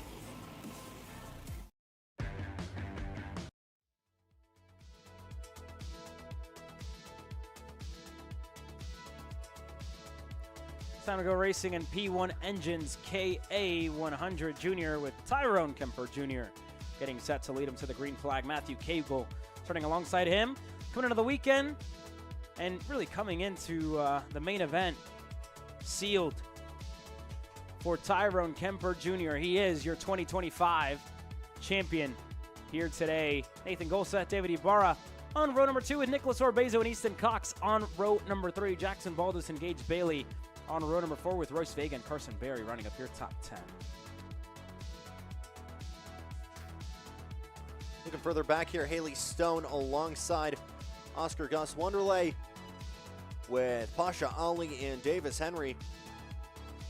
Looking a little bit further back, Theodore Mitchell, Tucker Trieb, Teddy Blum, Mason Berry, and that is Teddy Blum. Trouble for Teddy Blum in the 800. Oh, and he can't get it refired that there. Arcane is dead stick. Oh my goodness. Yeah, unfortunate for Teddy Blum, who is getting set to take the green flag there. It's going to be a heartbreak before we even get going. We're getting set. We're heading into the tram lines. Real quick, Salvador Ruiz, Connor Ribas, Kason Garcias rounding out your top 20, Caleb. As we're getting set to take the green flag here. Tyrone Kemper Jr. on the inside. Cagle looks sporty in the dry. He's getting set to go on the outside. Golseth, Ibarra, all in line. As a little bit of issues there for Baldus as he gets pushed out of line. Slow start. Do we get the green? We do. We're racing in KA100 Junior, and that's a monstrous start for Matthew Cagle to get himself to the point of the field. Golseth going to try and go with him, but that outside going to quickly become the inside in turn number 3, but Golseth instantly able to clear him further back. Ibarra able to go through for second with Tyrone Kemper Jr. there. Golseth finds himself down in 5th, but everybody else single file line. You look at Barry right there in the middle, and unfortunately heartbreak for Teddy Blum as the rest of his competitors able to start this one out. But for the first time this weekend, Jackson, Matthew Cagle leads, and Ibarra puts himself up to second here. We saw something brewing there in that 884 tent. We knew that cart was going to be fast in the dry, and he started to unravel something, and all of a sudden moves even further. Golseth there able as to Golseth go through. Continues that movement forward. And at turn number 9 there is Easton Cox now puts himself in the top 5. Gage Bailey able to get up to 6th with Barry to Vega. So there you have those changes side by side further back in the field. Like Vega wanted to go on Carson Berry, and he got that move done, made it stick on that front stretch. Is now Golseth looking for 3rd. He's got it. Nathan Golseth gets himself there. Swept on through them, parked the bus, didn't want to switch back there, so more drops for Tyrone Kemper Jr., who again has been so dominant. Wasn't outside of the front position throughout yesterday, and the minute the rain stopped, the tides have really turned on track for the remainder of this 206 field. A little bit of a shuffle further back, as I believe that's Gage Bailey trying to get to work, but you can see very quickly where we've cut the field here, separating your top about 4 or 5. And then Royce Vega in that 833 machine leading the best of the rest for them. Big shuffle further back as that CRG loses a ton. Tyrone Kemper Jr. and Nathan Golseth working through as Ibarra drops back. Now another move, the 815. Easton Cox wasting no time trying to pick up what's left of that battle. As they work their way through now, and Again, Golseth has just been picking them apart one by one. You look back to 2024 where he had that win, the first one for him in TSRS, unforgettable. That's been his last win also in Texas Sprint Racing Series action as everybody else works their way into these corners. Ultimately, Kemper Jr. will head to Las Vegas, Nevada this year with a free entry in the K100 Junior class. As here's the rest of the pack. Jackson Boldis to Orbezo, to Carson Berry, and then to Oscar Gus Wonderland Davis Henry. But your top four, bumper to bumper, nose to tail, pushing and shoving as Cagle and Trackside Karting Services GFC leads them away. And how about Nathan Golseth, also for Trackside Karting Services GFC on his Tony kart, gets himself to the point of the field. Got chewed up big time on the start, but has immediately found pace once again in that 826 machine. That's 3 positions gained on the day so far. Keep an eye out on Royce Vega just a little bit further back. He's broken free of Gage Bailey and company, set the purple lap last time by at 53.142. Could be a matter of time where he becomes a part of this pack out in front, finding the tail of Ibarra. Not impossible. Here we go already, side by side. Nathan Golseth gets himself with a little bit of a wiggle on the exit of turn number 10, and now Kemper taking advantage, able to split them up. He's through for second with Cagle in third, and Easton Cox right there, David Ibarra there, and this is all helping out, like you mentioned, Royce Vega to inch his way closer and closer to the top 5. There goes Ibarra, getting himself through on Cox, and again, helping the case here for Royce Vega, right, getting himself in the conversation. It's going to set up a nice and wide draft for him in the 833 as he continues to chip away, but that immediately swipes out Easton Cox and David Ibarra from your top 3. It kind of becomes Kemper Jr., Cagle, and Golseth out in front. They've gotten a little bit of breathing room for the first time so far as we're just reaching the 5-minute mark. 3 different leaders so far between Kemper Jr., Golseth, and Cagle. Everybody jonesing for a spot, jonesing for a way to move forward. And just like that, the comeback is complete for Tyrone Kemper Jr. in turn 1. Here we go. Battle heating up, and there goes Golseth back to the point of the field with Matthew Cagle following him through.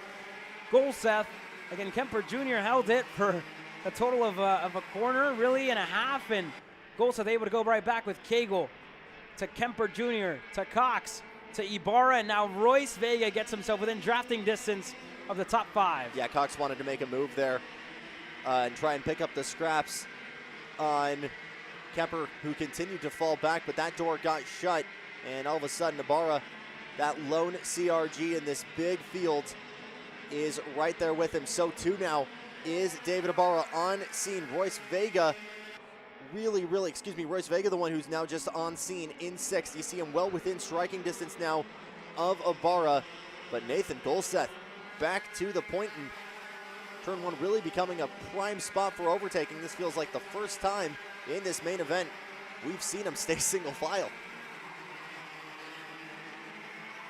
And it won't be for long, right? You almost gotta think about it. In this race, you think about it just brewing up, and these drivers are gonna make moves, especially early on. It's gonna be later on, but you gotta think about when that race winning, that race deciding move is gonna take place, and you gotta think that, to me, doesn't come to maybe the last 5 minutes, last 2 laps even of this race. It's going to get close, especially with the parity in this field and the level very even between all of them as they work their way through. For Cagle as well, the first time we've seen him here this year, he's looking to go on Nathan Golseth. The 2 of them under the same tent this weekend. They've gone back and forth, trading the lead, but they look content to push each other at the moment away from the number 1 of Kemper Jr. Cox looking for his first in 2025. The same for Ibarra, where he won on the racetrack in Amarillo. And Royce Vega looking for his first in the junior ranks. Kemper Jr. with the purple lap this time by. So is this where we see the drama start to die down a little bit, where we maybe are building up towards something? Maybe waiting to try and build a gap, whether it's between this group of 6 or as a pack separating yourself from Orbezo and Baldus further back. Is this the time where we say this isn't the time to pass, this is the time to get those deltas down, build those gaps to the guy behind you? Yeah, we'll see. It's definitely a deciding factor, right? Especially when you're halfway through this race, just over 7.5 to go, under 8 minutes, and And again, this is really where this race starts to tame down a little, which you're seeing on your screen, right? You're seeing it just slow down a little bit more. For a guy like Royce Vega, he has forward momentum, right? He's going to want to make those moves. He's going to want to keep going forward, which he's doing so right now. The sad part for Ibarra, he was up there with the top 5. He's since then lost a little bit of time, and for him, Vega could be a helping factor, right? A helping hand to try and draft themselves up there with that speed that Vega has shown already early on in this race. And it's just a matter of time. And again, if you're Tyrone Kemper Jr., you're realizing it, right? All right, the two drivers in front of me have the same livery pretty much. I got to do something to split them up because they haven't made a pass. Right. They maybe won't make one until the last 2 laps, so I have enough speed to stay with them. And I think we're seeing Tyrone Kemper Jr. with the number 1 plate for it's now going to be 2 years in a row because of the consistency and the speed that he's had. So I don't think that's in the question. It's just a matter of when Junior's going to want to split them up. So Royce Vega up into P5, but that move with Ibarra might have killed that airspeed, and there might not be enough to Easton Cox, but it is still Nathan Golseth over Cagle, with Kemper Jr. not getting a lot of help. But as you heard from Caleb, some work needs to be done there to split the field, to try and keep teamwork to a minimum here, and everyone trying to find friends.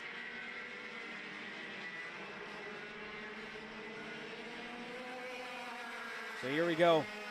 Closing stages of this race. 6 minutes to go, and the 2 trackside karting services drivers have been good up front, with Tyrone Kemper Jr. still right there, breathing down both of their necks, with Easton Cox there for high 5 performance, looking to get one for his camp.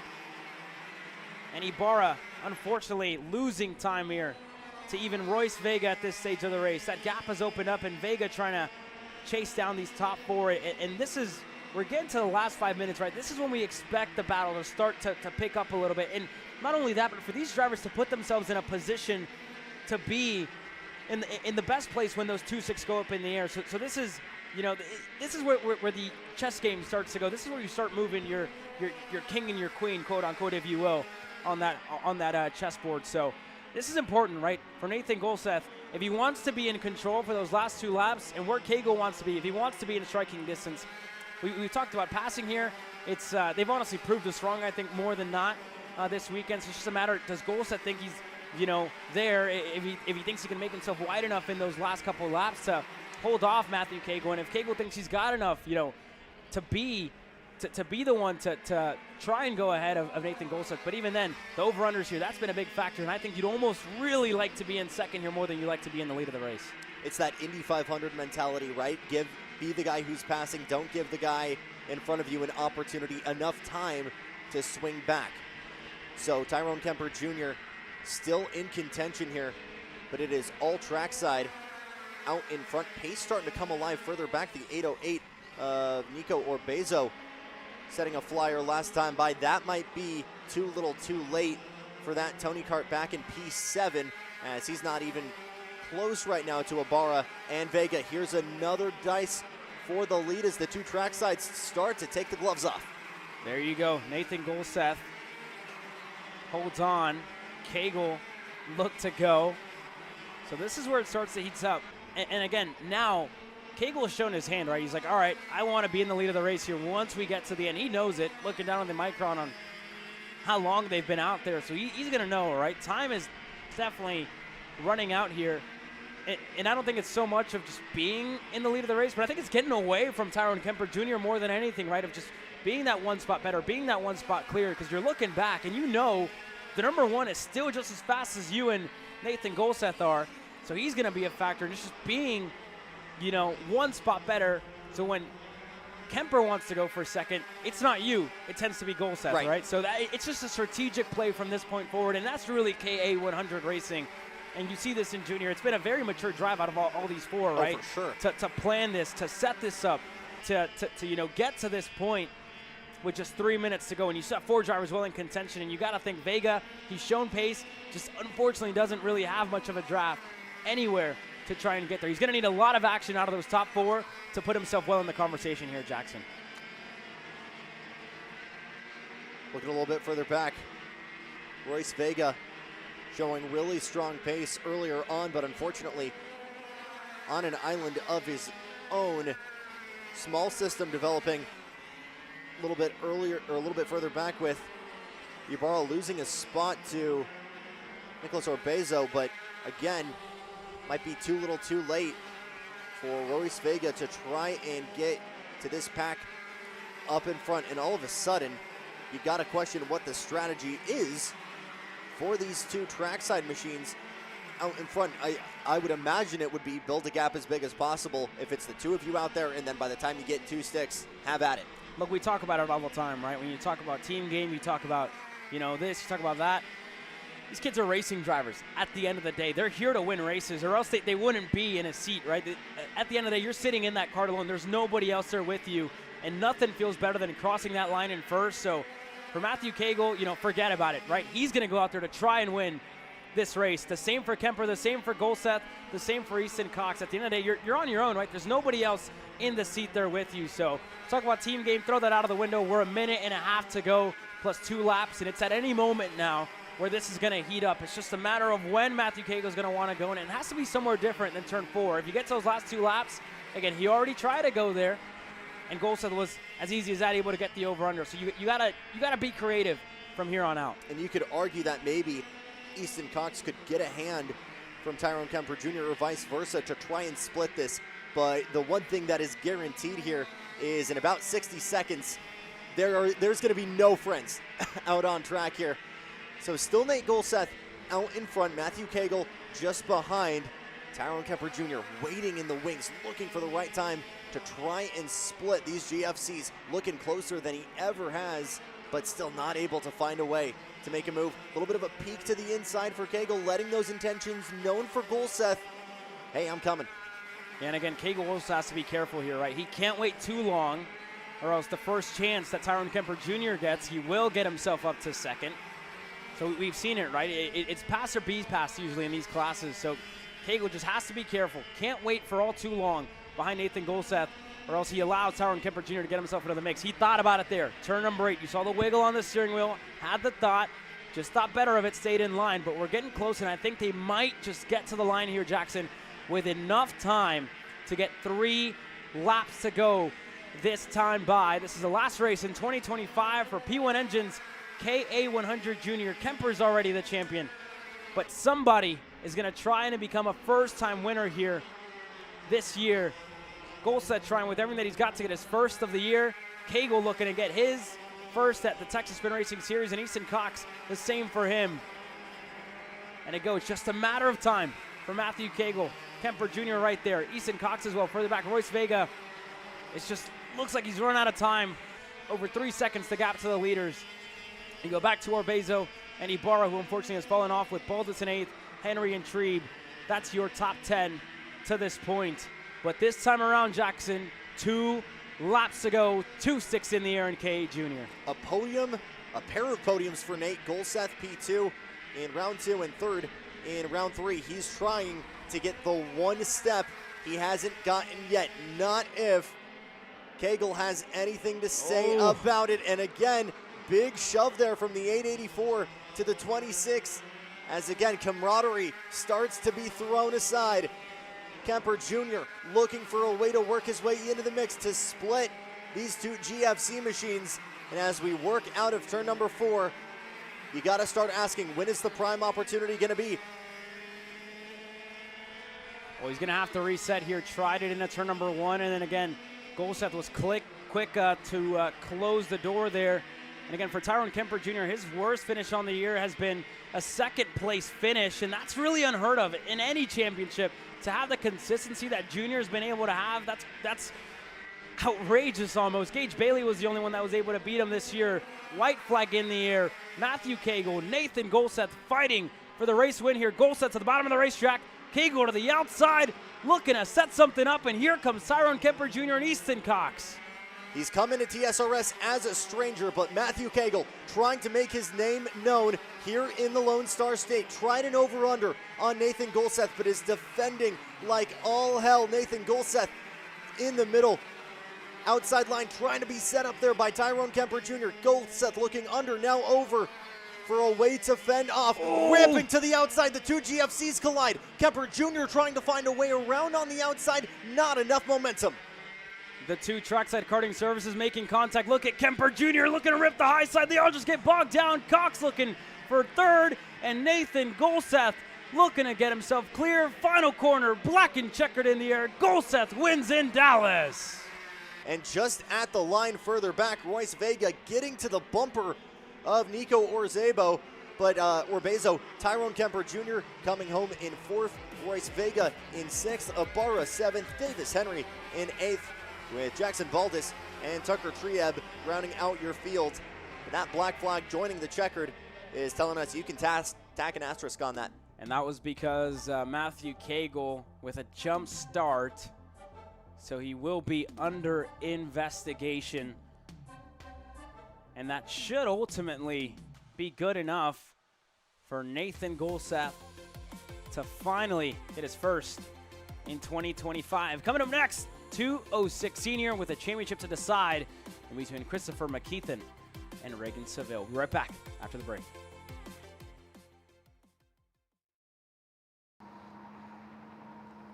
Cat food marketing. $9.99 a month. Dude, Caleb, wake up. Dude, we're live in 5 minutes. Let's go. Come on. What are you doing? Dude, I'm so sorry. Xander had me in a cat food marketing meeting till like 2 a.m. last night. Come on, man. Do you have anything I can drink? Dude, I got the perfect thing for you. Perico, it's a healthy energy drink alternative. Perico, non-GMO, gluten-free, kosher, magnesium, B12, B6, Yeah, it's good. B5, biotin, and zero sugar? Pericazo! Try Perico, made with natural ingredients, organic caffeine, and supports your metabolism. Try the new official energy drink of Kart Chaser.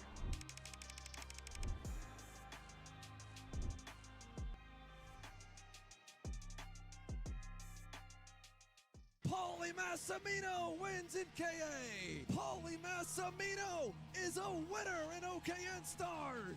Take your driving to the next level with one-on-one coaching from 2024 OKN Stars champion Paulie Massimino. Kart rental options are available if you'd like to keep yours at home, and drivers in all classes are welcome, from Briggs 206 to Mini to KA100 and X30. With in-depth data analysis, onboard video footage review, and lead follow on-track sessions, each private coaching session will see you end as a more complete driver than when you started.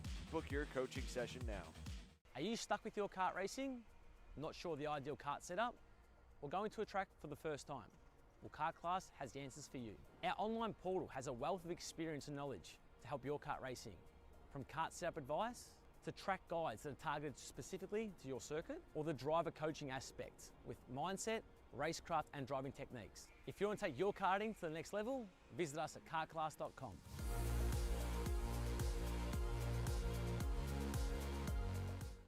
You know, I'm really starting to like this go-karting thing. Yeah, me too. Oh my gosh, can I show you this cute dress I just got? Yes, of course. Oh my goodness, it's so cute. I just love shopping. I love shopping too. Oh my gosh. Wait, did you guys say you like shopping? Of Yeah. course. Well, Dude, I have the perfect place to do that at. ShopPayCarrot.com. At ShopPayCarrot.com, you can get free shipping on orders $200 or more. You can get anything you want, like MXC rims, gloves, rib vests, shoes, anything that you need, all at ShopPayCarrot.com.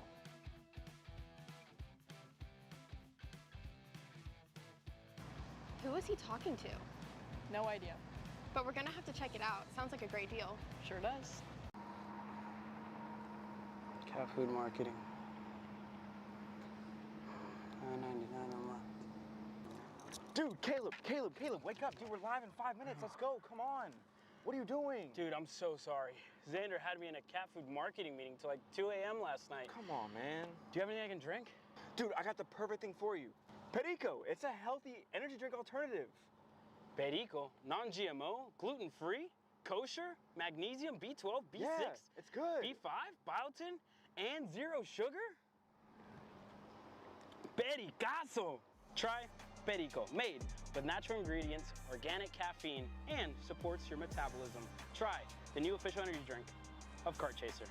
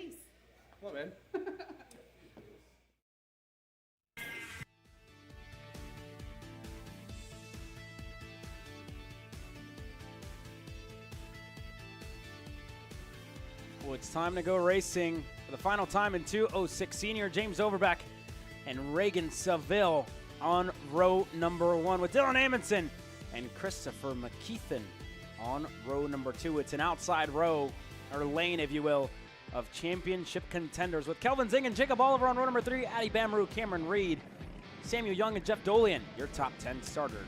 Bryce Frank rolling off in 11th alongside Carter Kilgo, Gabriel McLeod in 13th. They'll be alongside Sam Toll.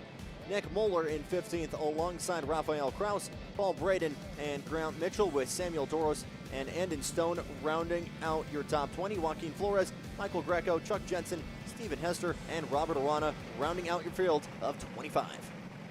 Well, here we go. Coming into this race, Christopher McKeithen used his drop, missing a round. For Reagan Seville, his drop is 218 points. They're only separated by about 60 points, almost 70. And green flag in the air. Slipstream Racing 206 is green. Sideways for Jeff Dolian. Contact further back. Carter Kilgo involved.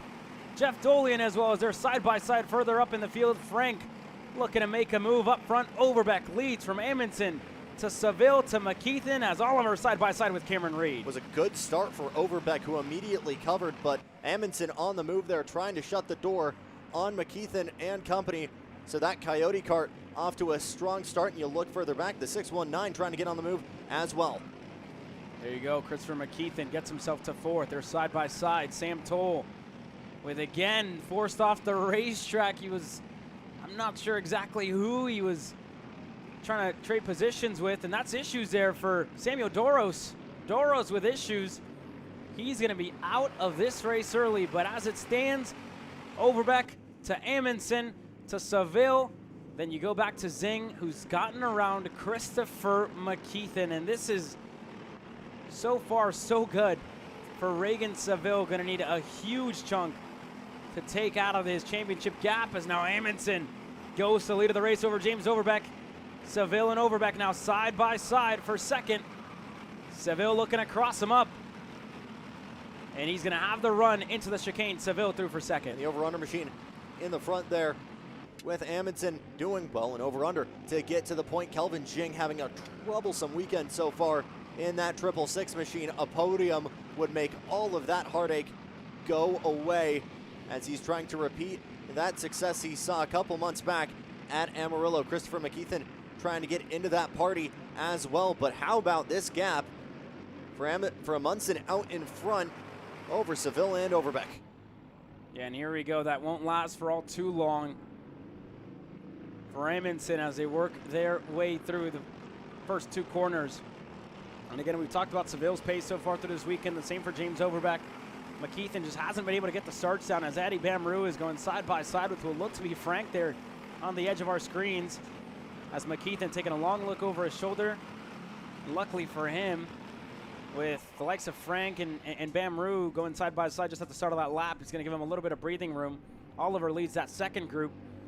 Not sure they're going to have a big enough run this time to close down, but again, this track, talked about how, tight it was, and everybody's still really within the same bit of racetrack. One move in this front group can start to stack everybody up here, Jackson. And again, we talked about this earlier once we got 206 started. There's no such thing as a single position lost. Single positions to gain, that's easy. It is very simple to lose more than one spot, though, if you get pushed offline, if you make a mistake yourself, because there's almost always more than one dance partner in your group with you. And the minute they see that opportunity, they're going to get eager at it. Look at Seville right now doing just that, trying to take that lead away from Amundsen. Overbeck waiting to try and pick up the scraps, and Amundsen going to be lucky to just walk away with one spot lost there. Reagan Seville right on cue, gets himself to the point. Amundsen in second to Overbeck to Zing to Christopher McKeithen. That's brought just that little bit closer with that change for the lead. And then again, along with them comes Frank, Oliver, and Reed, who is arguably one of the fastest drivers throughout the heat races. And then again, that bad luck in heat race number 1 with the meatball flag. She put herself further down in the order at the start of this main event, but has since then, again, it was a hectic start in that mid-pack. She's up to 8th now, and finally with a little bit of room to try and get herself up there to the front group. Jacob Oliver's the driver that's right ahead of her. So we'll see how this one pans out. But it's Seville to Amundsen. Does he respond in a 4? He's going to be content to push. And that's the story of it. But Frank, first chance he's got on the Coyote through in turn number 4. Bryce Frank is clear for 5th. McKeithen trying to take that spot right back in that 619 Coyote. And that will put Zing kind of equidistant right now between Overbeck and the other Coyote there. So he does not have a lot of help, but it could very quickly be Bryce Frank to the rescue, as McKeithen just needs a little bit of a push, a little bit of a shove to join in the party. There's Cameron Reed in the 609. Talked about it briefly earlier with Caleb, but again, this very spot ran a little bit wide, had that right-hand side pod ripped completely clean of the car. That's what gave her the meatball, and she's already gained a handful of positions. She's trying to make it one more right now with an overtake on Jacob Oliver. Yeah, we'll see. She's been behind him for about 2 laps, and again, she won't be too upset about it because they're starting to close in on Christopher McKeithen. Unfortunately for Christopher, this championship's looking quite difficult now. I mean, he came in with his drop is a 0 because he got no points in Amarillo when he didn't take part. And for Seville, that's now leading this race, that would give him another 200. Coming into this race, Seville outscored him in the heat race. He had 90. McKeithen had 75. So if it stays like this, Seville would gain 200 compared to what would be with McKeithen in 6th. McKeithen would only have 142. So that's about a 38-point difference heading into this race. Is that enough? I'm not sure if it will be for Christopher McKeithen. We'll find out here as, again, our calculations ongoing. The same for the TSRS crew as they're ongoing with the calculations on provisionally who will be the winner when it's all said and done here. That drop round makes it so difficult for us here in the booth to try and do that math. It's getting difficult on track as well, as there was another peak from Overbeck trying to get that spot back from Amundsen. Not able to get there quite yet, but that might check up the field. It does not give Seville any breathing room there, as Amundsen still is trying to get away through. But it's over a second gap now, these three from, you just see Kelvin Zing now coming into the picture, getting a little bit of help from Bryce Frank, but not doing a great job with that pair to try and make this a 5-cart furball out in front. Yeah, he just feels like he's faster than the other drivers he's kind of catching up to, right? So hands kind of forced, having to make moves, having to go. And then again, he's going to like this side, right? He's going to get to the rear bumper, the 666. That's his teammate, so he's closing in. Unfortunately for McKeithen, though, that second group starting to close down, and Jacob Oliver looks like he had to go into turn number 1. We'll keep an eye on it here as they go through, but they're side by side in that lead group. Overbeck with Seville and the 2 AR Academy MGMs starting to close in to these top 3. McKeithen not getting a lot of help further back from Oliver. He kind of stalled out and joined that duel between Oliver and Reed for 7th and 8th. You just see that coming into the picture. This duel, though, becomes a 3-cart battle. Here's the peak from Reed, and matter of fact, McKeithen has dropped back another from 2 both spots. of them. So that's 2 spots down. McKeithen dropping now to 8th, Caleb. So that was 6. That was 142 points. Let's say Seville finishes in 2nd. That's 180. So that now turns into that's a huge swing, and that could be big enough maybe for Seville to try and get there. And you got to think, right, how, McKeithen really can't afford to lose too many more spots in this lead group, right? You see the vice versa. McKeithen's fighting to stay alive, and Seville's fighting to win that championship. And you got to think it came down to the last round last year where Frank was able to get the better of Reagan Seville. That was his rookie year. Before that, he was 7 times in a row Texas Sprint Racing Series champion, and now tries to get his first in the senior ranks. Dylan Amundsen's ahead of him. We talked about Amundsen, right? Nothing in it for him outside of a trophy this weekend. Here to play spoiler. The same for James Overbeck. For Cameron Reed, for Jacob Oliver, for Christopher McKeithen. Again, they're doing whatever they can to try and get up there, but these 3, you got to think of it. You got to think about it, right? Dylan Amundsen, multi-time CKNA regional champion. Reagan Seville, a now seasoned driver in this class, 2nd year. James Overbeck, Grand National champion. I mean, they know how to go racing in 206. And this is that first move that we're seeing up at the front for Seville, getting himself back up there. So that's a swing. 200 points the way of Reagan Seville. And you got to think it could be another 10 on who has the fastest lap of the races. TB Kart with issues. The 6:29 off the racetrack. The fastest lap of the race, luckily for Christopher McKeith, and that goes the way of Dylan Amundsen. So that's another 10 points that's up for grabs. If Seville's able to retake that, that's a swing. It's a game of margins here, Jackson, of what we're playing with. But Seville's put himself in the best position possible to try and win this championship here on Sunday. That was the TB Kart of Stephen Hester we just saw around there out of turn number 3. Oh, that's more trouble. McLeod is off the racetrack on the factory kart, unfortunately. So more drama, as we'll see if maybe those two were involved in an incident together. But we have gone back and forth out in front between Seville and Dylan Amundsen, and it has been all about maximizing those points. And Bryce Frank further back gets his way to the point. So here we go. Just got intel. 5 seconds for Cameron Reed. Contact with a 6:98 of Samuel Young, and I would assume that's at the start of the race. So for Christopher McKeith, and that would ultimately put him in 7th here if that holds for Cameron Reed. You got to think, you got to go through, post-race tech. You got to go through a whole lot of things for this to be decided. But as it stands, Reed with a 5-second penalty, if she doesn't get that overturned, that would be going her way. So that would promote McKeith at the moment to 7th. A lot still up for grabs here. So McKeithen still needs to drive to the front, and you reckon Reagan is in a do-or-die attitude here at the point, because any position back, any points lost could potentially still open that door for that Coyote of McKeithen. So still Cameron out in front of this 3-pack with Jacob Oliver in the center, but you got to imagine Christopher McKeithen needs to get those fangs out to potentially maximize these points, if not over Cameron Reed, certainly over Jacob Oliver. Yeah, and again, Reagan Seville, another 10 points. That'd be huge for his margin. Here's that second group with McKeithen, Oliver, and Cameron Reed with just under 4 minutes to go. And again, McKeithen came over here to try and expand that Coyote chassis, to promote that right here in the state of Texas.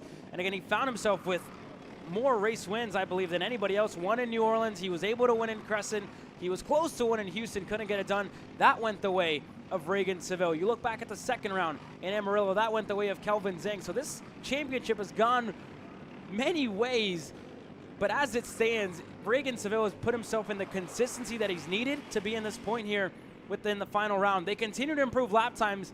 Sadly for Reagan Seville, Amundsen is just that 100th better than Reagan Seville, 10,000ths of a second. So you know that's what Seville is away from, getting those extra 10 points in this main event for that fastest lap. So it's going to be close, and again, calculations are ongoing. All this provisional, you got to wait for everything, but we're giving you guys the information as we get it. This is going to be close, and it's going to come down to the wire. But for Reagan Seville, we said it, right? Putting himself in the best position possible to come away with the number 1 here. So it's a couple of newcomers here in 206 Senior, new to the Texas Sprint Racing Series, that are trying to get into victory lane at their first go at it. But for Reagan Seville, a victory, the difference between first and second on track could be the difference that makes first and second in the championship, which is why you're seeing such sporadic defense here from this 600 at the point. Still a little bit of a shove here from Amundsen, trying to clear these two from James Overbeck. That's not working right now. Overbeck setting the purple lap last time by. So as it stands, it would be Reagan Seville by 5 points. That's the difference. One spot can change this completely. It would give McKeithen the championship. Amundsen here to play spoiler. Overbeck here to play spoiler, while McKeithen has had an off day, quote unquote. It is coming down to the wire with just over a minute and a half to go, Jackson. And all of a sudden, you got to realize how important that overtake could be for McKeithen on Jacob Oliver, because that could immediately balance out the points, totally flip it. So that position further back for McKeithen and the 695 could be colossal. Yeah, and as it runs, sadly, looks like he's losing time to Cameron Reed and a Jacob Oliver. This is going to be close. And again, you got to think about Amundsen. He can play spoiler. He's just here to win for the VLR team. He's just here to win for Over Under Racing. And for that package, that's all that matters for him. For Overbeck, you know, he's trying to get himself a win, another weekend at a racetrack he could help his teammate out potentially by getting himself to the point. But Reagan Seville, you know, he's going to do everything in his power to win this race. Talked to him earlier this weekend, right? He talked about it. I think about the championship, but I make my life so much easier if I just go out there and win this race. Point blank. That's it for Reagan Seville. There's nothing else. Whatever happens behind him, it doesn't matter. He just has to focus on winning this race at the moment. A second place wouldn't be enough. As we come to the line, the fastest lap, that still belongs to James Overbeck. So again, if Seville gets the fastest lap, that would go his way. As well, if McKeithen, that would also be a huge swing. But 30 seconds to go, 3 laps to go left in this race, left in 2025 and 216 year. These Coyotes have really, really flexed their muscle so far this weekend. Overbeck on pole, a pair of wins as well, or a pair of podiums for McKeithen in the heats. No time better to flex it than right now, with Overbeck potentially trying to spoil and move further up in this podium, and a potential spoil in the championship with a move from McKeithen on Oliver. Is there anything that 19-year-old from North Carolina can do to make that move for 7th?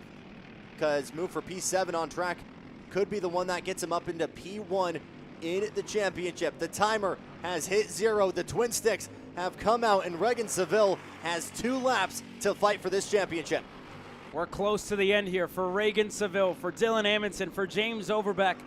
One of these 3 will try to win the final race in 2025 at the Dallas Karting Complex. That's been a challenge for everybody. It's been a challenge for McKeithen here as he's down in 8th. And again, he has to stay within that gap where Reed will ultimately get a 5-second penalty at the end of it.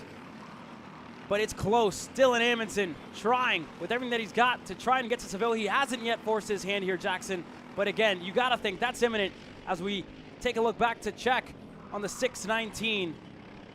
And this would be huge. And again, McKeithen has to finish 7th or better to win this championship, or 8th with the fastest lap. And again, Seville has to win this race to win the championship. And there's Christopher McKeithen. He's just a little bit too far back from Jacob Oliver here. Just outside of striking distance, and you look at Jacob Oliver still trying to find a way clear of Cameron Reed.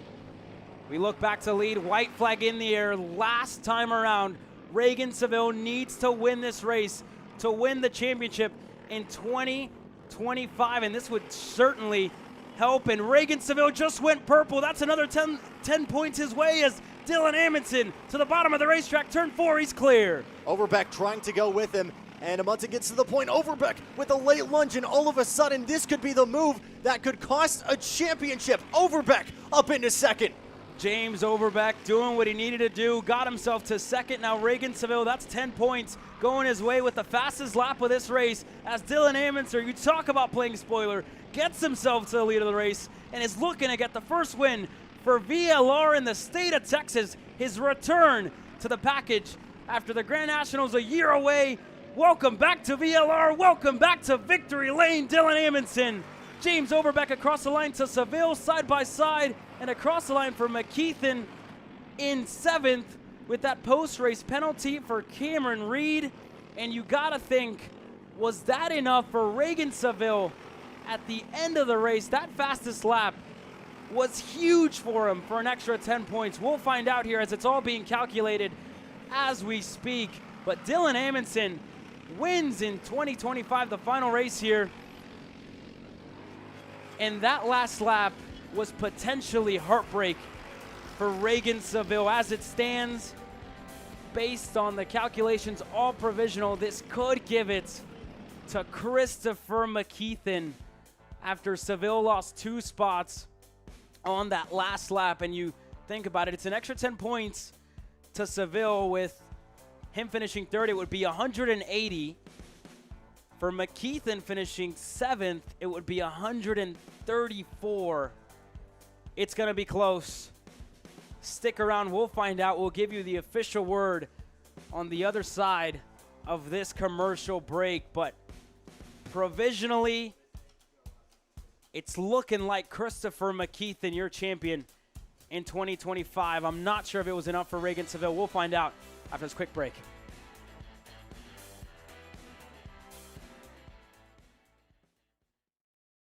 This is Henry. Henry feels sad. Henry feels sad because it's time for his next big race and his go-kart is in bits. Henry doesn't know that Acceleration Kart Racing is the United States' #1 shop for all of your karting equipment needs. Henry also doesn't know that Acceleration Kart Racing can deliver anything from tires to race suits and even wheels directly to your front door or to the racetrack itself, quickly and efficiently, with tech support available 6 days a week. Poor Henry doesn't even know that Acceleration Kart Racing offers free shipping to mainland USA on selected product if you spend $200 or more. Do yourself a favor. Go to accelerationkarting.com and make sure that you are never left stuck on the pre-grid with Henry. Be smart and don't be like Henry.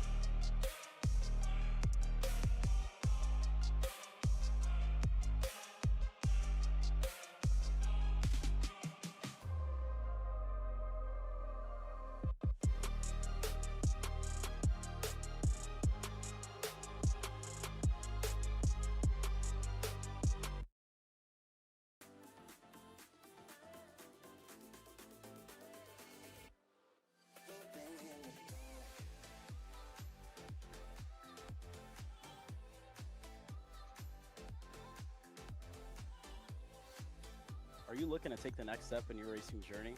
Well, look no further than PitFit. With 2 locations in Charlotte, North Carolina and Indianapolis, Indiana, PitFit trains drivers all the way from grassroots level karting to IndyCar and NASCAR with top-of-the-line personalized coaching to improve physical and cognitive fitness. For more information on programs, check out PitFit on Instagram or Facebook today. If you want beautiful, solid wood, made in America dining room furniture, come out and see the new selection of beautiful dining room tables, chairs at Gallery Furniture, and best of all, buy this beautiful, oh so comfortable, made in America dining room furniture, tables, chairs, servers. Gallery Furniture delivers free to your Houston area home in 3 or 4 hours tonight. Make family members on your beautiful new dining room table and chairs. Buy it today. New arrivals, Gallery Furniture delivers free in 3 or 4 hours to your home today.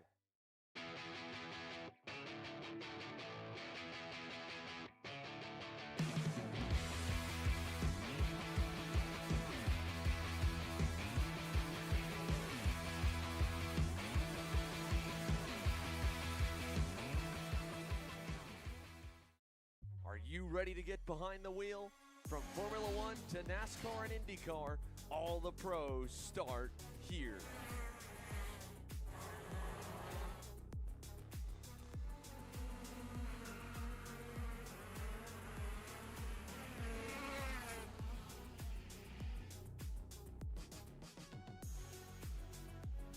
For more information, check us out online at mcckarting.com or call us and go racing today. Paulie Massimino wins the Wisconsin Grand Prix! James Overbeck on start number 2 gets win number 1 in OKN Stars! On track or off, Brandon Jarsekrak Racing delivers elite performance. Led by 4-time Pro National Champion Brandon Jarsekrak, our team masters driver coaching, data-driven analysis, and mechanical precision at every national event. Contact us today at BrandonJarsekrakRacing.com.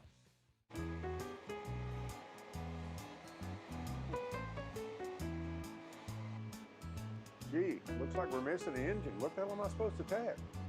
What do you mean? It's my Greyhound. It's all I need. Where's the rest of it? It doesn't matter. It's a Greyhound. How's he gonna make weight? Okay, you're good. sitting by here with Kyle, our race winner. Tell me how you did it. You were blazing fast out there, and I mean, you don't even have a go-kart, man. Tell me about it. Yeah, you know, Norberg, Schmorberg, the Greyhound-powered Greyhound was great today. You know, it makes the difference. And the team's been working really hard back at the shop, and, you know, just shout out Greyhound. Thank you, Kyle.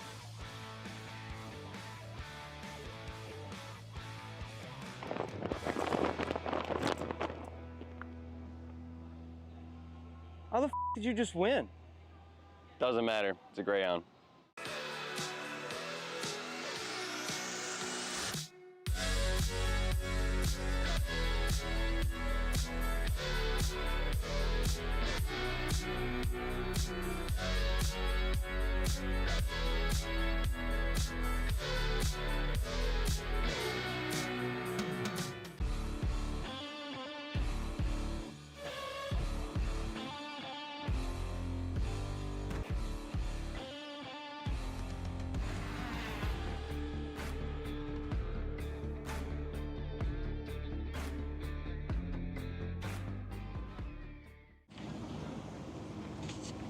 Kyle, what are you doing? It's got my new Greyhound seat. You don't even have a cart. Doesn't matter. I have a Greyhound. Who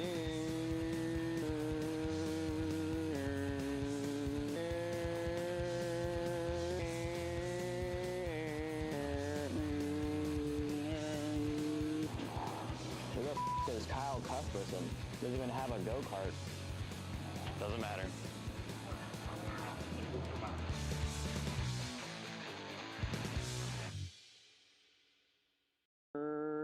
Cuthbertson through on Turney. Turney in the dirt. Florida kart racers, you asked for it, and we're going to bring it.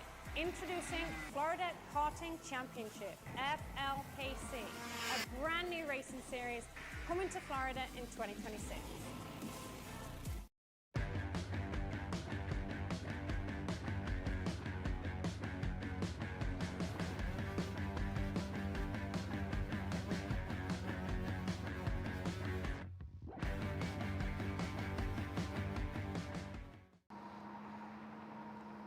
Cat food marketing.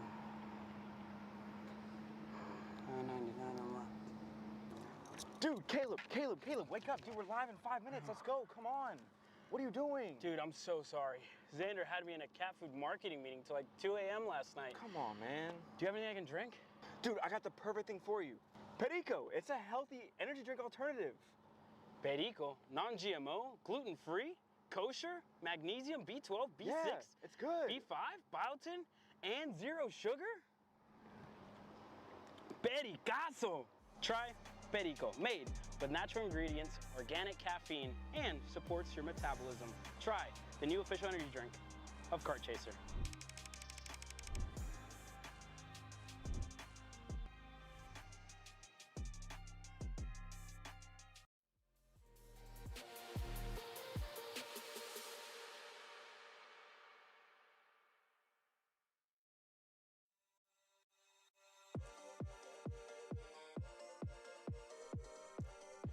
Karts out on track for the 206 Cadet main event. Brody Stoffel on pole alongside Drew Blum. Aston White, Adrian Vargas alongside him in row number 2. That is Problems.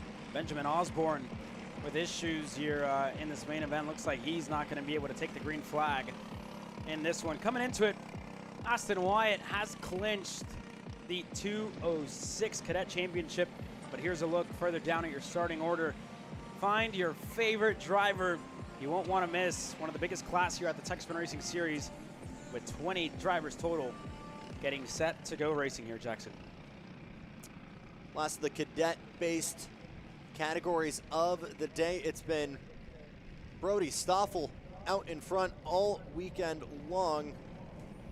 Here's a quick look back for those of you that were interested in the 206 Championship. By our calculations, by TSRS's calculations as well, does put Christopher McKeithen as your 2025 206 Senior Championship. That last lap, unfortunately, dropped Seville those last couple of points that he would have needed to crown himself champion in 2025. So congratulations to McKeithen and to Aston Wyatt in this 206 Cadet class as we go racing. Brody Stoffel on the inside, Blam on the outside, green flag in the air. We're racing in Speed Concepts 206 Cadet.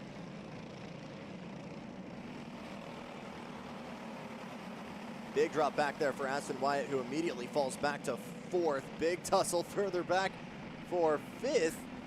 We get things out very early on here. One of the Cosmics all the way down on the inside there as we continue to get going. But it's CRG, high five CRG. And unfortunately, Benjamin Osborne looks like he was able to get refired, but he passed after the commitment cone. So that's going to be a penalty headed his way. We thought he wasn't going to be able to get the green flag and just got himself back up there, but unfortunately passed after that commitment cone. He's going to have a penalty coming his way post-race. We look back to the front with Stoffel leads away from Aston Wyatt. Mikey Todd gets himself to 3rd, and Drew Blem in 4th with Adrian Vargas here top 5. Mikey Todd 3 positions up from the whole shot in that 299. Machine Clayton Styles up a pair as well. Saw him do a fantastic piece of driving earlier on today. We'll see if he can work his way into the top 5. Starts to become a 2-car breakaway here with Stoffel and Aston Wyatt as further back Mikey Todd and Drew Blem work together to try and close that gap just a little bit further back here. Battle for 5th continues to rage on. Adrian Vargas, Clayton Styles, Mace Leszczyk, and Wyatt White. And big dive there to the inside, the 201 of Leszczyk, able to take away P6 from Styles. And here we go, this battle further back already. They're starting to fight. And again, you talk about Lasek, Styles. They're all working their way through their Styles in the 237 to 5th, to the 201 of Lasek, to Vargas, to White. And again, they're all just working their way through this front stretch. And up front for Stoffel, looking for his first win in 206 Cadet. The same for the likes of Mikey Todd, who's currently 3rd, with Drew Blem right behind him. So this one shaping up to be a good one as Wyatt now able to get ahead of Brody Stoffel. We saw Wyatt's pace also at the end of that last heat race this morning. It was just continuously getting better, continuously improving. And that's what you saw, that, you know, hard charge at the end of the race, and you're seeing it now at the beginning of this one as we keep an eye on Liam Haswell, where this kid qualified on the front row, the 202 for MSO Racing on the CRG. He qualified on the front row. You talk about 3 heat races that just had, I think, the worst luck that I've seen in 2025. And now he's been left with a lot of work to do in this main event. He puts himself back inside of the top 10. Hayden Sampson and Wyatt White are the 2 drivers right ahead of him. We'll see what he can do having to charge his way through this field. Yomi Vargas, Dusty Stroyer, and Sebastian Kim in the 220 trying to give chase in the battle for the top 10. But Clayton Styles continues further up the pack to try and fend off from Mace Leszczyk, one of our first big moves on track, that LN chassis, losing that spot. And those two start to break away from Adrian Vargas. The 202 further back of Liam Haswell continues to try and get to work here on Wyatt White and on the TB machine of Hayden Sampson. Yeah, just under 11.5 minutes to go left in this main event. The top 2 in lockstep, pushing each other along. Aston Wyatt, Brody Stoffel, Mikey Todd. Has to be careful with how much time he's losing. Drew Blem is actually just right behind him and trying to push himself forward as Liam Haswell getting the elbows out in a turn number 11, keeping us on the edge of our seats. The 202 had a look, and again just had to get on the brakes, and again just carrying a little too much speed, gets into the rear bumper of Hayden Sampson. And then again, no harm, no foul there. Haswell able to continue, but he got close, maybe a little too close, but they're all able to continue along.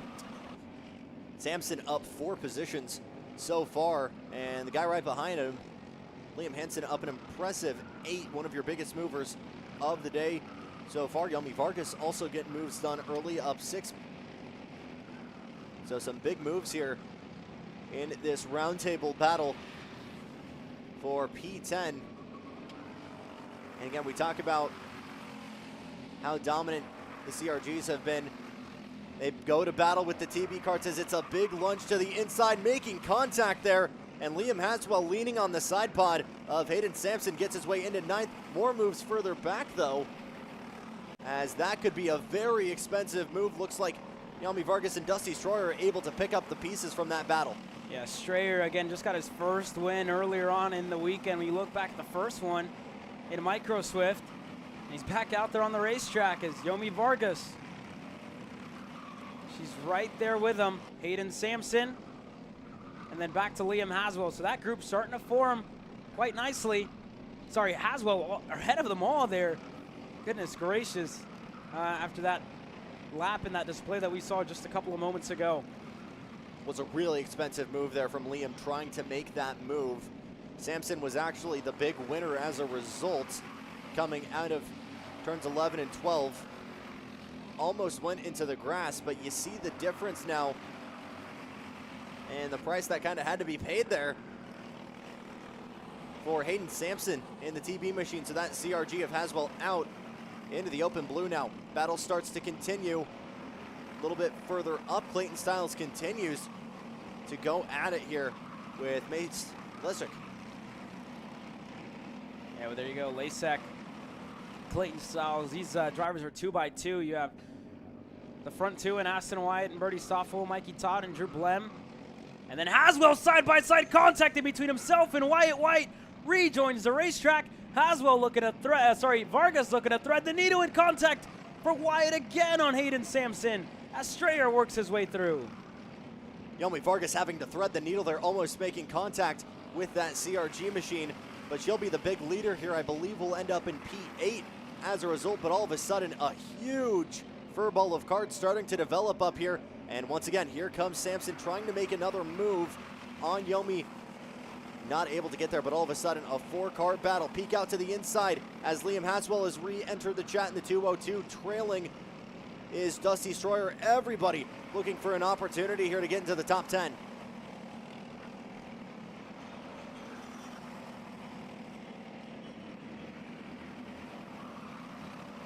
We're getting close to the halfway point here. Just over 7.5 minutes to go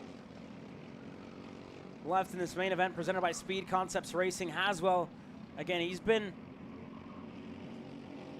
with elbows out and he's got a penalty headed his way at the end of this race. Contact with the 291, and it's actually 10 seconds. Another penalty for contact with the 224. Wyatt White in that secondary lawn mowing incident. Further on, Sampson now leading the pack.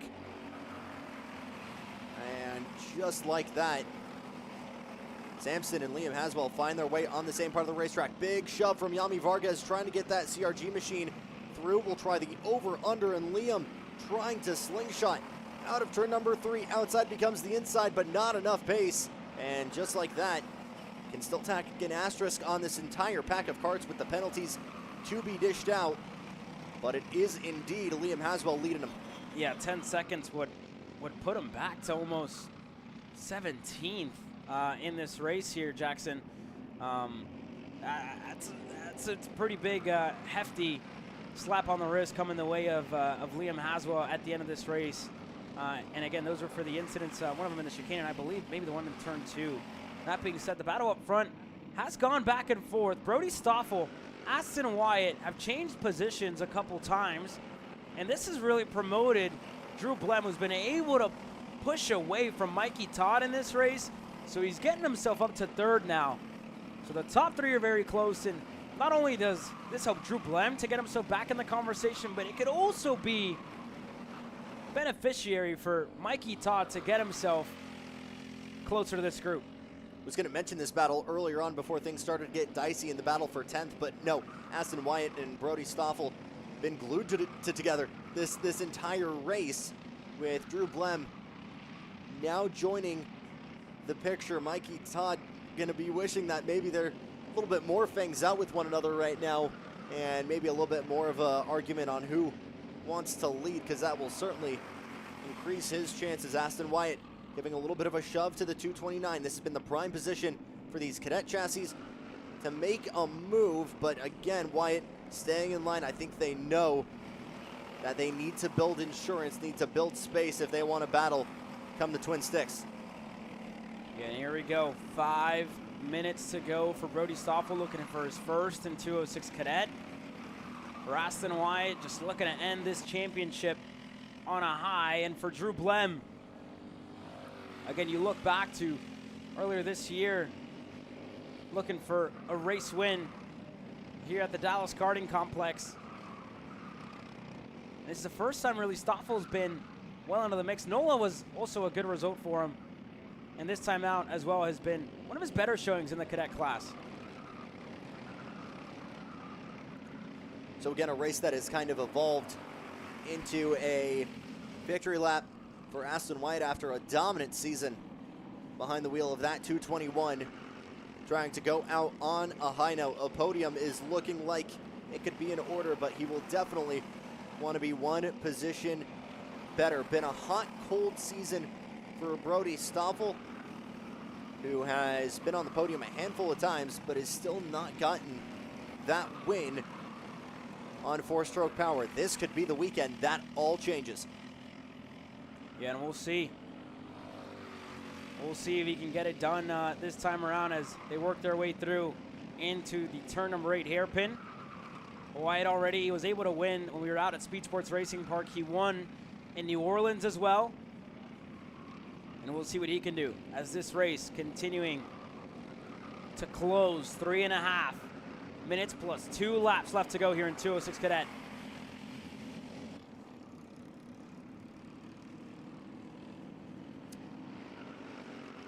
Three seconds the gap now between Drew Blem and Mikey Todd. And as a matter of fact, it looks like Mace Lasik and Clayton Stiles have potentially caught up to the 299. That could potentially help in pushing and maybe turning this into a 6-pack. But Mikey Todd going to be hoping and praying for any help he can get, especially when these two continue to stay right in the tracks of one another.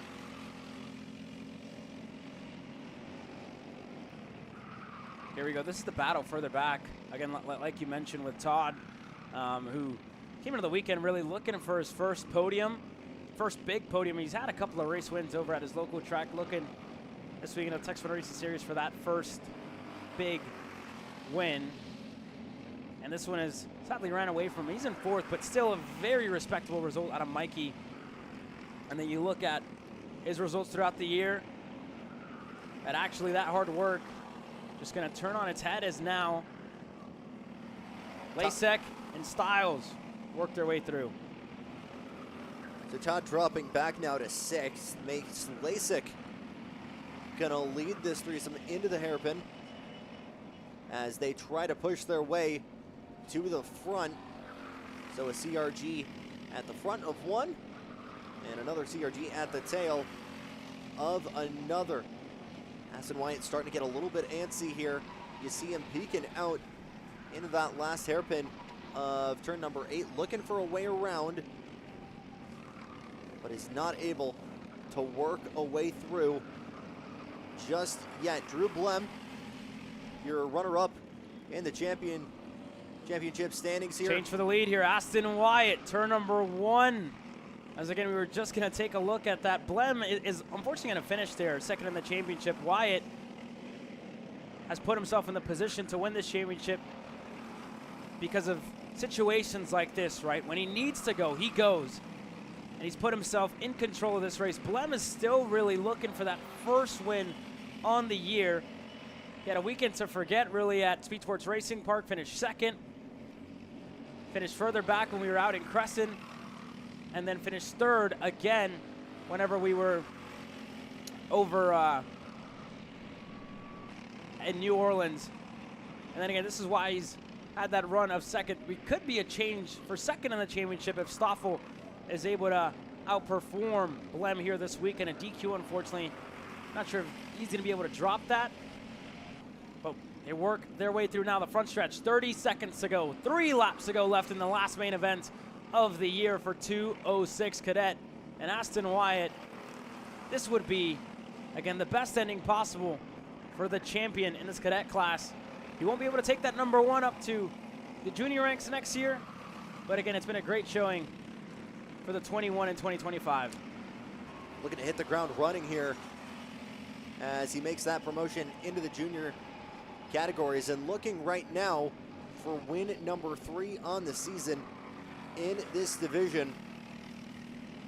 But again, Brody Stoffel, who has been so dominant at the regional and national level on 2-cycle engines, trying to get his first one on 206 power. Twin sticks are out. It's been Stoffel out front for a good chunk of the race, but Aston Wyatt looking to close this one out in front. And we're getting close to the end here. Stoffel, Blem, looking for their first wins of the year. Wyatt has a couple to his name already. Looking to get another one. Again, he won at Speed Sports. He won when we were out in New Orleans as well.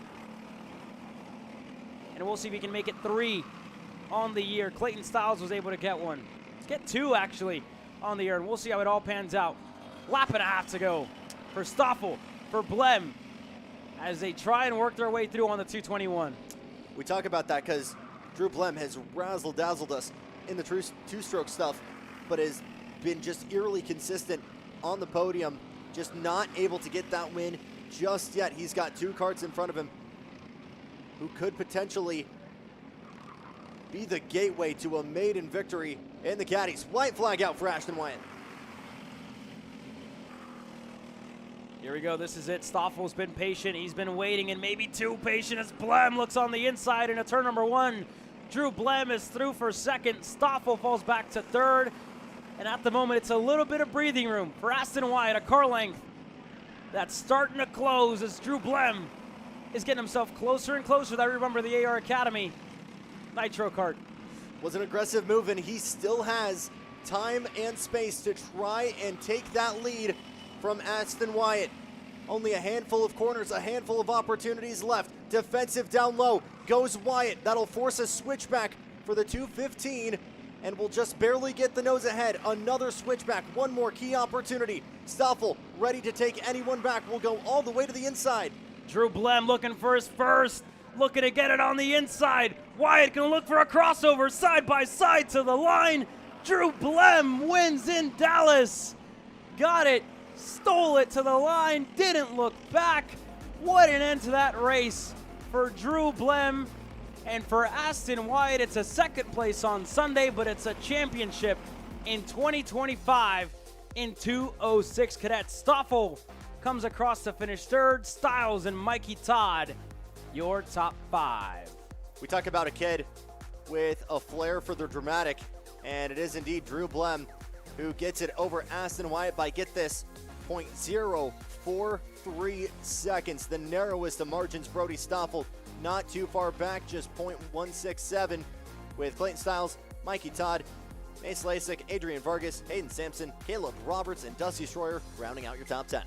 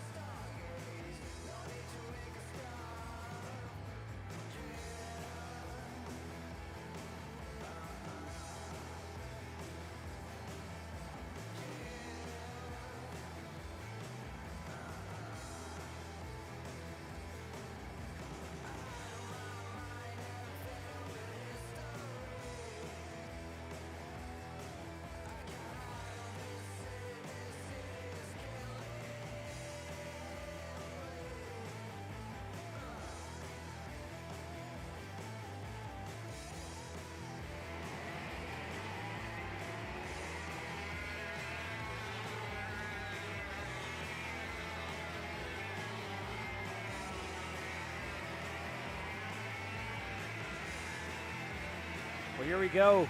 KA 100 Masters getting set to take the green flag, presented by High Five Performance. Greg Welch on the pole position. He's getting set to start alongside what looks to be Evan Kozak. The driver's getting ready to grid up alongside him. This championship coming into it very, very close in between Pierce Baldus and Miguel Mir. And then again, Baldus was actually just able to outscore Mir at the end of the heat races. So that puts him with one step forward here as we work our way in.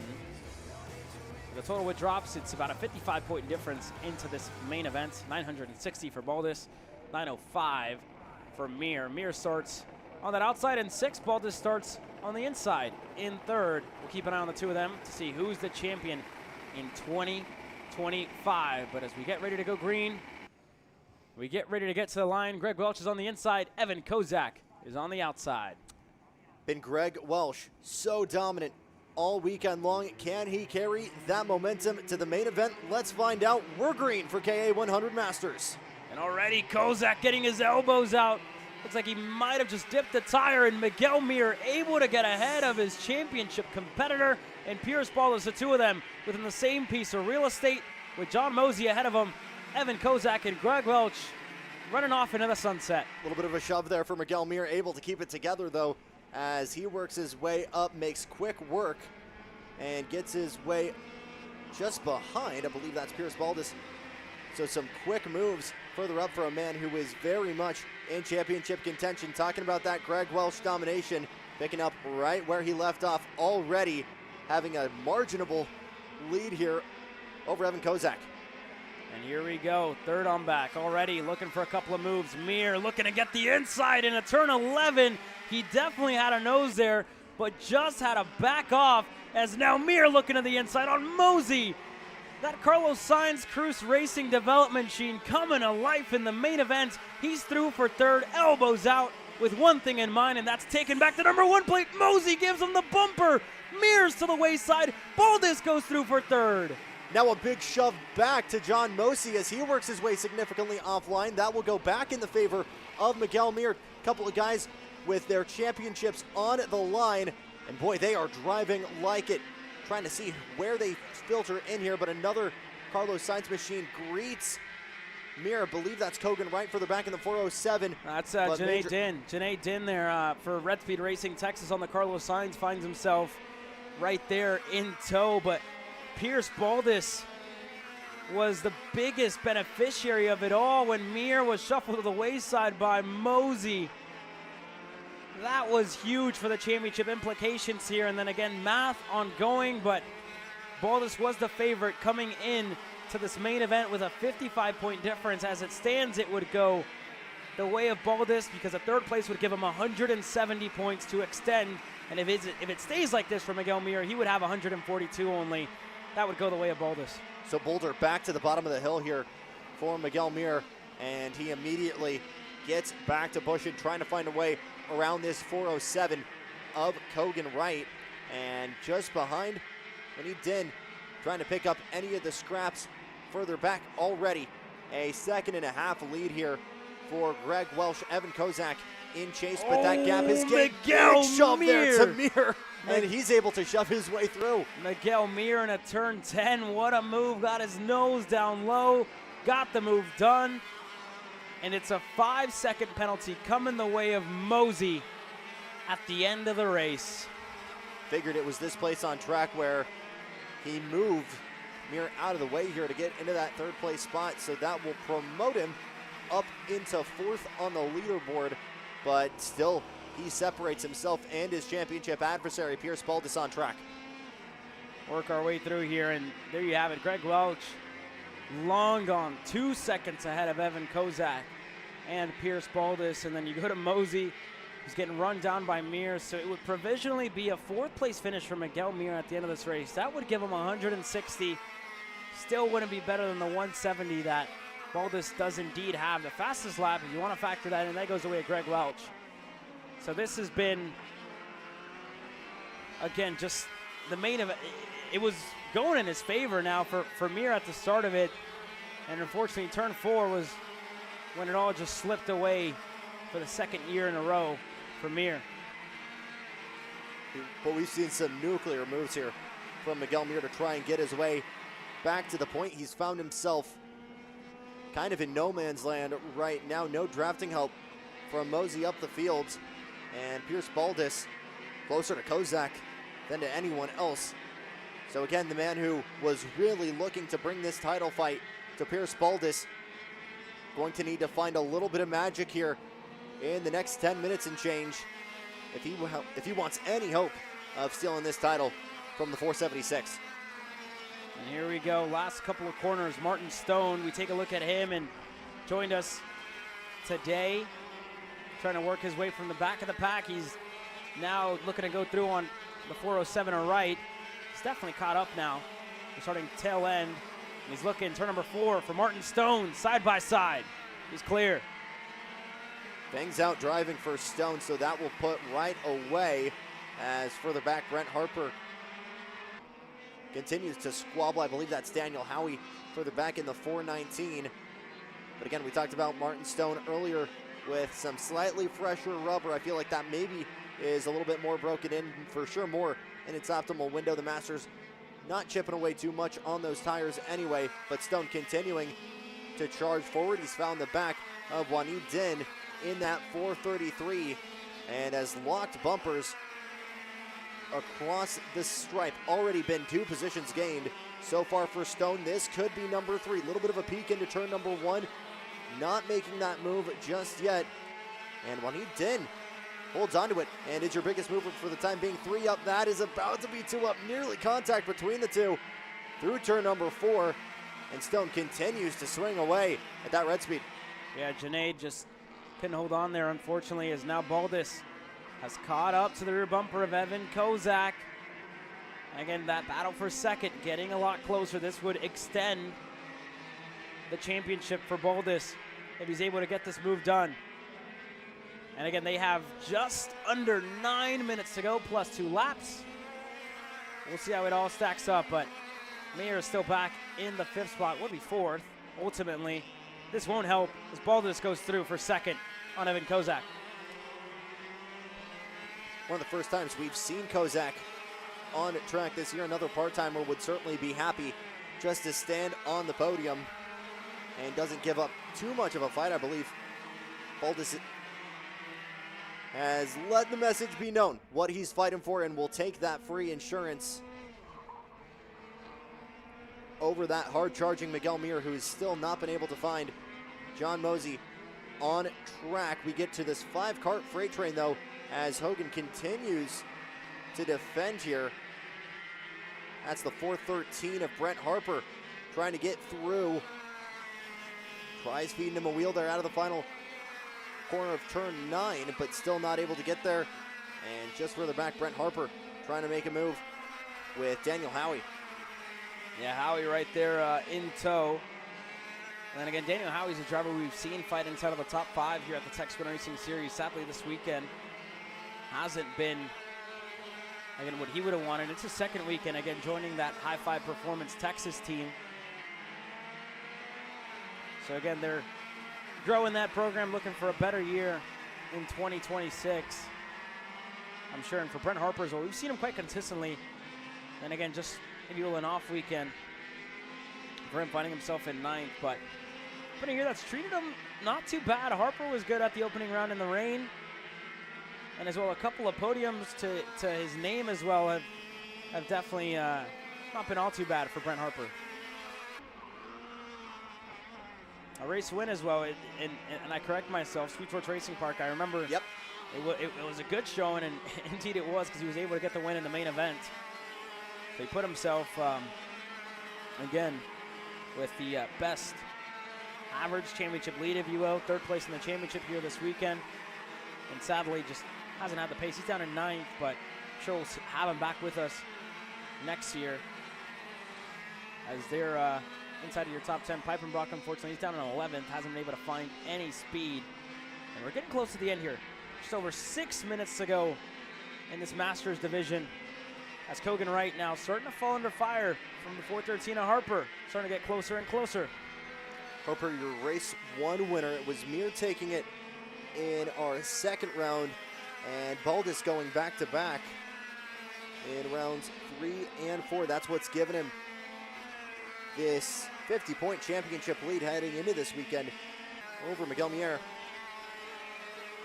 And this battle continues here on track as the 413 Brent Harper tries to make that move stick on Kogan Wright back up front. And the 445 of Greg Welsh will continue to laugh all the way to the bank. A nearly 4-second gap now over Pierce Baldus. He's your biggest mover, by the way, 3 positions gained after taking Kozak and Mosey at the hole shot. But again, Greg Welsh, the man who, in his lone race of the year, as per planned, is for sure leaving behind a dominant performance here in Dallas. And again, it was great having the chance to speak to him early on in the weekend, right? And what he had to say about the hard work that he's done to get to this point, to get his team out here, has been super cool.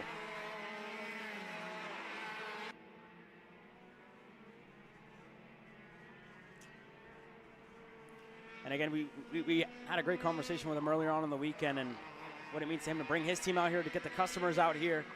And as well, a fact for him, right? Showing he's still got it, showing him how it's done. And we've said enough about, he's still very active in the seat, driving week after week, very active over at Colorado Karting Circuit, working his way through. And you got to think, just one on the year. And imagine if he did more than one, right? I'm sure the Supernats would be an interesting way to see him. Maybe take the battle to Ben Cooper, who's been pretty flawless year after year when he does get himself out there in the Masters division, getting that win for the Lawson Performance Group. Exciting to see him out there, for sure. As Mosey and Kozak still work their way through. This time by into turn number 4. Kozak, like you said, part-timer. We've seen him over at the Stars Championship Series this year, but hasn't yet been able to get a podium in the year, so we'll keep an eye on it here closely.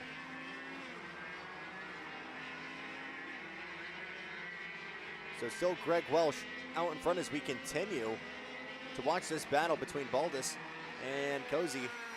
Evan Kozak doing a phenomenal job right now. Kozak, not able to shake this 476 machine. So John Mosey continues to chip away, at Evan Kozak to take that spot. Look to the inside of turn number 1. And just like that, John Mosey able to squeeze himself into the podium, but just behind Miguel Mir, slowly starting to work his way into the picture as well. And remember, Kozak just needs to keep himself within a 5-second range with John Mosey, because there is a penalty coming the way of the 403 after this race here, Jackson. So that's one thing to note.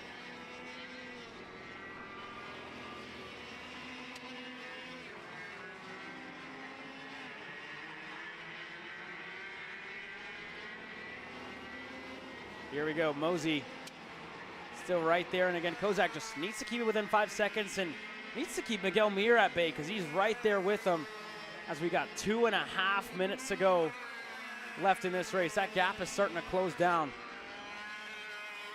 And here goes Mir looking on the inside on Evan Kozak.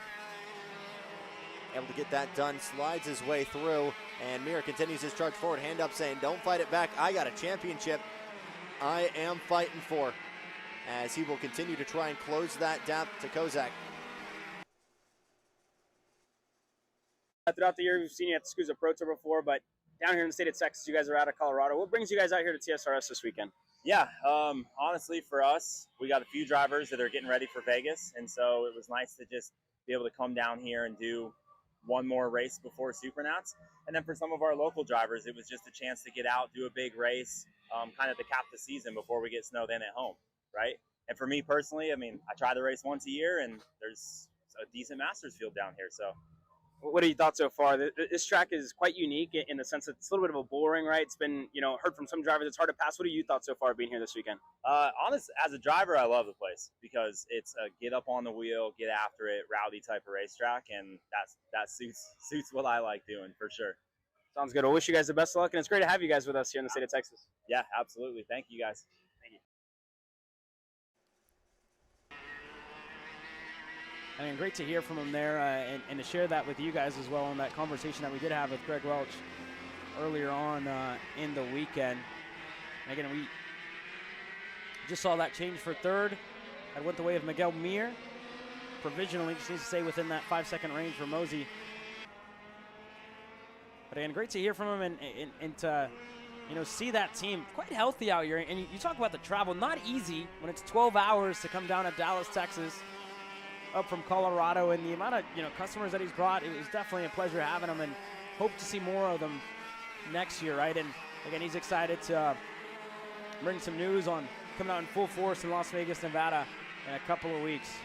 Again, that's what Vegas is all about, the motivation of this trip, to bring customers out, to give them a warm-up and get them some seat time here before the big one in a couple weeks' time. Running through a handful of classes, but obviously Welch doing a phenomenal job showcasing the product himself on track. Miguel Mier still in fourth, Evan Kozak and Martin Stone right behind. 2 laps to go left here, and unfortunately for Miguel Mir, starting to fall under fire from Martin Stone, who's looking to race his way onto the podium all the way from plumb last after joining us here on Sunday. We'll see what Martin Stone can do. Looking to snag a podium away from Mir. We've seen these two fight time and time again across the National Series, and now they're fighting here once again at the Dallas Karting Complex. As they work their way through, they'll get the white flag the next time around, as well as Welch up at the front of the field. The hardest of Chargers in the Masters in that 401 machine, trying another over-under, but Mir with a glance over the shoulders, trying to get a read on that cart.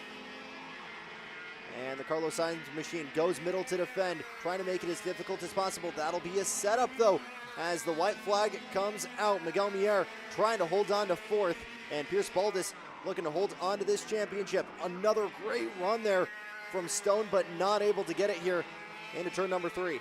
And they just got to stay within range. That gap is at 2 seconds. Last lap well underway as Stone and Mir still fighting this championship, though, in 2025. Here's the second place of what's ultimately to come for Miguel Mir, unfortunately. But for Pierce Baldus, the 476 in 2025. You talk about playing spoiler last year. He did it again in 2025. And ultimate spoiler for Greg Welch.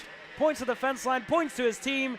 He's a winner in Dallas. And in 2025 for the 476 of Pierce Baldus, he's a champion once again in KA 100 Masters. John Mosey home in third with Miguel Mier. Oh, he lost a couple there at the end. Yeah, he lost a couple, fell back to 6 as Stone got by. Kozak went by as well. But your 2025 Texas Sprint Racing Series champion is Pierce Baldus for the second year in a row. Quick commercial break from our side. When we come back, 206 Junior goes green.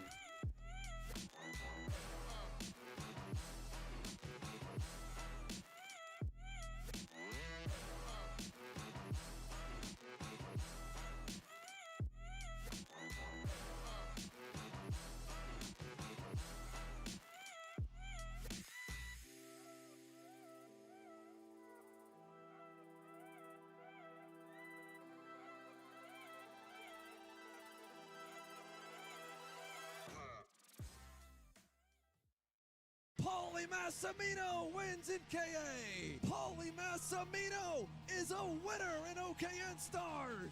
Take your driving to the next level with one-on-one coaching from 2024 OKN Stars champion Paulie Massimino. Kart rental options are available if you'd like to keep yours at home, and drivers in all classes are welcome. From Briggs 206 to Mini to KA100 and X30. With in-depth data analysis, onboard video footage review, and lead follow on-track sessions, each private coaching session will see you end as a more complete driver than when you started. Book your coaching session now. Are you stuck with your kart racing? Not sure the ideal kart setup? Or going to a track for the first time? Well, Kart Class has the answers for you. Our online portal has a wealth of experience and knowledge to help your kart racing. From kart setup advice to track guides that are targeted specifically to your circuit, or the driver coaching aspect with mindset, racecraft, and driving techniques. If you want to take your karting to the next level, visit us at kartclass.com.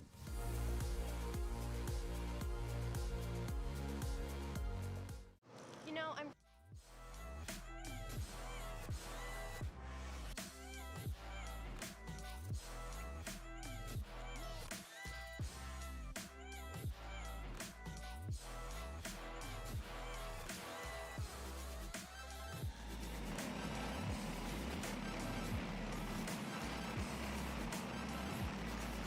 Well, it's time to go racing in 206 Junior with Nicholas Orbezo and Sawyer Chambers leading us to the green flag. Rodrigo Poloya and Levi Meter on row number 2 with Mia Johnson and Brandon Green on row number 3. Francisco Reyes and Chase Gardner on row number 4 with Dean Gearier and Brooklyn Dudley.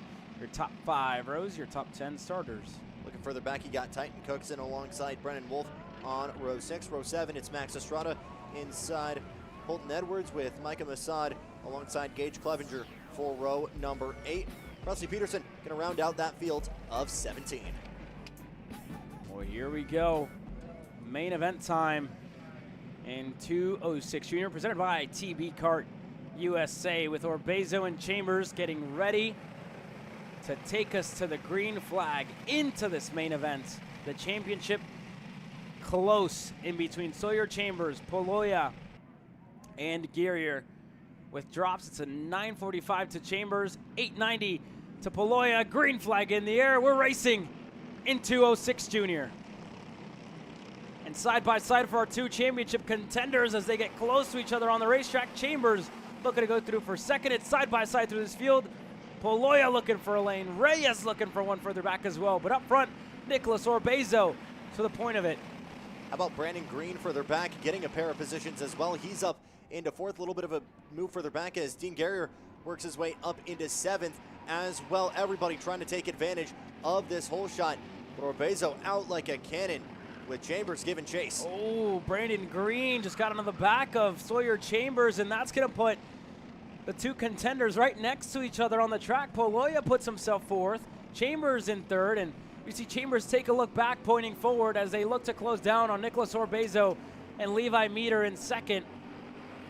So the top 5, all within range. You go back to find Mia Johnson, young lady out of Waco, Texas, to Dean Gearier, Reyes, Gardner, and Cookson, your top 10 in the opening lap. They came into this weekend just 58 points apart. Sawyer Chambers over Rodrigo Poloya. It's the same out on track with that intrepid Amiedor just out in front, and Brandon Green up 1 position at the start, looking to potentially get himself his first podium of the year. Work our way through now into the chicane with Orbezo to Meter. Everybody single file. This championship as close as it gets, and we'll bring all the calculations to you. Still, Sawyer Chambers, and again, this is still very early to talk about the points, especially at the end of this race, but 170 is the amount of points that Sawyer Chambers sits on to 160 that Rodrigo Poloya has. Again, you factor in the fastest lap of the race. Currently, neither of them got it. It's Nicholas Orbezo in the 308 in the lead of it. Brandon Green starting to run out of steam further back, but you look up front, Orbezo starting to find a dance partner in the form of Levi Meador as we continue to work our way through. Somebody yellow flag waving, so must be issues for one driver here to the wayside, just behind the bushes. See if we can get a number there, as hopefully they're okay. Oh, that's the driver standing up. That's unfortunate there for that driver out of this race early. We look back up to the front. Yellow flags waving through there, but the top 5 starting to close in. Meter to the rear bumper of Orbezo, Chambers as well. Poloya, the top 4, within the same bit of asphalt as they worked their way. 12 minutes to go left in this main event, Jackson. Not surprising you're seeing Chambers really try and use the bumper there to shove Meador, trying to get as much space between themselves and Rodrigo Poloya. But very quickly, it has become a 4-car kerfuffle. A little bit of a look here from the 345 of Chambers. Tried to go around the outside there of Miedor, but not able to find the momentum to get that move done. And Pelaya continues to be right there with him. Yeah, Chambers is trying to put himself one spot better and one spot away from the Burrell Art right behind him. And again, Meters has been happy to push with Nicholas Orbezo throughout this race, and you see it there as well. So these four drivers, again, you look at the years that they've had as well. Orbezo, we didn't have him with us until the last round at New Orleans, where he actually had a pretty good showing. But his highlight in the 206 class has definitely been just a couple of weeks ago over at the K1 circuit in California, where he was able to become an IKF Grand National Champion. And himself and his dad made the trip out there on the back of their trucks and joined a team out there and got it done. And then for all these drivers, Chambers has had a successful year. The same for Peloya, the same for Meter here at TSRS, and they're fighting for the second spot. Chambers looking on the inside, looking low. He's got a lane, and he's clear. He's going to get a push from Peloya to make it stick. Trying to use Miedor as a kind of meat shield, if you will, between his championship adversary. Out on track is able to do that, but all of a sudden you look at how far ahead Nico Orbezo has been able to go as a result. That is a healthy gap, and these three will definitely have to work together to try and get themselves to the front. You saw Pelaya trying to make that move and go with him to get into third, but not able to do that just yet. You look just a little bit further back, Mia Johnson in that 333 machine trying to enter the picture as well as Dean Gurrier with Chase Gardner battling for 8th with Francisco Reyes in 9th. Back up front here. This battle for 2nd continues to rage on. Hard to call it a battle because I feel like everybody still wants to get to Nico at the point. So that's kind of this forced collaboration for the time being. Here we go, 9.5 minutes to go. And again, now these three drivers on your screen find themselves with a hefty gap to try and close down Orbezo. Again, not even in the championship conversation. We talked about playing spoiler. He's in the perfect position to do so. Chambers, again, you look at his first race in 206 Junior. Got himself a race win. 2nd time out in Amarillo, Texas. Finished 2nd. 3rd time out in Crescent, was able to win, and then NOLA was his off weekend, and that was ultimately his drop. And it was 150. That's a pretty high drop as well for Sawyer Chambers. And you look at the difference for Peloya route. Opening round, didn't finish on the podium, wins the 2nd time around, and Chambers finished 2nd. And you go back to round number 3, where he didn't finish on the podium when we were out in Crescent, and then finished 3rd out in NOLA. Dean Gurrier, he's had a couple of good results, a couple of podiums to his name, but just we haven't heard much of him this weekend. A little bit quieter. He's down in 7th at the moment, a little bit ways back. Levi Meter, a podium at the opening round and a podium when we were out in Crescent is what's put him 4th in the championship here. And he was off of it, unfortunately, at his home race in New Orleans. But that sets the stage for you. And as it stands, it should be good enough for Sawyer Chambers to clinch this championship. He had a good gap coming into this weekend, coming into this main event as well. Just needs to finish ahead of Peloya to make it sure for us. And then again, just make sure math is out of the question. Doesn't have me doing math up here. But even then, it's still looking pretty good as far as points go for Sawyer Chambers here, Jackson. Looking good for Sawyer Chambers, looking good for Iron Rock Motorsports as well, as they're currently 1st and 2nd on track in the form of the San Antonio kid, Nicholas Orbezo in that 308 Tony Kart, as well as the 345 of Sawyer Chambers.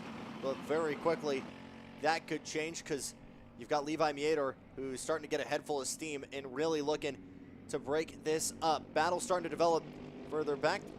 The Brandon Green and Mia Johnson there. That's a TB kart, and the Kart CRG USA of Mia as they work their way through the infield section. And then again, Mia, she also had a good result earlier on in the year. The same for Brandon Green. The two of them, we've seen them on the podium in 2025. Brandon, we saw him on the podium back at Crescent, Texas. Mia Johnson, we saw her on the podium earlier on in the year when we were in Amarillo at round number 2. She had a good result in qualifying. Is looking to get it moved on Brandon. She just thought better of it. Got herself back in a line behind the TV card. Girl from Waco trying to make this move on the inside of Green. Still not able to get that move done. But continues to chip away at it just a little bit further back. You see Francisco Reyes and Dean Guerrier, in that 311 trying to work their way into the picture as well. If they keep battling, that will certainly make that a slightly easier task, as this has very quickly become a pass for the lead. And just like that, the 345, Sawyer Chambers out in front. Miedor trying to go with him, not enough momentum to get there. And that's how quickly it can change here. Sawyer Chambers leading that second group. Has gotten that group up to the rear bumper of Nicholas Orbezo, and Orbezo was a sitting duck. Now Chambers going to get past into turn number 1. Orbezo back up to the point of it, with Poloya getting himself to 3rd and Levi Meter in 4th. The top 4. Tell you what, Jackson, we got a battle in our hands here for the race win. 2nd to 4th there. Damage control for Levi Miedor, who's trying to pick up the scraps now. And immediately Rodrigo Poloya trying to get on his giddy up and get around Sawyer Chambers. That could potentially be that gap in the championship starting to close, but it needs to be flipped. Nico Orbezo, though, still holding this lead somehow, but we continue to shuffle here in the mid-pack. Yeah, Poloya's going to need a whole lot by the calculations here. It looks like Chambers coming into this main event should be good, as this one closes off. Again, I think only really a DNF would ultimately help Poloya, and you got to think Chambers still has a pretty high drop of 225. So that's a really high drop for Sawyer Chambers, which would ultimately, he has a cushion, if you will, right here this weekend, and he finds himself within a good standing. So Poloya would need a whole lot to try and win this championship here on Sunday. But the battle for the race win, this could be ultimately the first for Nico Orbezo here at the Texas Racing Series. Another one for Poloya after winning in Amarillo. That was quite some time since we've seen him back. It's been about 3 months. That was back in May, the last time he was able to get the win in this second group as well. Just looking to round up our top 5 with Green leading, with Johnson and Guerrier all in tow. And again, 4 minutes to go, so a lot can happen here, Jackson. So it's Dean Guerrier joining the chat there with Brandon Green and Mia Johnson, and Dean kind of doing a point ahead there to Mia, trying to let him know, nope, keep pushing, I got you. And there's the move, there's the help from Dean to try and get her to the front of Brandon Green, not able to get through just quite yet. Dean Guerrier, one of your notable movers here, up 2 positions in the top 10. He's one of your biggest movers on the day thus far. But again, this is your prime battle on track just behind that 4-pack out in front. So just getting confirmation, the driver we saw at the start, unfortunately, was Brooklyn Dudley in the 310. We saw not able to close this one out, and she's going to be waiting for the recovery vehicle here later on. But the top 4 with Chambers now looking for another move in a turn number 10. He's going to get the push from Poloya on the inside. He's clear. Poloya looking to follow through.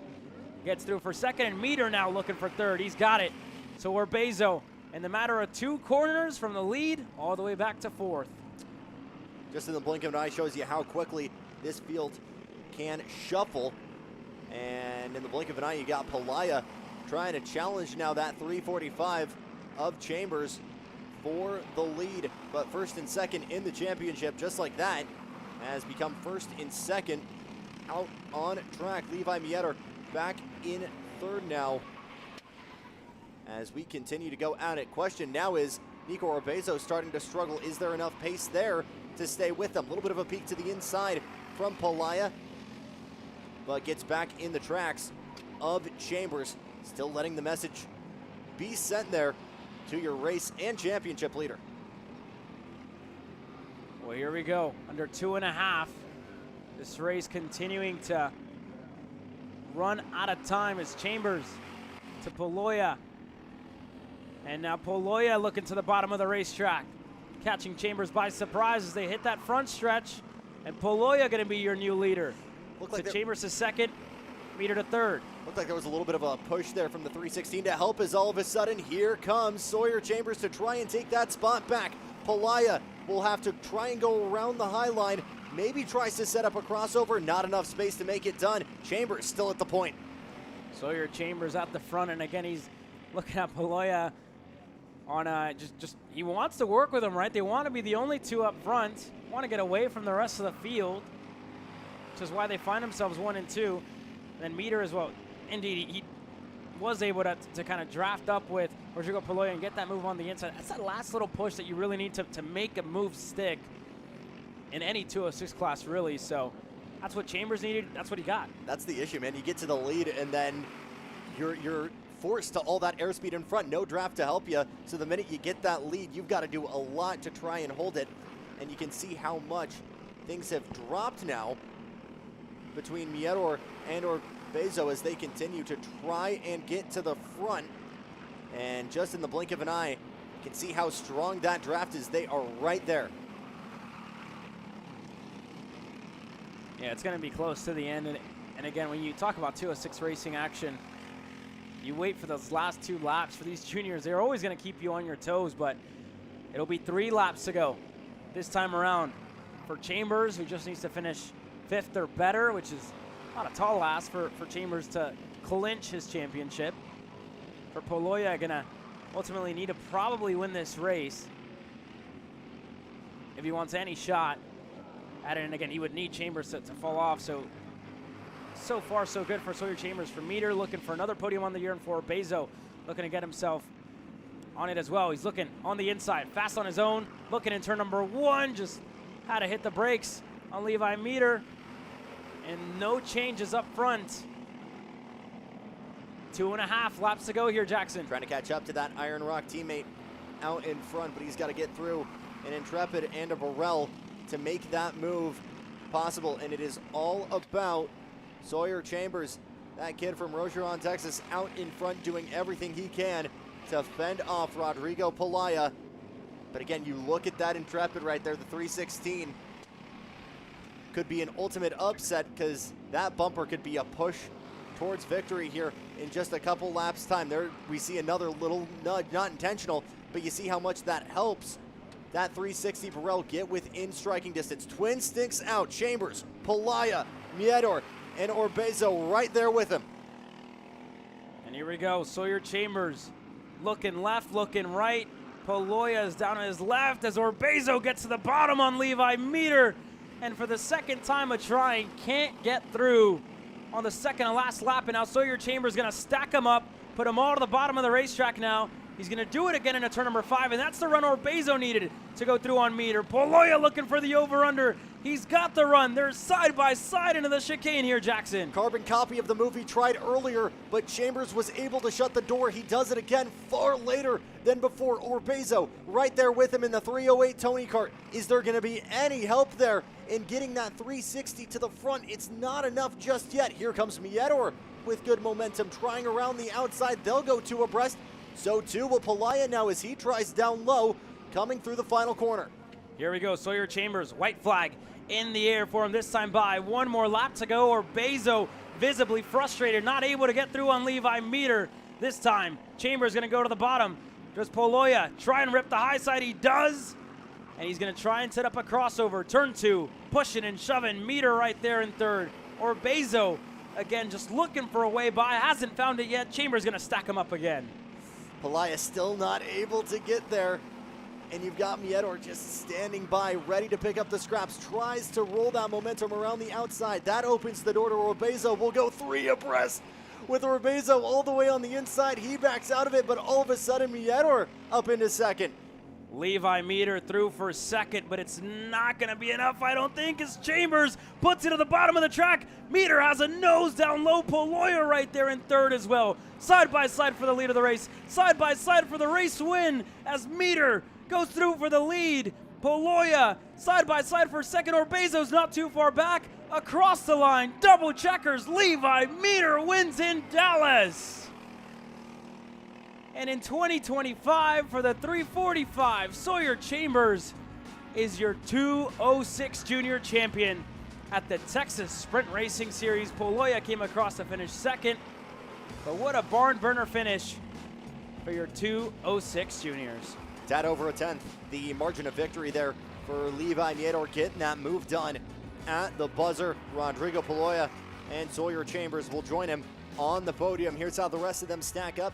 Nicholas Orbezo not able to get it done there in the 308 with Brandon Green, Mia Johnson, Dean Garrier, Francisco Reyes, Chase Gardner, and Micah Masad rounding out your top 10. Well, here we go. That's your top 10 and 206 Junior. Coming up next, the last one in 2025. It's time to go racing in K8 100 Senior. That's coming your way after this quick commercial break.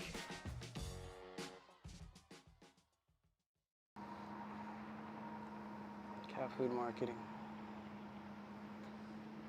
$9.99 a month. Dude, Caleb, wake up. Dude, we're live in 5 minutes. Let's go. Come on. What are you doing? Dude, I'm so sorry. Xander had me in a cat food marketing meeting till like 2 a.m. last night. Come on, man. Do you have anything I can drink? Dude, I got the perfect thing for you.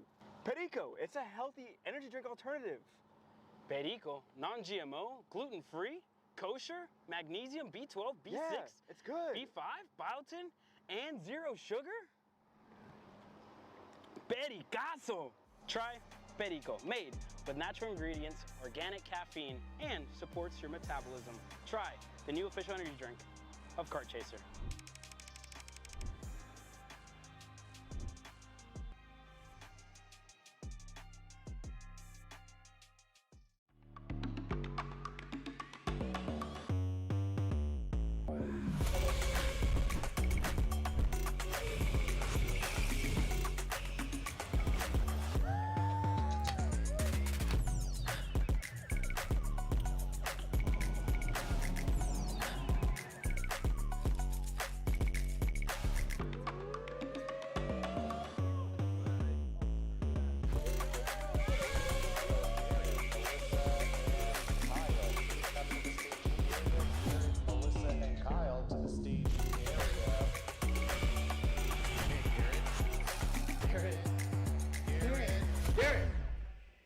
Let's go race.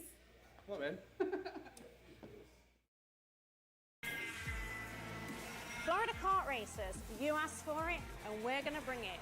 Introducing Florida Karting Championship, FLKC, a brand new racing series coming to Florida in 2026. This is Henry. Henry feels sad. Henry feels sad because it's time for his next big race and his go-kart is in bits. Henry doesn't know that Acceleration Kart Racing is the United States #1 shop for all of your karting equipment needs. Henry also doesn't know that Acceleration Kart Racing can deliver anything from tires to race suits and even wheels directly to your front door or to the racetrack itself quickly and efficiently, with tech support available 6 days a week. Poor Henry doesn't even know that Acceleration Kart Racing offers free shipping to mainland USA on selected product if you spend $200 or more. Do yourself a favor. Go to accelerationkarting.com and make sure that you are never left stuck on the pre-grid with Henry. Be smart and don't be like Henry. Well, welcome back to the Texas Sprint Racing Series, and let's take a look back to how we got to Dallas, Texas here this weekend. You look back to New Orleans, to the main event, where Jesus Vasquez Jr. found himself trying to dig himself out of a hole, but at the start of it, Jake Faulkner found himself in the grass, along with a good couple of other drivers. Peyton Phillips got himself up to the front of the field with his teammate Blake Nash, and Jose Carlos Hernandez started that race in third, and we had all eyes on Jesus Vasquez Jr., and he was picking them apart one by one, was able to get by on Aiden Rudolph halfway through that race, and he got up to Jose Carlos Hernandez. As Hernandez, on that lap, saw him coming, took a look over his shoulder, and saw that, again, JVJ was right there, and ultimately Blake Nash, it was time to go for him, and it was time to go for Jesus Vasquez Jr. on Peyton Phillips. And in a hold-your-breath moment, Jesus Vasquez Jr. caught us by surprise and caught Blake Nash by surprise, and in the end, he reignited his championship berth. And here on Sunday, all roads lead here, all roads end here. Decision day at the Texas Sprint Racing Series for the final time in 2025. It's time to go racing in K8 100 Senior. But it's Dallas local Jake French who leads them to the green flag alongside Peyton Phillips with Aiden Rudolph and Adrian Cruz on row number 2. Landon Skinner getting things started on row 3 alongside your championship favorite, Jose Carlos Hernandez. Further back, Sawyer Russell alongside James Overbeck. You go to Cohen Summers and Christopher McKeith and rounding up your top 5 rows.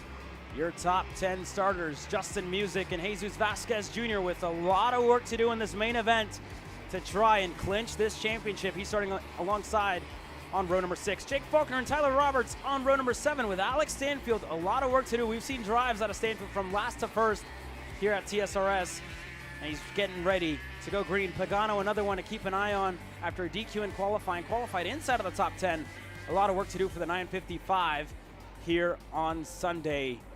But I tell you what, Jackson, the main event of the evening, this is what draws everybody out of the paddock. 50 of the best in the state of Texas in the southern region are getting ready to go to war at the Dallas Karting Complex. The first time that all 50 share the racetrack at the same time. The fence lines are filled. The grid is filled.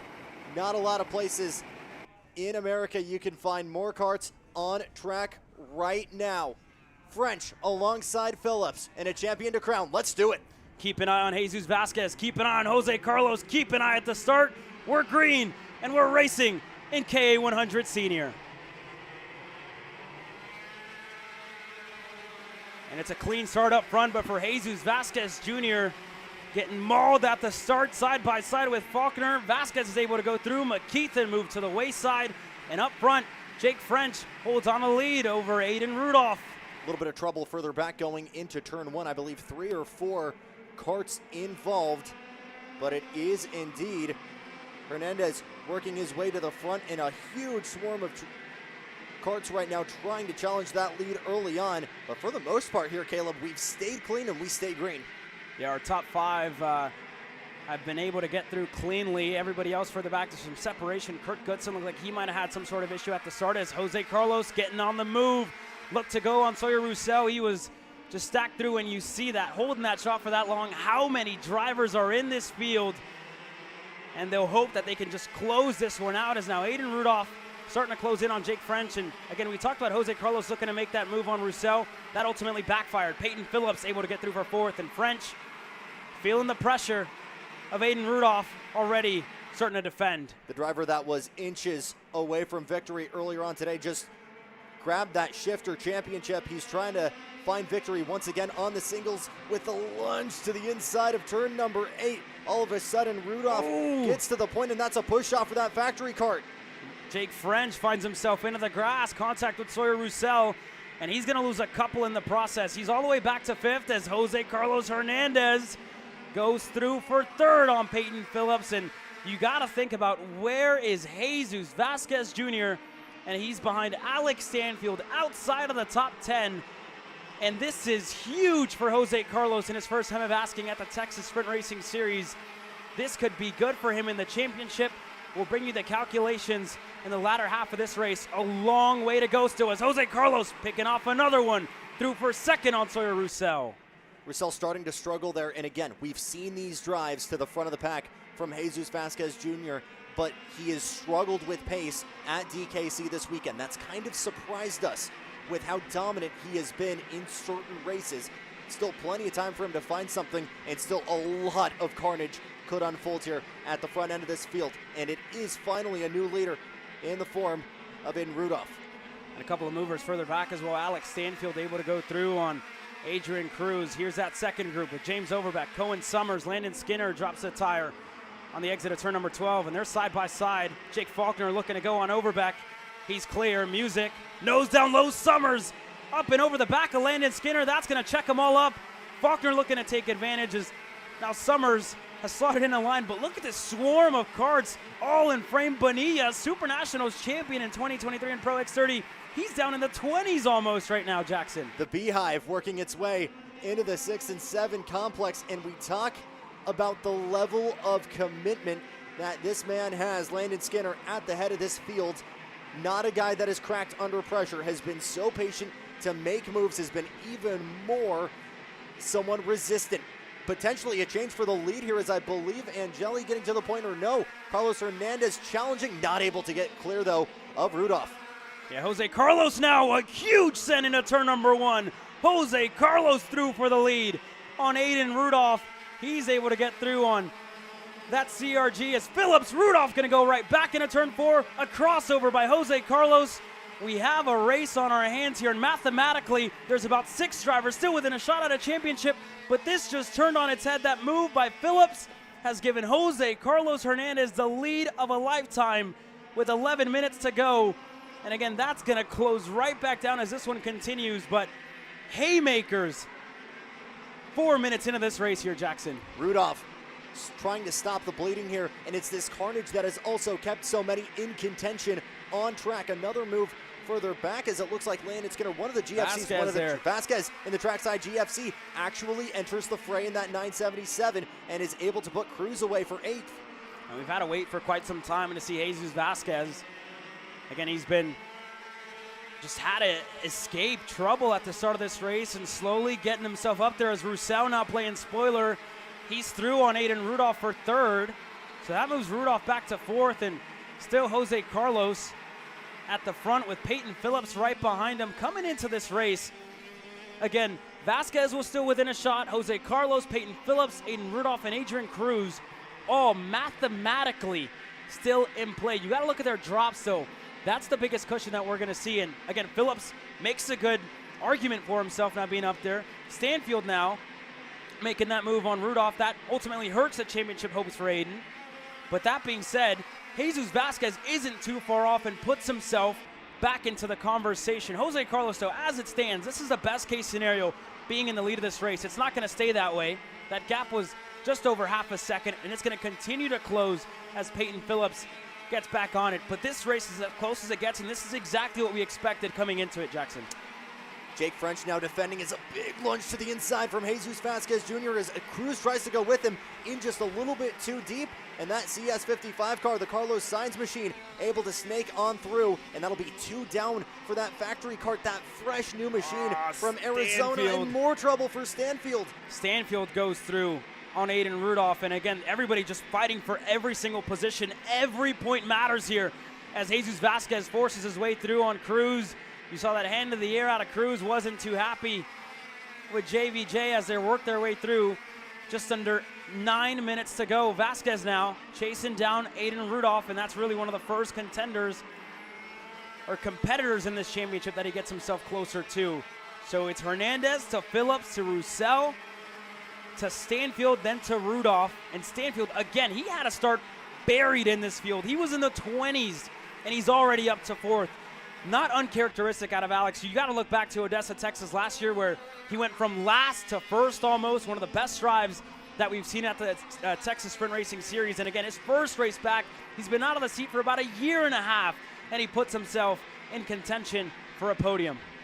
That arcade machine being one of the few GWR cars, there. one of the few carts that's actually finding open air right now as Roussel and company try and close that gap, but it has been clean running now as Jesus Vasquez Jr. already up 5 positions. It feels like when he gets one, he builds momentum to get another move further back on track. Cruz, I believe one of the Cruz able to go through on Cruz Jake French. Making that move, and Jake French, who has been so strong this weekend, continues to drop back, Caleb.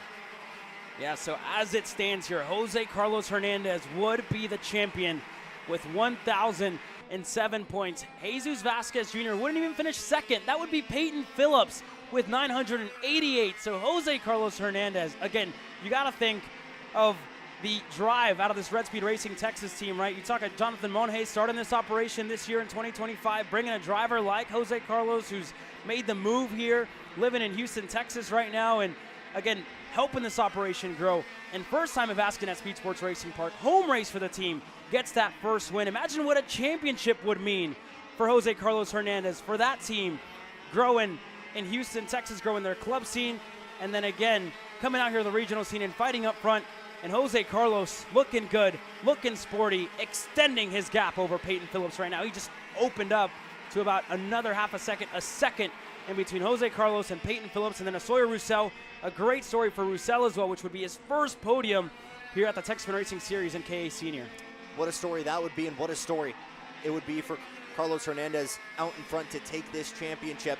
You got to imagine the pressure for that young man coming into this weekend. But again, the mission is simple. You've set yourself up for this championship picture. You just got to go do the best you can on track. No reservation.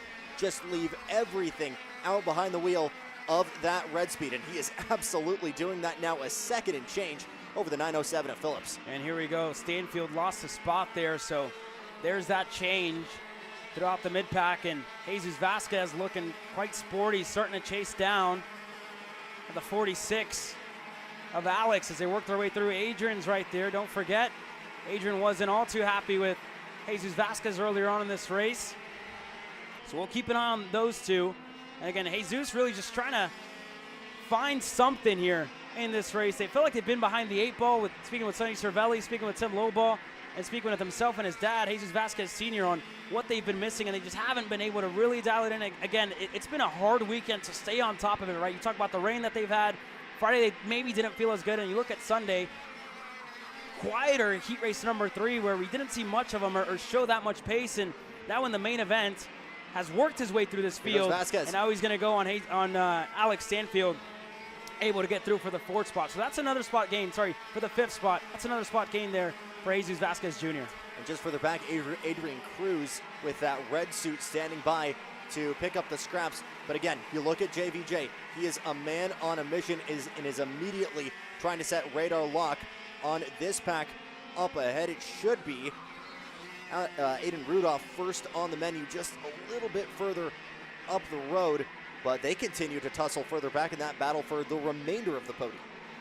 Yeah, and here we go. As it stands, that would give Vasquez a couple of more points, but Jose Carlos Hernandez, as they run, would end the day, would end the year with 1,027, and he takes a look back, and Peyton Phillips is about 2 seconds back from Jose Carlos Hernandez, who is driving like a man possessed here at the Dallas Karting Complex. He is on an absolute tear. Is now Rudolph looking for a move on Sawyer Roussel. Rudolph is clear for 3rd.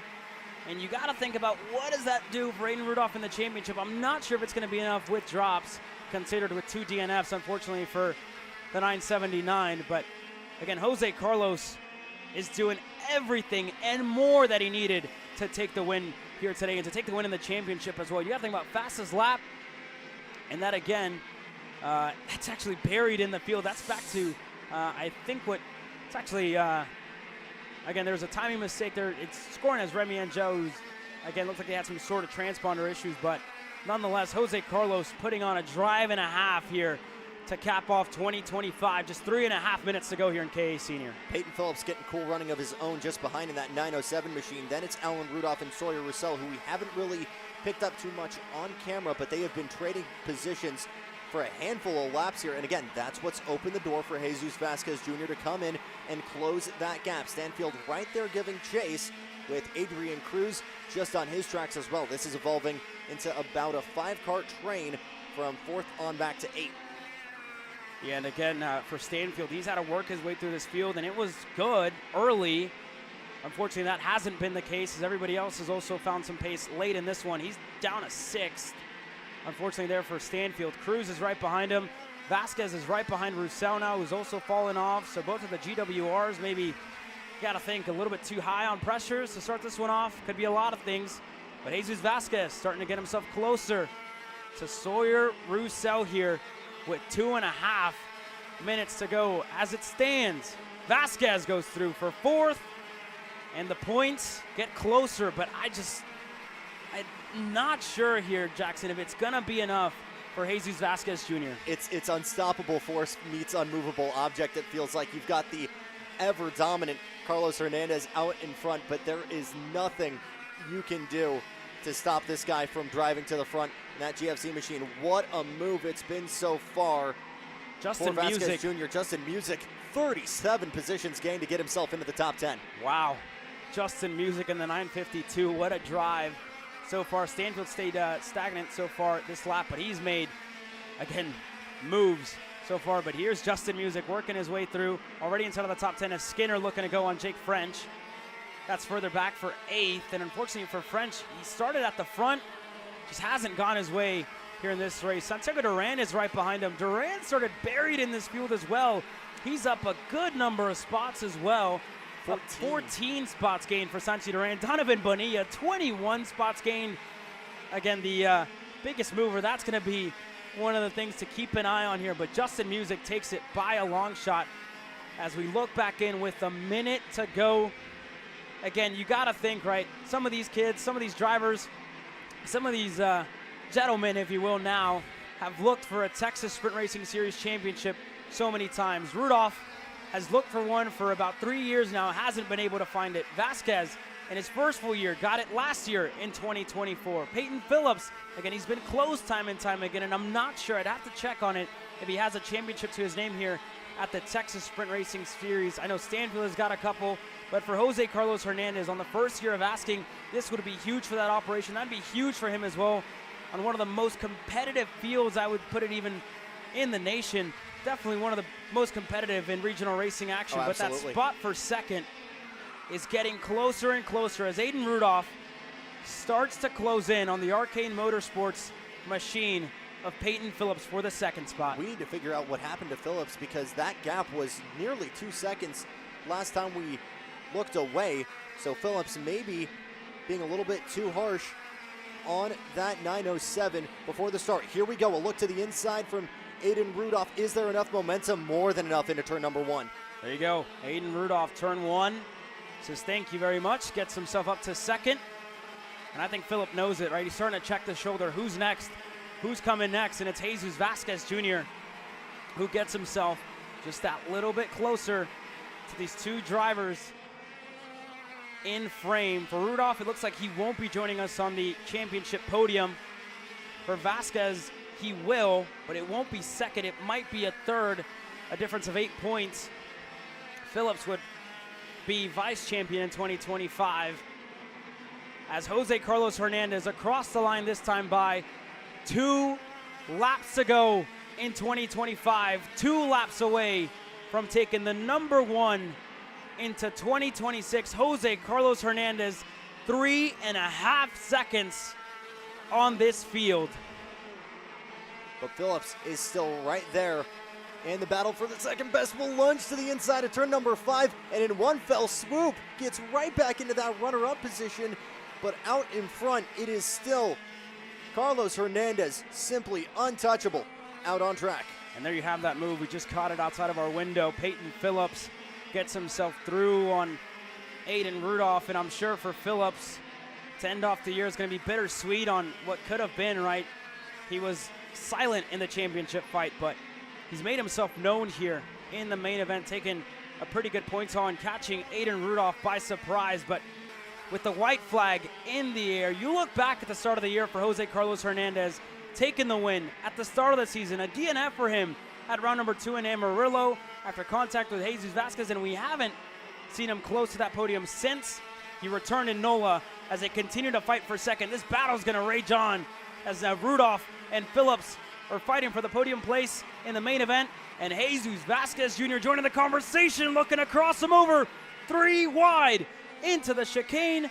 Not going to be enough for Vasquez, but in 2025, it's going to be enough for Jose Carlos Hernandez and Red Speed Racing Texas into turn number 9 now. He works his way through as he gets himself a checkered flag, and he gets himself the number 1 in 2025. Jose Carlos Hernandez, your champion, with Peyton Phillips second across the line, and Aiden Rudolph, your podium on Sunday. But Jose Carlos Hernandez pumped up, your 2025 TSRS champion, as contact for Sawyer Roussel. But what a drive out of Jose Carlos, and you see the sign of sportsmanship in between himself and his roommate now, and Aiden Rudolph, the two of them living together out in Woodland, Texas, working for their respective operations.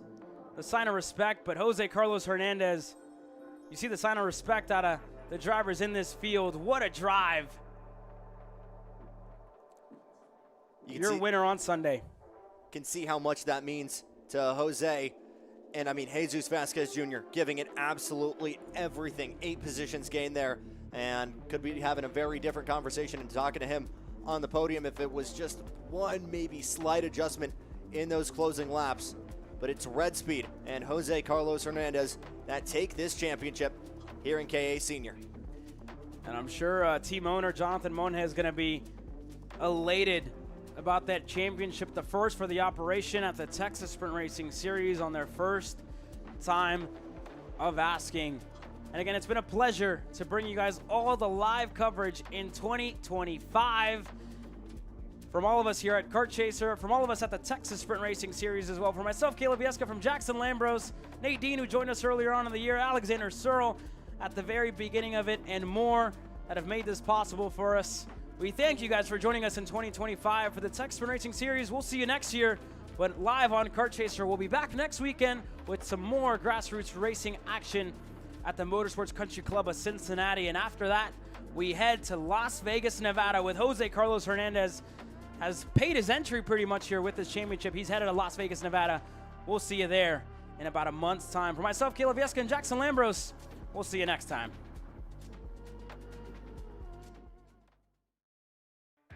This broadcast is the sole property of Kart Chaser Group, LLC. Any rebroadcast, reproduction, or other use of the images, audio, or accounts of this event, in whole or in part, without the express written consent of Kart Chaser Group, LLC is strictly prohibited. Thanks for watching.